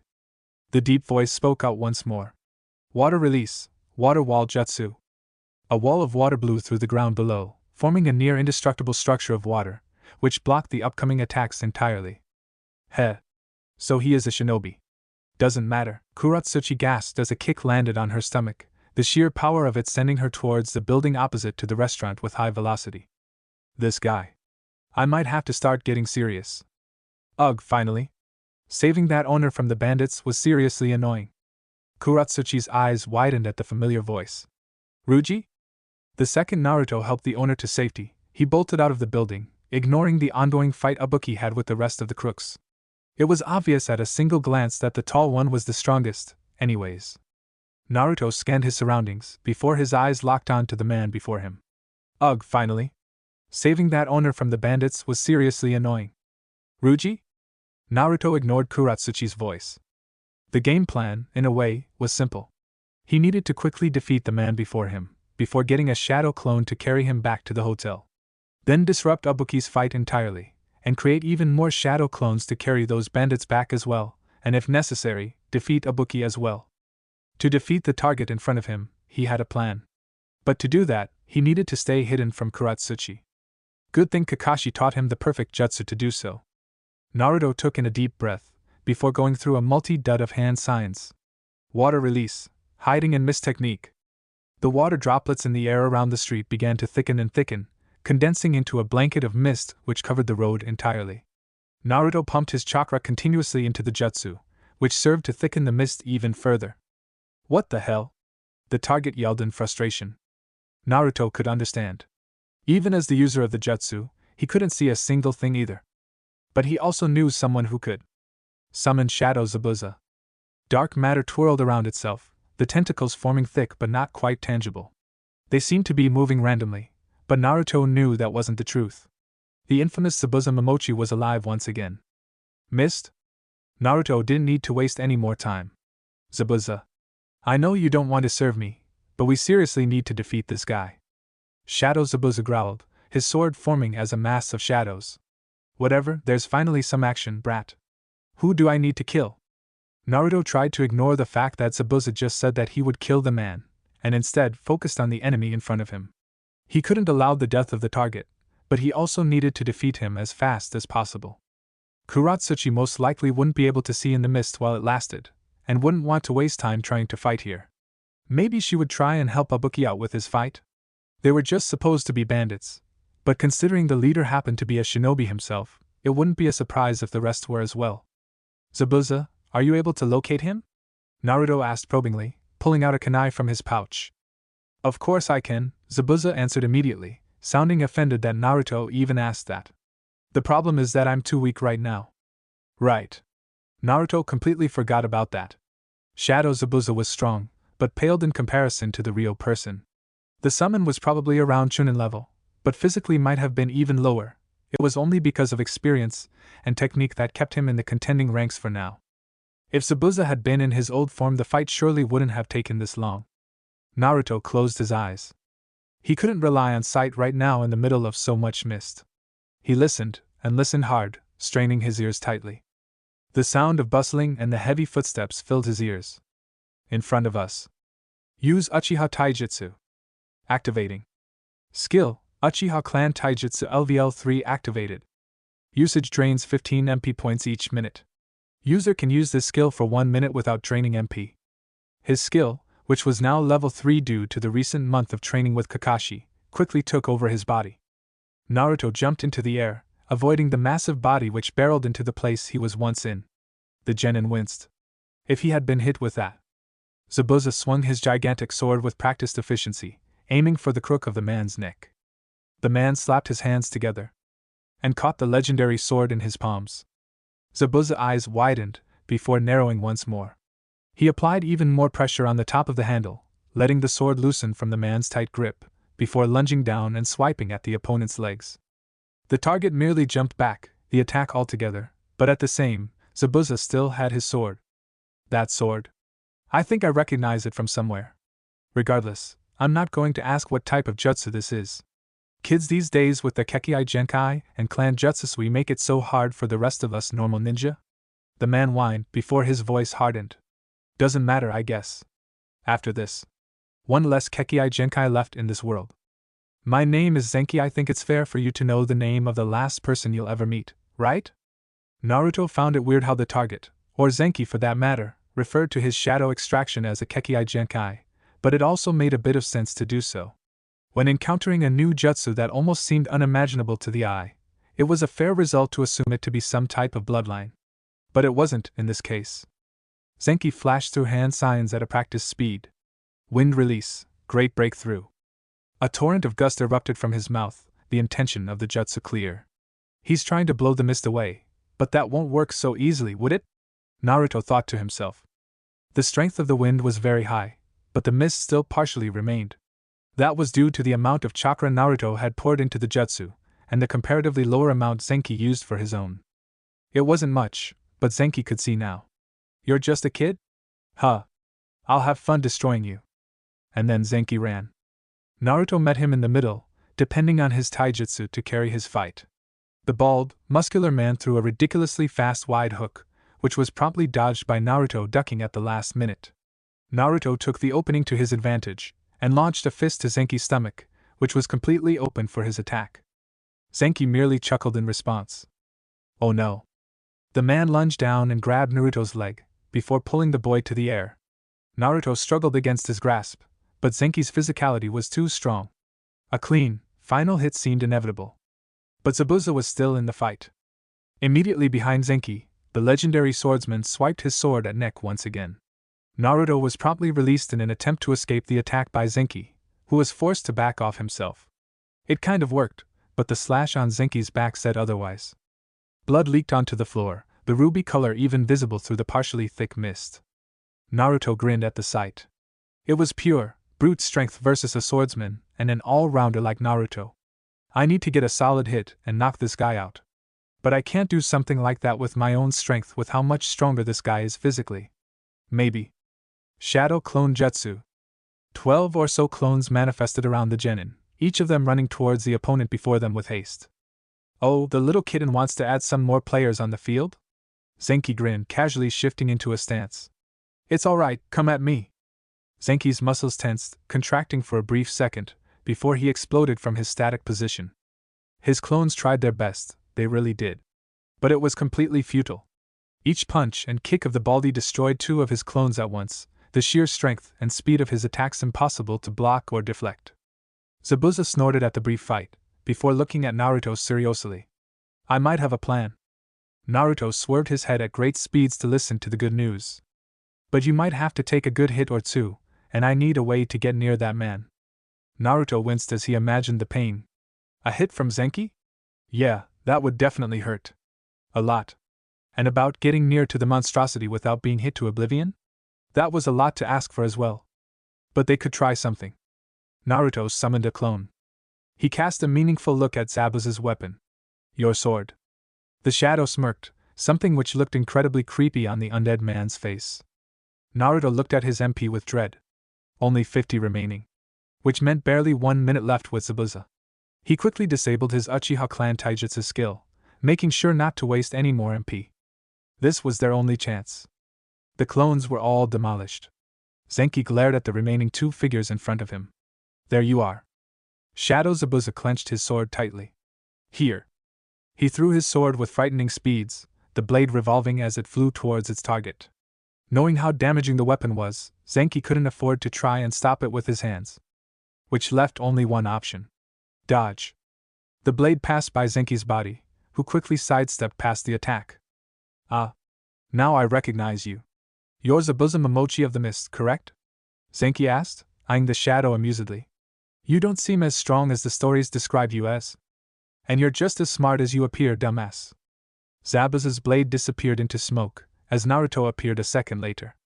It was fitting that Zabuza used the same technique that was once used against him. Zenki's eyes widened. Naruto's hands went through the signs of another jutsu. The jutsu Kakashi had actually taught him first, before teaching him the next one with great reluctance. Water release, surging sea. A monstrous amount of water generated from Naruto's mouth, aiming at Zenki's general direction. The tsunami of water doused the man with great force, but he didn't budge at all. The liquid collided with the rest of the environment in a similar fashion. A large amount of water remained on the terrain, creating a layer of blue on the otherwise rough road. Naruto stood, completely doused by his own jutsu. His black hair laid flat on his forehead, just as wet as his clothes. He painted slightly, before taking a deep breath. He needed to do this. Sending a pulse of chakra to his feet, Naruto began running on water. Annoying, Zenki muttered, shaking off some water from his clothes.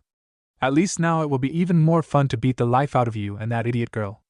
Kuratsuchi? Where the hell even is she? Naruto thought, before shaking those thoughts out his mind. He needed to kouse. The man grinned, showing his surprisingly pearly teeth. All right then. Let's do this. Naruto ducked as a speeding kick went past his head. He took the opportunity to come closer to the giant, and threw a fist to his jaw. With a satisfying crunch, the attack landed. Yes. But Zenki chuckled once again. Naruto's blood went cold. Was completely open. Zenki appeared in front of him in an instant, grabbing his face roughly. He literally picked the genin up with one hand, before smashing his face into the rocky road underneath. Naruto gasped in pain as he felt his nose break immediately at the contact, the organ leaking blood soon after. The water, which had slightly decreased the impact, became a murky red. How does it feel? The man asked, grinning sinisterly. Naruto just grinned, accidentally tasting the metallic blood which reached his lips. Great. Why the hell did I do that? A brief flash of anger went through Zenki's face, before he smiled once again. It won't be feeling great for long, trust me. Zenki threw his body to the sky like a rag doll, before jumping along. Naruto's whole vision was a nightmare, his rapidly spinning body not letting him get a proper view of his surroundings. Naruto lurched forward as a leg implanted itself into his stomach, dropping him back to the ground with a loud splash. The pain was unbearable. Definitely the worst he had ever felt, without a doubt. Kakashi's training didn't compare to this at all. Naruto's henge had disappeared by now, revealing his much shorter stature and blonde hair for the world to see. Ding! Vitality has increased by 1 level. Zenki crossed his arms together. You're even more of a kid than I thought you were. Should I feel bad now? I'm not really feeling very pitiful, though. What's your name, kid? Naruto slowly stood up. His bleeding face, torn clothes, and weak posture was not a very appealing sight to behold. The genin merely smirked. Gotcha. Water release, water prison technique. Zabuza was always known as the silent killer, after all. A sphere of rotating, dense water encircled the man quickly, trapping him inside. Zabuza had a submerged hand in the sphere, which worked to keep the jutsu active. That was the real reason why Naruto had used his surging sea jutsu. To create the optimal environment for Zabuza's prison technique. Of course, Zabuza could have done the technique without a water body, but it would have been a lot slower, and thus much harder to trap Zenki, a physical monster, in that way. Zenki screamed and thrashed inside the sphere, but to no avail. He punched the sphere continuously, causing it to ripple and shake in response. Naruto tried not to gape at the sight. How is he so abnormally strong? Is he using chakra or is that his regular body? Shadow Zabuza grunted. Get done with it quickly, kid. It's hard keeping a guy like him inside. Naruto sighed, placing his hands on his knees. That was seriously tiring. He ran towards Zabuza, eager to end the fight off. Look, we just need him unconscious, Naruto said matter-of-factly. Unconscious? Why not kill the bastard? Shadow Zabuza growled, bringing out his gigantic sword with his remaining hand. Naruto knew this would happen.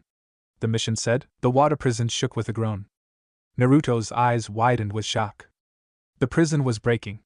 The layer of water around the man became thinner and thinner as he continued to repeatedly bombard the sphere with an onslaught of punches. A second later, the man was free. With an air-splitting roar, Zenki leaped into the air in an attempt to escape. But Naruto was already behind him. Sword! Naruto instantly screamed at Zabuza. Zabuza threw the shadow-black sword like a spear at the blonde, who caught the weapon midair. Naruto grunted at the sudden weight pulling him down to the ground. Before Zenki could even react, Naruto spun Kubikuri Bocho and hit strike the man's head with the blunt side of the sword. Zenki was out cold. Shadow Zabuza raised an impressed eyebrow. Nice one, brat. Warning! 0 MP remaining. All MP-related skills are being disabled. The shadow and the sword dissipated into nothing, leaving Naruto alone, panting and injured. He fell on his bottom tiredly, searching for a source of energy as the regeneration started to kick in. Naruto summoned 3 clones. Clone 1 saluted. Boss. Take this body to Kakashi Sensei and explain it's the bandit the mission talked about, Naruto ordered, standing up once again. And you? His clone asked worriedly. Equip Ruji. Ruji stared back at the clones. I've got some work to do. He needed to get the remaining bandits from the IWA team, and he had a plan to do just that. Kuratsuchi sighed with relief as she finished the last bandit with ease. They were definitely shinobi, but not close to Chunin level at all. And now, we have to deal with that other guy. Ibuki pushed his glasses up, like usual. He snorted disgustedly at the groaning bandits in the corner of the restaurant. What about the leader? Kuratsuchi hesitated. I'm not too sure, actually. She was sure she heard Ruji's voice back then, and after the mist jutsu was released, she found it fruitless to try and help the fight. It was certainly a good thing she came back as well, with the rough time Ibuki had with the remaining bandits. They weren't very coordinated or individually strong, but they had the advantage in numbers, and could have easily overpowered him. She turned around as she heard the sound of footsteps.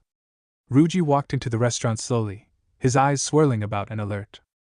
Kuratsuchi narrowed her eyes. It was clear at this point that Ruji wasn't a regular merchant around town, and quite the opposite. The boy met her eyes and smiled apologetically. I can explain everything. Kuratsuchi raised an eyebrow. Like your merchant family? Ruji winced. Yeah. That was a lie. Most of what I told you guys was a lie, actually. Are those the remaining bandits? Ibuki nodded curtly. And what does it matter to you? Nothing, I'm just worried they might wake up again. They won't, I'm sure of it. We beat to a pulp, Kuratsuchi confirmed. Oh, great. How about we talk over at that corner?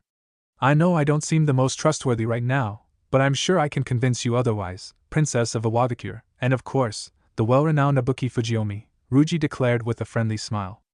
Kuratsuchi was surprised. How did he know of my status? Is he a spy sent by Gramps? She wouldn't be incredibly surprised if the old man sent someone to look over her as she went on the mission, especially to a location like this. Ibuki looked at his teammate, who nodded in confirmation. We accept your offer. Haha, you don't need to be so serious, Yubukizan, Ruji said, chuckling. I don't care if you trust me or not, but I assure you that I'm on your side. The trio walked towards the corner of the restaurant, enclosed by the surrounding tables. Kuratsuchi didn't realize at that moment that she completely lost sight of the remaining bandits, but Ruji did. Kuratsuchi glared at the boy in front of her. Well, Ruji, can you introduce yourself again? This time, the truth? Of course. Well, to start off, I was sent directly here by the Awadakure shinobi forces. Something about a Chunin pre-examination, am I correct? Yes, that is why we were sent here as well. But I haven't seen you in any of the other genin teams, have I? Ibuki mentioned. That's right, I'm not in any of the genin teams. I was sent here to monitor the examination, or competition between Konoha and IWA, and help protect the coming IWA team if necessary. To be honest, I didn't expect you guys to come so fast, so I was slightly unprepared for your arrival. For that, I'm sorry, Ruji said, frowning. Kuratsuchi's mind was set by now. The person in front of them was genuine, at the very least. She was still mad that Gramps sent someone to monitor her, especially when she had made him promise to not treat her like a child again, but that was a matter for later. She smiled brightly at Ruji. Well, our Jonin Sensei will probably come soon. Do you want to come back to IWA with us? I'm assuming you beat the leader, right? Jonin Sensei? Ruji stuttered randomly. Yes? Sure. And yes, for the leader, he's completely knocked out for now. We can go and get them later. Ibuki scrunched his face, confused. Why not right now? Ruji shrugged. Your wish. And also, one last thing. I'm sorry. For what? Ruji turned into a cloud of smoke. Kuratsuchi gasped in surprise, standing up from her seat immediately. Ibuki did the same thing, albeit without the gasp. Kuratsuchi ran towards the entrance of the restaurant, looking for any remnant of the black-haired shinobi. But something felt off. She couldn't describe it, but the atmosphere itself seemed different. Kuratsuchi? Ibuki slightly yelled from inside the restaurant. What? Kuratsuchi snapped, frantically looking at the empty road in front of her, before looking back inside. The bandits are gone. What? Kuratsuchi screamed in her head, coming to confirm the truth for herself. There was no trace of the bandits left. Ryuji had taken them all. Which meant they had been played from the start. A sudden wave of memories entered Naruto's brain as he dashed back to the hotel quickly. Wait, that actually worked? The genin thought incredulously. He thought Kuratsuchi and Ibuki would have asked for some kind of confirmation for his identity at the very least, and had prepared his clone for that type of response. Little did he know he didn't need to do that either. Naruto chuckled evilly. He felt a pang of remorse for lying to the kind Iwa genin, but he couldn't lie, it felt good tricking people.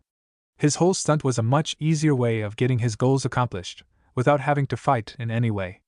He was kind of forced to lie as well, there was no way he would stand a chance against both of them at once. I'm here. Naruto realized. He knocked on the door loudly. Kakashi Sensei, it's me, Naruto. Kakashi's voice came muffled a second later. Password? Eh? What password? Come in. Naruto opened the door with a click, smirking at the presence of a defeated Sasuke and indifferent Kakashi. Naruto looked at Sasuke knowingly, and with a smug grin. Did you find the bandits, Sasuke-kun? Sasuke merely grunted. No. Well, guess who did? Come in, men. Naruto's clones barged into the room at once, dropping the unconscious or frighteningly injured bodies onto the floor. 10 bandits laid on the floor, each of the bodies matching the descriptions given in the mission list. His clones saluted, before disappearing a second later. Naruto removed his own henge a second later, trying to deepen in his point. Kakashi looked at the men, once again, with indifference. You found and beat all of them up? Naruto scratched his head. Well, it's a long story. I guess I'll give a short summary. I found the bandits, beat them up, and brought them here after a scramble with the IWA team. Actually, that was a bit too detailed. Sorry. Sasuke eyed him like he was a freak. Kakashi just shrugged. Naruto frowned. He expected them to be more impressed. Sakura barged through the door a second later, the large ruckus waking her up from her own room. What happened? Naruto greeted her before continuing. Like I said, it's a long story. But pretty much. Please, not again, Sasuke said, grasping his forehead. It's fine, I owe you some ramen. Naruto smiled victoriously. Yep, this was a total success. So what do we do with these bodies? Naruto asked a second later. I'll deal with that. For now, change your henge, so the IWA team doesn't recognize you, Kakashi mentioned, as he began moving towards the bodies. Kakashi bit his finger, allowing some blood to reveal itself through his pale skin. He put the hand to the floor, which was followed by a circle of inky, black seals enveloping the floor. More smoke appeared, and then out came a pack of dogs? All of this is getting too wild. A week later, Naruto looked at the weird, perfectly straight rock in front of him. You guys can get out now. Konohamaru and his 2 friends crawled out of the contraption slowly after. How uncomfortable was that? Naruto-sensei. The blonde groaned. He forgot about all of this with all of his time outside of Konoha. You promised! Konohamaru yelled, pointing at his face. Naruto racked his brain to remember what he had said. Promised what? You said you would play ninja with us today. Naruto winced. Did I really say that?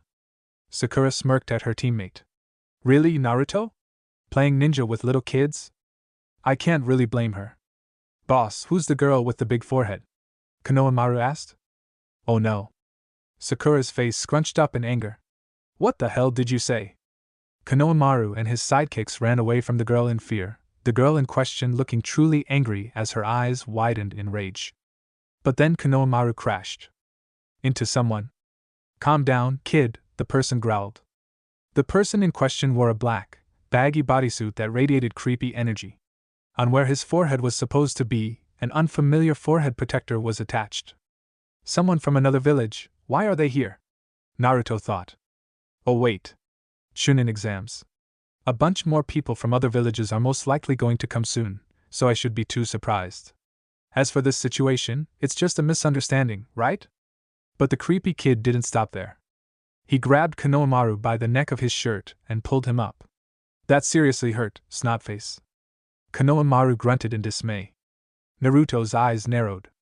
Put him down. It was my fault anyways, Sakura apologized sincerely, because it was partly because of her. The girl next to the foreigner boy spoke out next. Put him down, Kankuro. If he comes. Kankuro grinned. It's fine. I'm bored anyways. I don't really care, Kankuro gasped as a pulse of pain flared up in his arm, forcing him to release the kid. Naruto's kick wasn't incredibly strong, but was enough to set Konohamaru free. Naruto stood in front of the boy passively. But inside, he was angry. It seemed that Kankuro was just as mad as well, as he tried to throw a cuff at Naruto's face in response. But compared to Zenki, Kankuro was extremely slow. Naruto moved his face a mere inch, evading the fist entirely, before lunging downwards and sweeping his feet with a low kick. Kankuro fell flat on his back with a thud. The Konoha genin waited patiently for the boy to get back up. You'll regret that, punk! Kankuro shouted, throwing a wide punch at Naruto. He didn't need to dodge this time.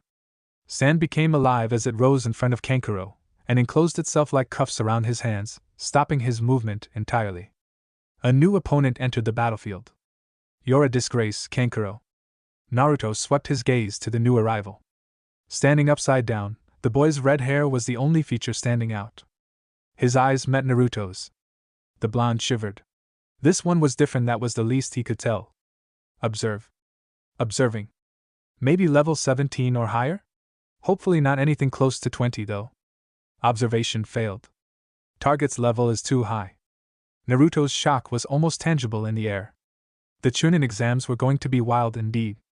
Naruto kept his gaze locked onto the red-haired boy. He tried his best not to look away. His simple, brown clothes weren't very special, but there was something ominous about the weird, peanut-shaped cocoon on his back. Of course, comparing it to a peanut wasn't really doing justice to the object. There's some sort of pressure around this guy. What is it? Naruto thought as he grimaced slightly. Ding! Warning, bloodlust detected. That's what it was. Bloodlust. Was it some kind of ability or a technique to be honed, and if so, how does someone learn it? Or was the ability innate, something born out of the person themselves? The boy continued. To think you're out here fooling around with little children, it seems to me that you've forgotten the reason we are here. Kankuro tightened his fists, his face scrunching up in frustration. They started at first, Gaara. The kid, Gaara tilted his head slightly. One more word and you're dead. The atmosphere suddenly got several degrees hotter as Gaara issued his threat. Naruto wasn't sure whether the Suna genin was serious or not. But with one glance at the intensity of sweat on Kankuro's face, it was safe to assume that he was. To apologize, Gaara. It was my mistake entirely, Kankuro jabbered, his eyes cast downwards. Gaara merely nodded before spinning down from his position to the side of Kankuro. The sand preventing the taller genin's movement disappeared into the earth below as Kankuro let out a relieved sigh. And who are you? Gaara asked, looking somewhere behind Naruto.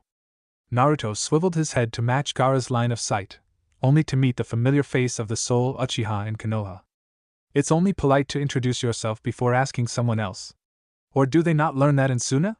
Sasuke asked, smirking as he walked towards a spot beside Naruto. Gaara showed no reaction. I'm Gaara of the desert, these are my siblings, Kankuro and Temari. Who are you? Wait. He threatened to kill his own brother? Naruto realized, eyes widening with horror. Just what kind of boy is he? I'm Sasuke Uchiha, and these are my teammates, Naruto and Sakura. The Suna shinobi didn't show any sign of recognition. Why are there Suna shinobi in Konoha land? You are our allies, but you simply can't cross borders like that, can you?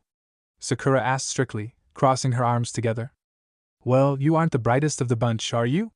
Temari badgered, putting up an ID of sorts to the group. Were you not informed of what's happening in your own village? Sasuke and Sakura merely looked on, confused. But Naruto wouldn't let his village lose face in front of another, foreign one. Of course we know. Naruto mentioned loudly, chuckling. It's the Chunin exams, and you guys have come to compete in it. Kankuro nodded, before narrowing his eyes suspiciously, which looked odd with the paint over his face. Then how come your teammates were so surprised at our presence? It's to be expected, you guys were very early. Plus, you don't exactly look like shinobi. Naruto chastised, clearly alluding to Kankuro's strange attire. Sasuke failed to hide his laugh. Kankuro bristled angrily, before wilting at the sound of Gaara's snort. What's your name? Your full name? Gaara asked, ignoring the jab towards his brother. Naruto Uzumaki, at your service, Naruto said, digging his hands into his pockets. Swish. Naruto's body moved on his own as a tendril of sand moved towards him at frightening speeds, flying through the air like an arrow itself. He panted as he looked to his right, where a conjured spear of sand was only inches away from piercing into where his face once was, floating temporarily before falling to the ground uselessly. What the hell is wrong with this guy? You dodged, Gaara said, sounding almost surprised. Now it will be even more satisfying to kill you in the exams, Naruto Uzumaki. Kankuro, Temari. Let's leave. Without a second of doubt, the more than eccentric trio left the premise. Sasuke grinned. The exams are certainly going to be interesting. Sakura stood frozen, stunned by the meeting. If this is how all the other genin are, how in the world will I survive? Konohamaru simply looked at his boss with awe. Boss, you're too cool. Naruto couldn't even smile at the praise. He had known Gaara was different the second he met him, having experienced firsthand the pressure of his bloodlust. It wasn't anything compared to the replica of the first Hokage he was forced to fight, but it was higher than Zabuza's before he died. And how did a child similar to Naruto's own age have such an immense pressure? The answer was with his observe. He had kept the notification to the side, making sure to remember to accept once the interaction with Gaara was over. He was a Jinchuriki just like Naruto himself. But unlike Naruto, he wasn't kind, welcoming, or in any way merciful. Naruto shuddered. The Chunin exams are gonna be tough, alright. Yo. Naruto looked up as Kakashi issued a greeting. On top of one of the pillars on the bridge stood the silver-haired sensei. He slowly began climbing down, using the chakra technique that the three were well accustomed to by now. Naruto smirked. If he had seen that a few months ago, he would have been shocked out of his mind. It was funny how much things changed in such a short amount of time. In fact, if he never got his system, the genin shook his head. There was no point in thinking about useless ifs and other make-believe circumstances. The fact was he got the system, and he was stronger because of it. Well, it was pretty obvious by now. But you're in the Chunin exams. Congratulations, Kakashi said without a trace of enthusiasm, rubbing the back of his head. He gave the three of them each a piece of paper. These are your applications. Naruto looked at his own application with interest. Chunin exam application. Name Naruto Uzumaki. Sensei, Kakashi Hatake. This application proves that you are hereby nominated for entering the Chunin exams after your confirmation after the successful completion of a brank mission assigned to your team. Naruto looked at his sensei with confusion. Why does it say the word confirmation? Shouldn't we already be in the exam? You were merely nominated for the exam. If you don't want to enter, you don't need to show up. If you want to, sign the paper and turn it in tomorrow at room 301 tomorrow. Naruto sneaked a glance at Sakura. He couldn't put it past her or blame her if she tried to skip the exam. The look of conflict on her face was transparent enough. Maybe some motivation would do. Don't worry, Sensei. All of us will be there tomorrow. You'll have 3 new Chunins on your team to keep you safe, Naruto said humorously. Sakura's head raised at the mention of all. I'm sorry, Naruto, to burst your bubble. But I don't see any of you becoming Chunin, Kakashi deadpanned, jumping onto the flat surface of the bridge. Eh? Naruto asked, baffled at his sensei's easy admittance. Kakashi raised a hand to block Sakura and Sasuke's questions.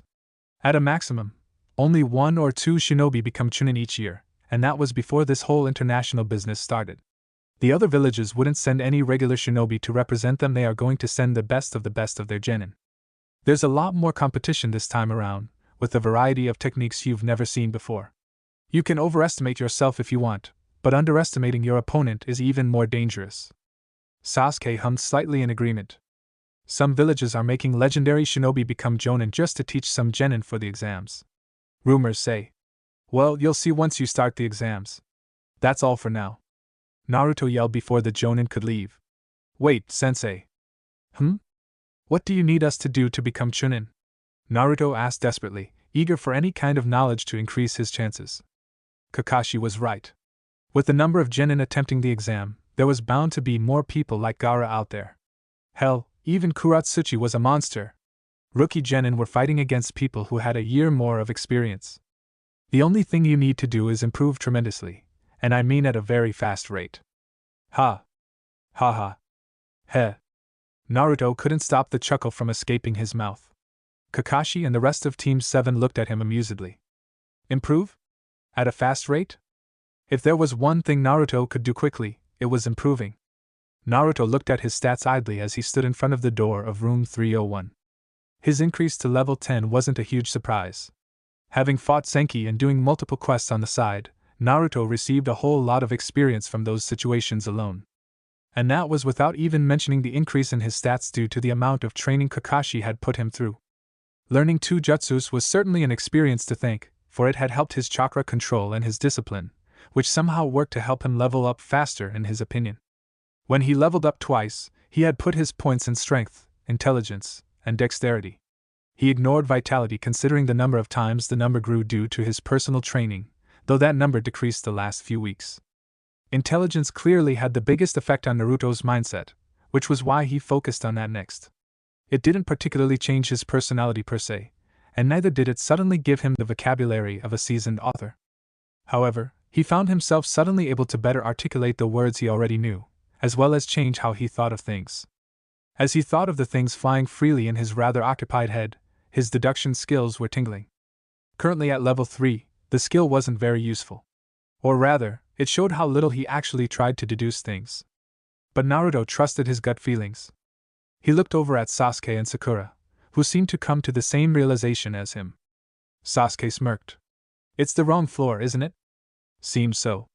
The genjutsu started to fade away, revealing the sign to be 201. Naruto sighed. How would that manage to trick a genin at all?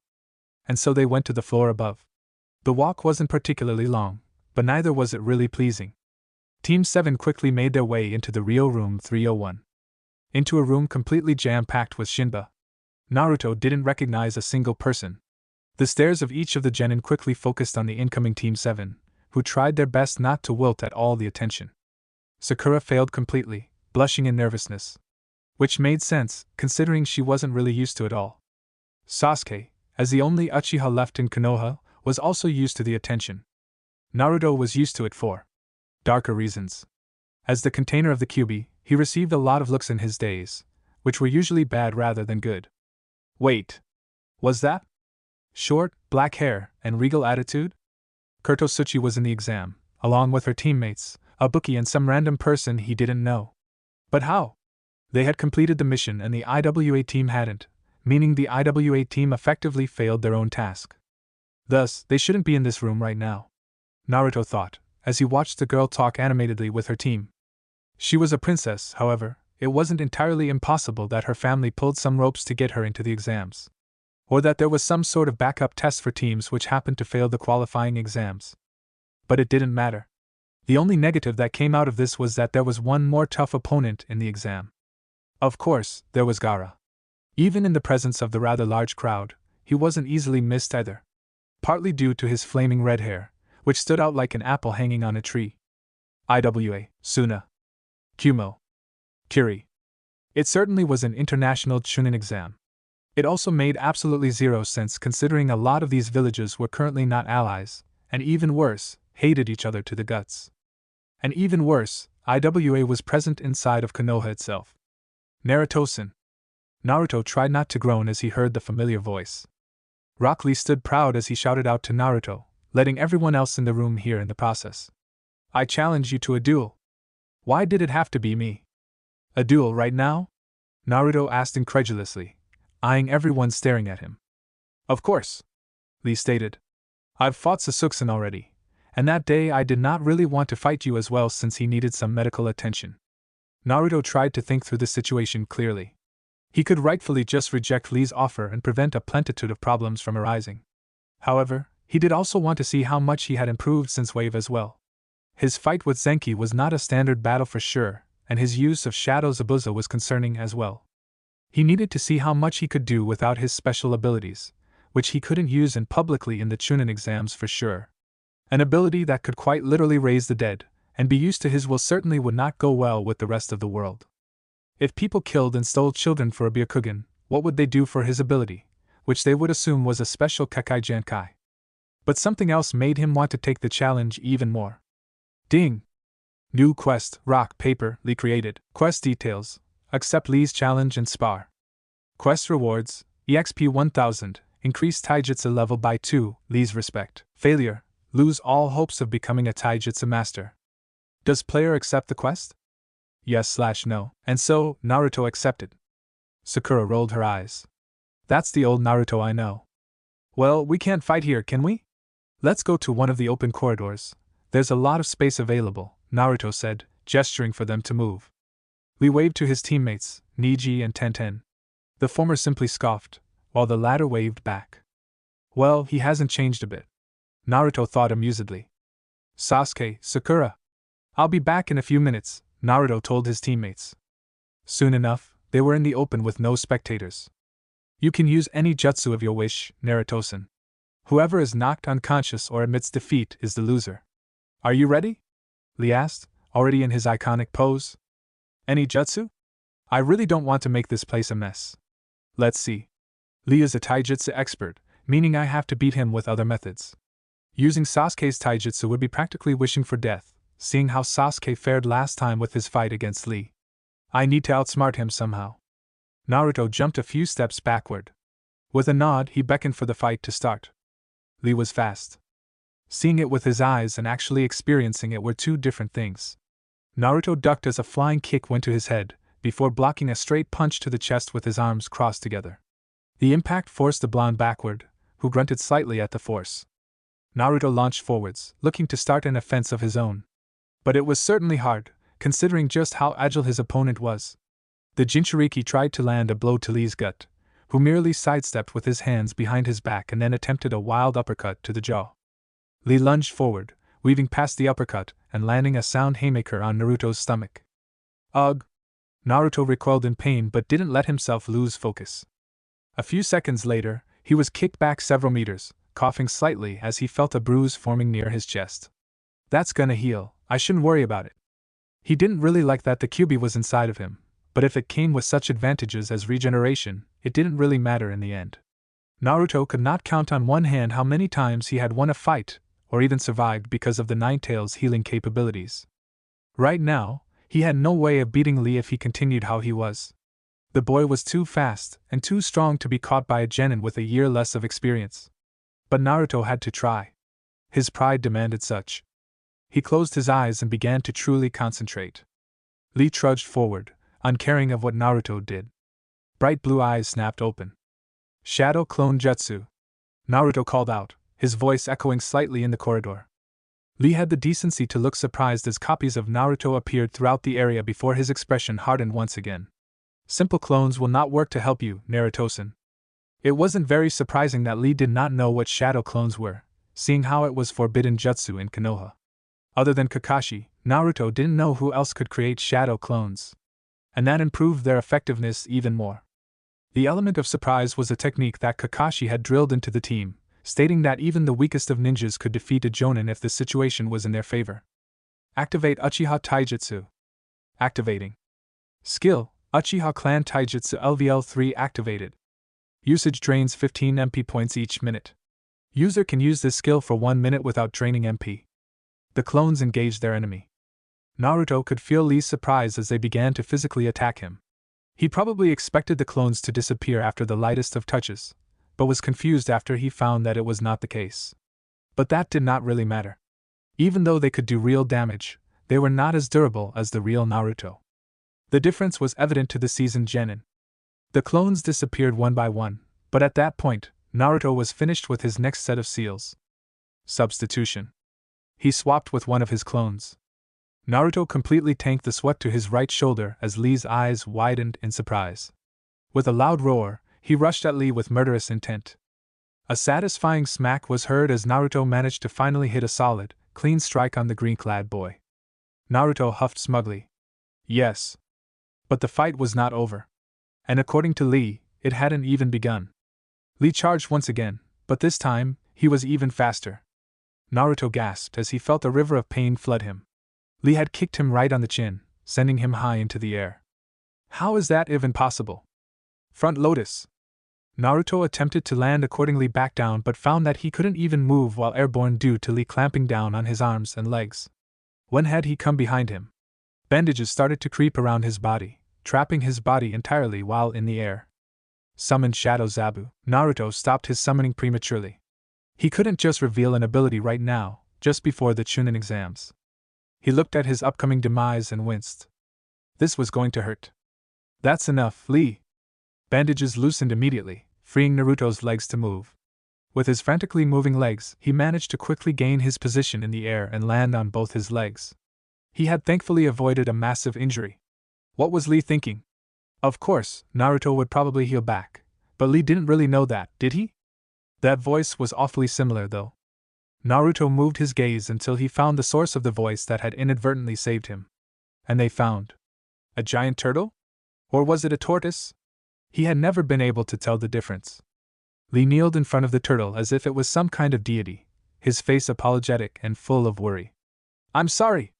Please, I only wanted to test my capabilities. The turtle scowled, the expression looking comical on the reptile's face. That move is forbidden for a reason, Lee.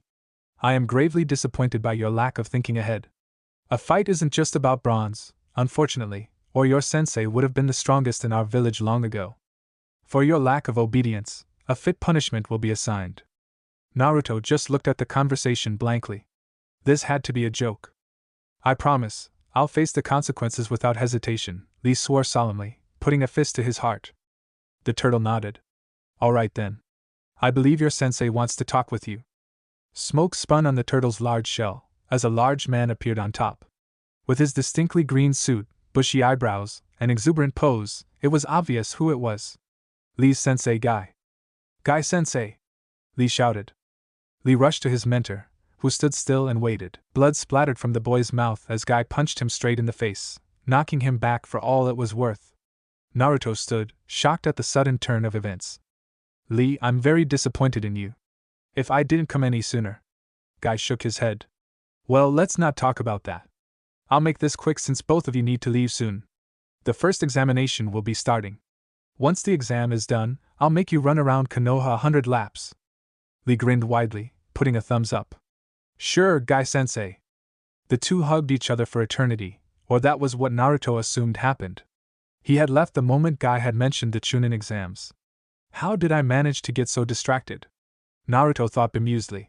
Hopefully, I didn't miss anything if I did. I don't even want to imagine Sasuke's or Sakura's reaction. Naruto-san, please wait a second. Lee shouted from behind him. Naruto waited for the boy to catch up. What is it? The exam is going to start soon. Don't worry, Guy-sensei told me there is still some time left. We have 6 to 10 minutes before it starts, actually. I wanted to speak to you about something. Naruto was confused. What's there to speak about? He nodded for Lee to continue. During the fight, as I used the front lotus, I noticed something strange. I'm sure it was the case, however, as I'm pretty good at inferring things. You seem to be holding something back for whatever reason, Naruto-san, Lee said quietly, walking beside the blonde. The blonde was slightly impressed. Was it the brief moment of hesitation that set him off? Either way, it didn't matter. Naruto had nothing to say back because what Lee said was true. Lee rightfully took his lack of response as confirmation. So I was right. I won't judge you for holding back against me, since I've done the same thing. But I urge you to not try to do this during the exams. Especially against me of all people. Holding back against an equally strong opponent is considered an insult for me and many others. That's all I wanted to say. Thank you for accepting my spar. Naruto wasn't sure why, but he started to feel guilty all the same. Lee headed off first, saying goodbye, leaving Naruto his own thoughts. The blonde could only sigh. There's really no way to show my necromancy, is there? But if he had to fight Lee, Naruto promised himself that he would try his damn hardest even without his shadows for help. He made his way back to the room, to the rest of the teams gathered. The villages seemed to have naturally separated themselves, each of them in their own corner of the room. Naruto made his way to the Konoha section, eager to meet all of his friends from the academy. Inside the Konoha section, all of the ninja teams were separated by year groups from the academy. Yo! Naruto greeted. There was Shikamaru and the rest of his team, Kiba and the rest of his, and Naruto's own. Oh, Naruto is here. You look a bit different, Kiba announced, looking at him up and down. Naruto looked at himself doubtfully. Did he really? Maybe he grew an inch or less. Just kidding. Haha. You should have seen your face, the Inuzuka said, laughing uncontrollably. Naruto felt his eye twitch. Well, you don't seem to have changed much either, still as stubborn as ever, huh? Kiba froze, before nodding smugly. That's right. Shikamaru hit him lightly on the neck.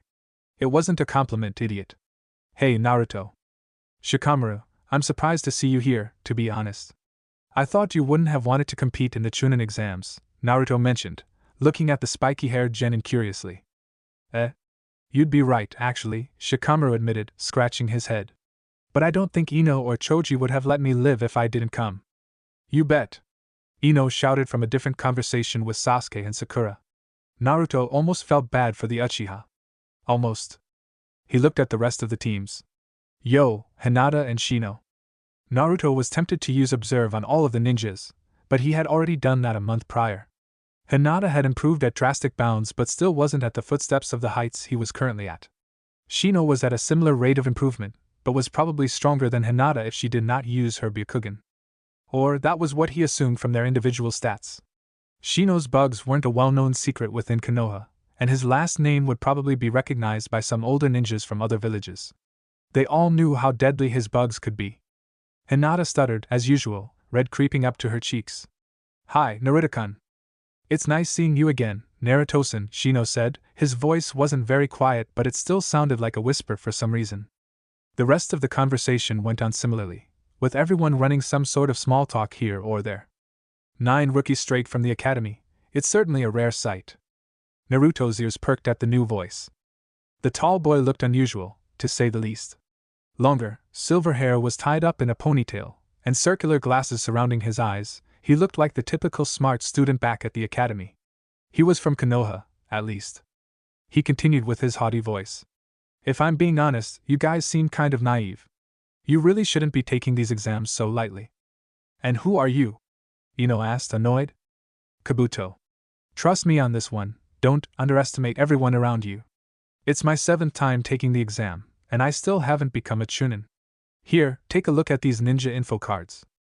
Naruto eyed the pieces of paper Kabuto brought out of his pocket. They were bright orange and had some kind of kanji inscribed onto them.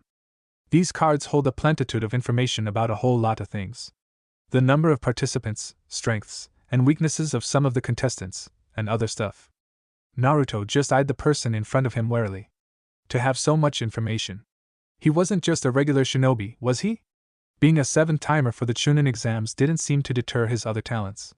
But it appeared to be incredibly useful, and he wasn't going to waste the opportunity to gauge his opponent's abilities. The main goal for all of this was to become a Chunin at the end of the exams, after all. The spectacled genin was practically begging for them to ask him about someone or something. Maybe to build some trust? Naruto stopped himself. He had begun being too paranoid these days. Naruto stepped forward. Can you tell me about Gaara? He's a genin from Suna. Kabuto smirked before shuffling through his cards wildly. He finally plucked one out, before he began to read out the details one by one. Gaara, huh? Well, he's quite the capable one, isn't he? 8 cranked missions, and 1 branked mission even before the entrance one. Not bad for a genin. There's not much information on his strengths, unfortunately. As for his feats, he has returned from all of his missions without a single scratch. Naruto listened intently. He had learned nothing from that, other than the fact the boy was even more of a monster than he expected him to be. He tuned the others out as Sasuke began asking about Lee. The Chunin exams were going to be even tougher than he thought they would. If they were any more monsters like Lee and Gaara, this would not end up well in the slightest. And that was without counting Neji. Shut your worthless mouths up, all of you. Naruto flinched a bit at the loud noise and explosion of smoke. The smoke settled out, revealing an entire gang of shinobi for everyone to see. The name is Marino Ibiki, the examiner for the initial test. Marino Ibiki was a tall man, who expressed an aura of confidence and intimidation. His face was scarred gruesomely, and the dark trench coat that he wore didn't do much to change his impression. Everyone please submit your applications and sit down at the seat number mentioned. Naruto slowly did so, making sure to eye everyone he saw. He tried not to look too long at Kuratsuchi, who was the only foreign genin that he actually recognized. He wondered what exactly they were going to do for the first test. Looking at the tables in the classroom, it was almost like they were going to write a test of sorts. Naruto froze. No, they won't make us write a test, right? Naruto thought, chuckling nervously. He had invested a lot of points into intelligence, But that didn't make him learn new information at all. It had only changed his way of thinking a bit and improved his level of understanding. Naruto looked at the students beside him, Hinata and some random genin from Otogakure. If it was a test, why make them sit so close to each other? Ibiki explained the rules of the exam even further, talking about the point reductions and furthermore the team reductions made if someone happened to cheat or attempt to do so. The Chunin surrounding them were there just to monitor each student, and to call them out if they were cheating. And then the final point. If anyone was to lose 10 points, the entire team would be disqualified. Naruto laughed hysterically in his head. Of course, we will all be disqualified. He could tell Sakura and Sasuke were thinking similar thoughts if the stunned looks on their faces were any indication. He continued to brood as the papers were passed out. They had an hour to solve only 10 questions, which wasn't a good sign at all. Every student knows that it's the tests with fewer questions to be more worried about, as they had the most effect on your grades overall. Naruto went through the questions one by one. Maybe at least one of them would be easy, right? Question 1. Assume a kunai was thrown at an enemy shinobi perched on a tree at a distance of 20 meters away. The angle between the kunai with respect to the ground was 20 degrees. If the shinobi has the standard speed of a chunin, at what angle and velocity should a second kunai be thrown to hit the enemy? You may assume some circumstances for yourself as long as they are realistic. Naruto felt his eyes bulging out of their sockets. What kind of question even was that? Was that even possible to solve? What even was the use of being able to solve such a problem on the battlefield? Could someone casually calculate it all in the blink of an eye in the middle of a fight? Shaking his head, Naruto went to the next questions. They were all the same. He tried not to bang his head on the table in frustration. No. I have to think through this. These are questions I don't think even Sakura could solve confidently. If she can't, then most of the people in the room can't either. Naruto's eyes widened in realization. Why does cheating only cost 2 marks? Shouldn't it result in disqualification? And why are the seats so close together? It's almost like they made it easier to cheat. Wait. They want us to cheat without being caught. The ability to do things secretly is a staple of all shinobi. But then came the next problem. Sasuke had the Sharingan, both Hinata and Neji had their Byakugan, and the others had special abilities of their own. He did not have any special abilities that could help him cheat without having one of the proctors realize it immediately. As he thought about that, genin teams were being eliminated one by one. Hinata seemed to understand his predicament. Looking ahead, she slightly tipped her paper so that it was visible for Naruto to see some of the answers. Apparently, Hinata was smarter than she let on, as she already had 4 or 5 of the questions filled out. The temptation was there, and it was begging him to look. An invisible force was pulling his head towards the paper even as he tried to look away.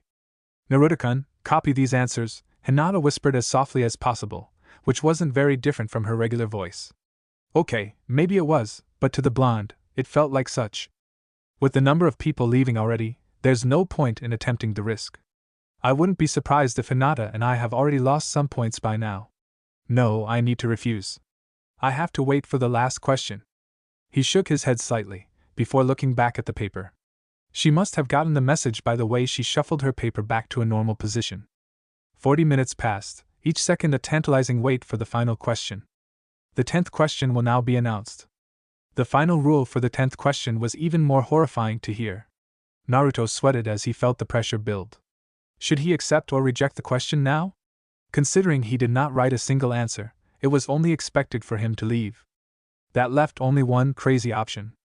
Naruto raised his hand. Before you say the final question, I need to go to the restroom, please. He could feel the judging stares of all the genin on his back. Kankuro had done the same thing several minutes before. Proctor, take this boy to the restrooms, Ibiki said disdainfully. Naruto was placed in cuffs and dragged along with ropes. The cuffs were probably in place to prevent him from doing any jutsus, which was an appropriate enough handicap. The blonde made his way into the restroom and to one of the stalls. They were not very well maintained nor clean, but it would do for now. He didn't come there for such a purpose, after all. Make it quick, brat. You've wasted enough as it is. The proctor barked from the corner of the restroom. He was attempting a wild risk, but it was certainly better than the expulsion of him and both his teammates. And for it to work, he would have to be willing to do something dirty. Naruto took a deep breath. Observe.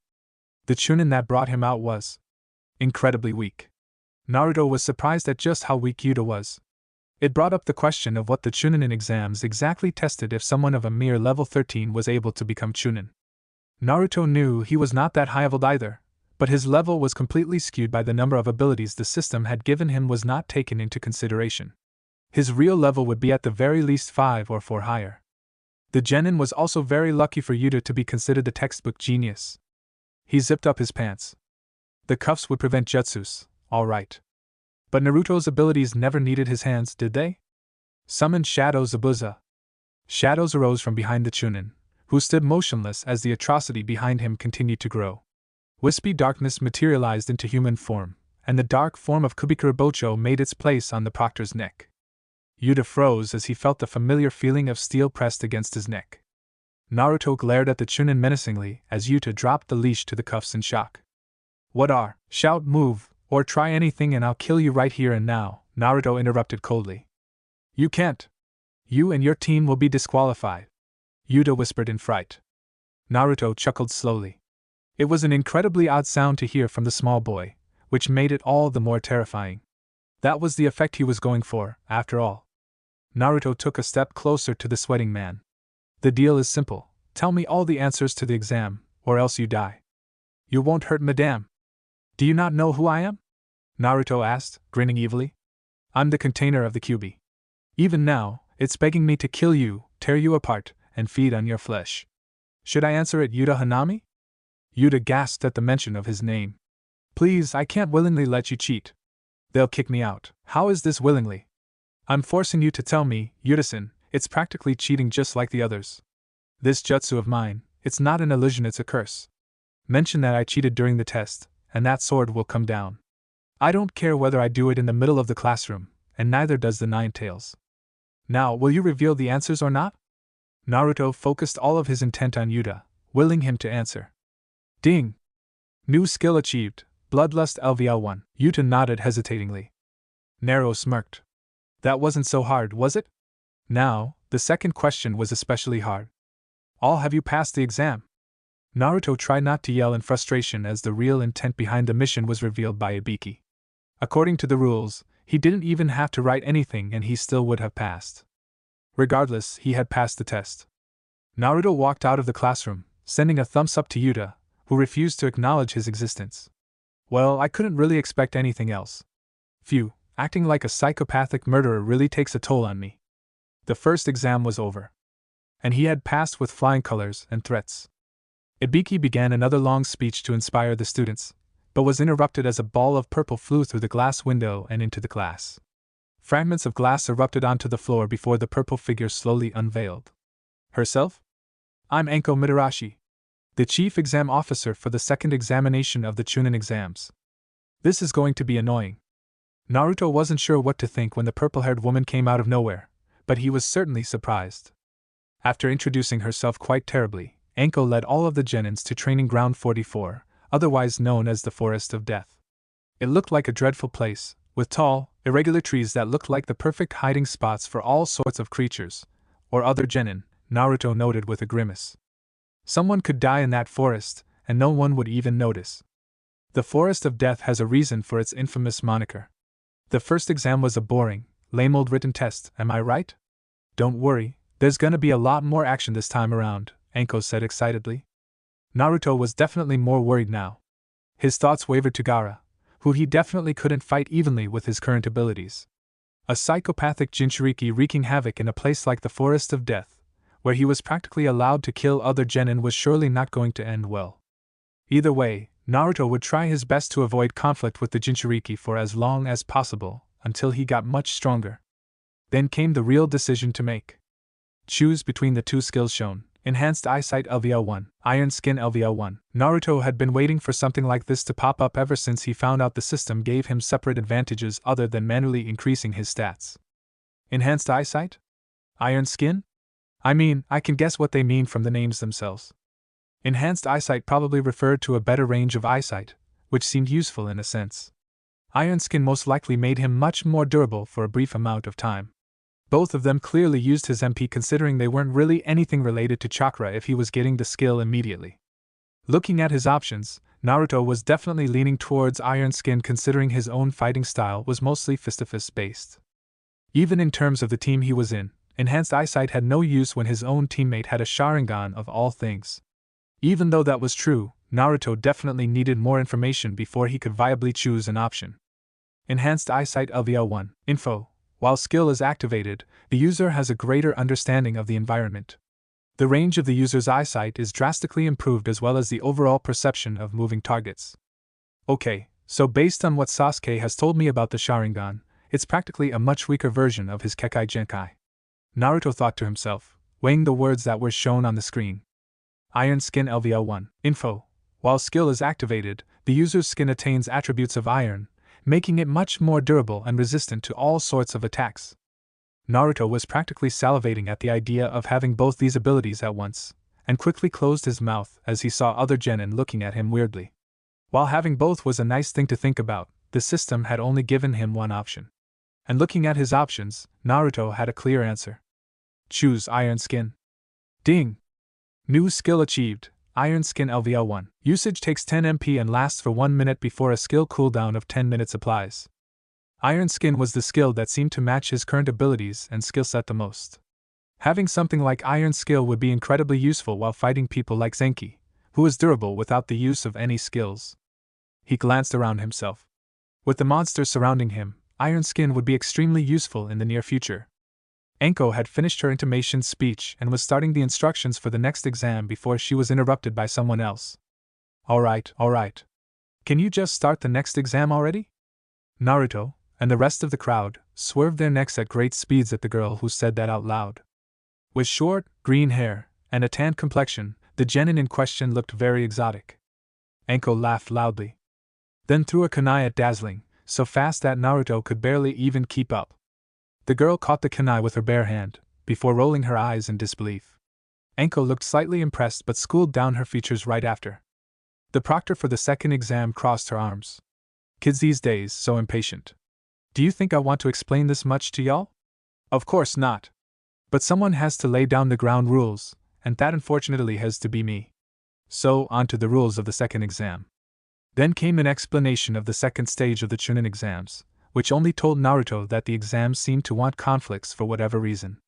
The goal of the mission was to enter the center of the forest with both the Heaven Scroll and Earth Scroll, which sounded easy enough on its own. However, each team only had a single scroll. That meant only half of the teams would end up qualifying for the third stage of the exams, and to qualify, you had to be aggressive.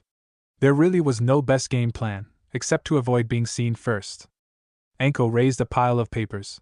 You'll have to sign this waiver, just for some assurances. The group of genin slowly moved towards the proctor, who put the sheets onto a table in front of them. Hey Blondie, move aside. Kuratsuchi made her way past Naruto as she went for the flyers. Naruto was slightly bummed that he was now the same height as the girl when he was around a foot taller in his Ruji form. For a second, he thought she would recognize him for whatever reason, but he pushed the stray thought away. It probably wouldn't do well for her to realize he was Ruji anyways, seeing how he had practically robbed of her mission entirely by himself. Naruto and the rest of Team 7 signed their papers with a spare pen that Sakura had. It seemed that not everyone had a pen, however, as others began to ask Naruto for the pen as well. The green-haired girl was the first person to ask. Oh, can I borrow a pen? Naruto looked into her strange, bright orange eyes and handed it over. Sure. Curious, he cast an observe at the genin who was able to catch the kunai that Anko had thrown so easily. Observe. Observing. Observation failed. No. Target's level is too high. Not again. Would player like a partial observation? Naruto just stood, shell-shocked at the turn of events. When he had cast the observe, he had assumed that the girl, Fu, would be a rather strong genin, somewhat similar to Rock Lee if not less. Who would have thought that she was a Jinchuriki just like him and Gaara? There was not one, not two, but 3 Jinchuriki in the Chunin exams. Counting Kuratsuchi in the pile, there were more than a few monsters in the exams. It would be tough winning it all. And thus, only one solution came to mind. If they were all monsters, Naruto just needed to become a bigger one. Naruto handed over the Heaven Scroll to Sasuke, who he trusted a lot more with items of such high importance. So, do we even have a game plan? Naruto asked the rest of his teammates. Yes. Our main goal is to enter the center with both of the scrolls, correct? Meaning right now, we need the Earth Scroll. Therefore, We need to scout our enemies beforehand and find out who has the Earth and Heaven Scroll each. There would be no point in fighting a group with a Heaven Scroll, after all, Sasuke said, putting a hand on his chin. Naruto, we're going to take full advantage of your clones. Naruto nodded. It was a good start, sure, but depended entirely on the strength of their opponents to actually work. If the opponent groups that had the Heaven Scroll happened to have someone like Gaara, who most likely was already killing people to the fullest by now, the plan would completely backfire. We can't have them recognize Naruto either, Sakura mentioned with a thoughtful glance towards the blonde. The clones can henge themselves as something else while they scout, and come back to me for reporting, Naruto supplied. Putting his hands together, he summoned 12 shadow clones exactly, sending them each in different directions. The clones hinged themselves as some random civilian kids Naruto had remembered seeing, to prevent anyone from targeting a blonde brat who was in the forest with them. Naruto looked at the sun, tilting his head up. Alright, I think it's time we… Ding! Warning, bloodlust detected. Naruto paused. What happened, Naruto? Sakura asked anxiously. Sasuke looked alerted as well. Naruto didn't have any time to notice that his eyes were already red. Wind erupted with a shriek from the treetops above as Naruto yelled move, for the entire world to hear. The cyclone of wind scratched and tore at his clothes, but fortunately was mostly avoided by his early understanding of the situation. Once the jutsu was finished, Naruto scanned his surroundings. Is everyone okay? Both Sakura and Sasuke shouted affirmatively, despite the wrecked trees and earth around. On top of one tree stood a masked genin, his spiky blonde hair and pale green coat easily visible in the scattered tree line. Based on his overall appearance, and of course, the headband he wore, it was clear the guy was from Amigakure. He then went into a steady crouch, aiming his stance straight towards an unsuspecting Sakura. Sakura, move!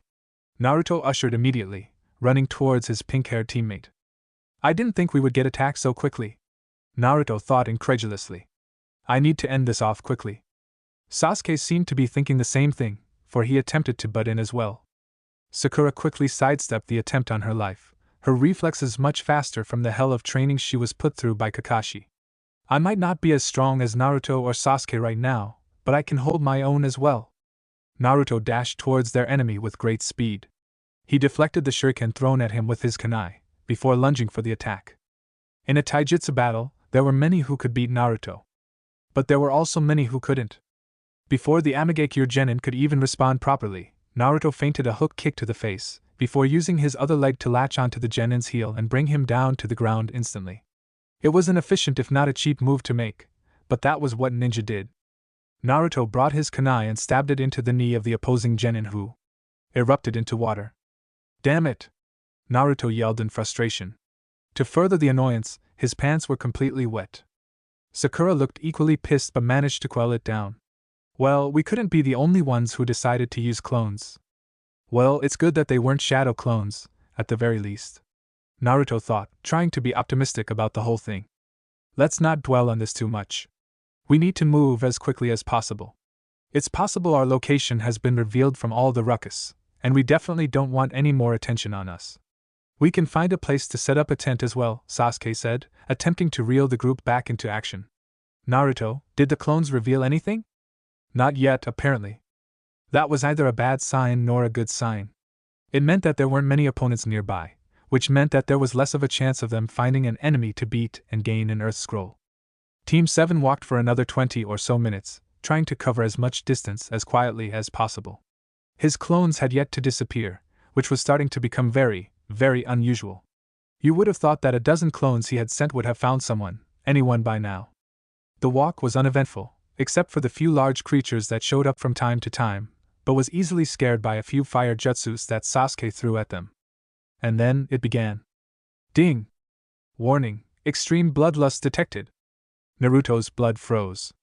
Guys, there's… An explosion rang through the forest, launching Naruto and every nearby obstacle with absolute force, bringing trees out of the soil and breaking boulders into pebbles with a single shockwave. He felt his body fly like a ragdoll into the air, before falling onto the grassy forest floor painfully. He rolled and tumbled with the resulting momentum, before finally stopping at a tree that gave a helping hand and stopped his movement. Naruto stood up with a dizzied look at his surroundings. He needed to get back to the others. Whatever was facing them at that time was far different from anything they had ever faced. The sheer bloodlust radiating from that person was something Naruto had never experienced in his life. SSSS. His eyes widened. In front of him was a huge snake the width of a train, but not as long. Its green, scaly skin and reptilian eyes were a terrifying sight to behold. Naruto gulped as he faced the reptile. It lunged with another spine-trembling hiss, missing its target scarcely as Naruto jumped into the air and landed on the snake's back. The blonde tried to dig his kunai into the snake's skin for some kind of leverage, only to find that it was almost impenetrable to get through, and his attack barely left a scratch on the animal. He dodged another strike from the back, the snake's tail not willing to leave itself so vulnerable like that. The blonde eventually had to leave the snake's body entirely. Any attempt to try and balance on the creature's slippery, scaly skin was to no avail. With every second that time passed by, his teammates were in more and more danger. He needed to find a way to quickly get rid of the snake. And he had just the idea. Summon Shadow Zabuza. The person in question appeared in a swirl of darkness beside him, as stern as ever. Again? Naruto winced, knowing that would happen. I know I'm relying on you a lot, but I seriously need to get rid of this wretched animal. Plus, I don't really need you, just the sword. Sure, but make it quick. And you better not call me for another weak brat. Of course. Naruto lied through his teeth. There was no way he wasn't going to summon Zabuza again for an entire week. Zabuza tossed him the sword. Normally, this would have been a breach of tradition to do. But considering I'm already dead, I don't really care too much anymore. Awesome. Naruto caught the black Kubikuri Bocho with care, the large sword requiring 2 hands from Naruto to properly use. He grinned widely at the incoming snake. You shouldn't have done this, poor snake. It's time for execution. Naruto exclaimed loudly, clutching the sword and bending his knees. He pushed with all of his might, over the snake's fangs and near its head. With a heave, he brought the sword down onto the snake's head. The metal cleaved through the snake's skin like butter, beheading the reptile in a single stroke of metal. It was a gory sight. Red blood and snake vessels blew out from the disconnect in the snake's body, covering Naruto with blood as well. The genin brushed the blood away from his face with his hand, planting it into his hair. Listen, Naruto. Naruto immediately snapped to attention. Was that the first time Zabuza had called him by his real name? He normally just used brat or kid, which always managed to irk him for whatever reason. Zabuza looked very serious. The snake summon is a technique not known by many. To the rest of the world, only 2 people currently know it. But I believe, only one of those 2 would use it to kill genin. And if what I'm thinking is true, you and your teammates are in a whole heap of trouble. Who is it? Orochimaru of the Sannin. Sasuke grunted and panted in pain as he felt the blood from his thigh run down his leg. He had planted the kunai without a second thought, and was facing the consequences now. Fire style, art of the phoenix flower. The raven-haired boy yelled as he went through the hand signs at a record pace. Multiple balls of fire launched themselves at the pale snakeman, who twisted and turned through the jutsu, not allowing a single hair to be burnt by the bright orange fire. This guy. He's not like anything that I've ever met. It's obvious that I'm being toyed with. But why? What does he have to gain from keeping me alive? Sasuke thought with a frown. The fear and adrenaline in his body were the only things keeping him going at that point in time. Everything else was secondary. He was going to survive this, by any means necessary. He looked at Sakura beside him, who was clearly shivering in fright. Her eyes were devoid of all emotions. Except dread. I could use some help from Naruto right now. Sasuke launched backwards, throwing his ninja wire with abandon towards the man, who didn't even flinch at the attack. The wire surrounded the enemy, catching onto his body. Sasuke caught the end of the wire with his mouth and immediately held up a hand sign, making the thin, chakra-conductive wire erupt into a line of flames. Sakura's eyes widened with hope as the damage seemed to have been dealt. And it all did absolutely nothing. The man was back in full form, standing still on the branch, smirking evilly. What's someone like you doing in the Chunin exams? You're definitely not a genin, Sasuke murmured, trying to stall as much time as possible. The answer that the man gave him made Sasuke wish he hadn't asked the question in the first place. You, Sasuke-kun. I've come for you. Now, how about you reveal the ability you've been hiding? It would be a shame to let you die so easily, the man said sadistically, his voice low and condescending. Sasuke felt rage flow through his blood. But he couldn't do anything. The man in front of him was superior in every way possible, from catching Sasuke in that genjutsu from earlier with a mere glance, and being seeming indestructible from the way he tanked his jutsus. He closed his eyes. And the next time they opened, they were scarlet red with 2 tomos swirling around the pupil. The pale man chuckled. Wonderful! The real show can finally start. I have to try and surprise him with my offense. Trying to be defensive the entire time will only get me killed. I need to depend on my chances to get an open hit on this man. Sasuke sent a pulse of chakra to feet and bolted down the large branches of the tree he was on, finding that the snakeman was still. That would be his mistake. The uchiha met him with a hook, which was blocked causally with a fist, before he went over the man with a jump, pulling his hand out of his grip. Now on the backside of his enemy, he attempted a sweep kick, which was gracefully leapt over. Sasuke backstepped to dodge a jab at his throat, before reaching into his pockets. He grabbed over a dozen shuriken and threw them at once at the opponent. At the same time, he put one of his hands into a seal, charging each of the projectiles with pure lightning. The man looked slightly startled, before he leaned back at an unnatural angle for any normal human, shinobi or not. Sasuke smirked. Naruto wasn't the only one who learned new jutsu during his training with Kakashi. Learning he was compatible with lightning was a surprise, but a welcome one, and something he was going to take great advantage of.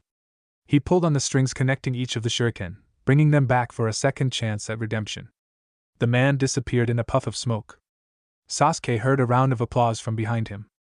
The ominous voice was recognizable. Good try, Sasuke-kun. I'm truly impressed by your versatility. It's a beauty to the eyes. But I'm afraid that this charade is over. Sasuke felt his vision darken as he felt a jab to his neck from behind. Itachi. Orochimaru smiled widely as he eyed the unconscious body of the uchiha in front of him. Useful indeed, his body will be. All he had to do was administer the mark, and everything will be set to stone. The beloved Sharingan would finally be his. But who was this girl that stood in front of him, trembling with a kunai in her hand? Who cared? Orochimaru swatted aside the kunai before slapping the girl into the overgrowth at the foot of the trees. His plans weren't affected whether she was alive or dead, after all. She was a mere nuisance, someone that didn't need to be dealt with, and someone he would rather not kill just for the sake of time. An ant in a room filled with giants. But Sasuke, on the other hand. Orochimaru chuckled. His plans were going so tremendously well. Hey, snake freak. Another nuisance. Orochimaru didn't give him a glance. Instead, he summoned one of his snakes and directed it towards the boy. Surely, that would be enough for the kill. I said, hey? You're really starting to piss me off, Orochimaru. The legendary Sannin finally glanced at the boy. Torn orange clothes, and yellow hair covered with blonde. Not a trendy look. But most surprisingly was the large, pure black sword that he carried over his back. Orochimaru grinned. Time for a slaying. Thank you for watching this video. I hope you enjoyed it. If you want to see the next part, don't forget to turn on notifications by hitting that bell icon. Please like, subscribe, and comment below to let me know your thoughts. Check out my other videos for more content you might enjoy. Until next time, take care.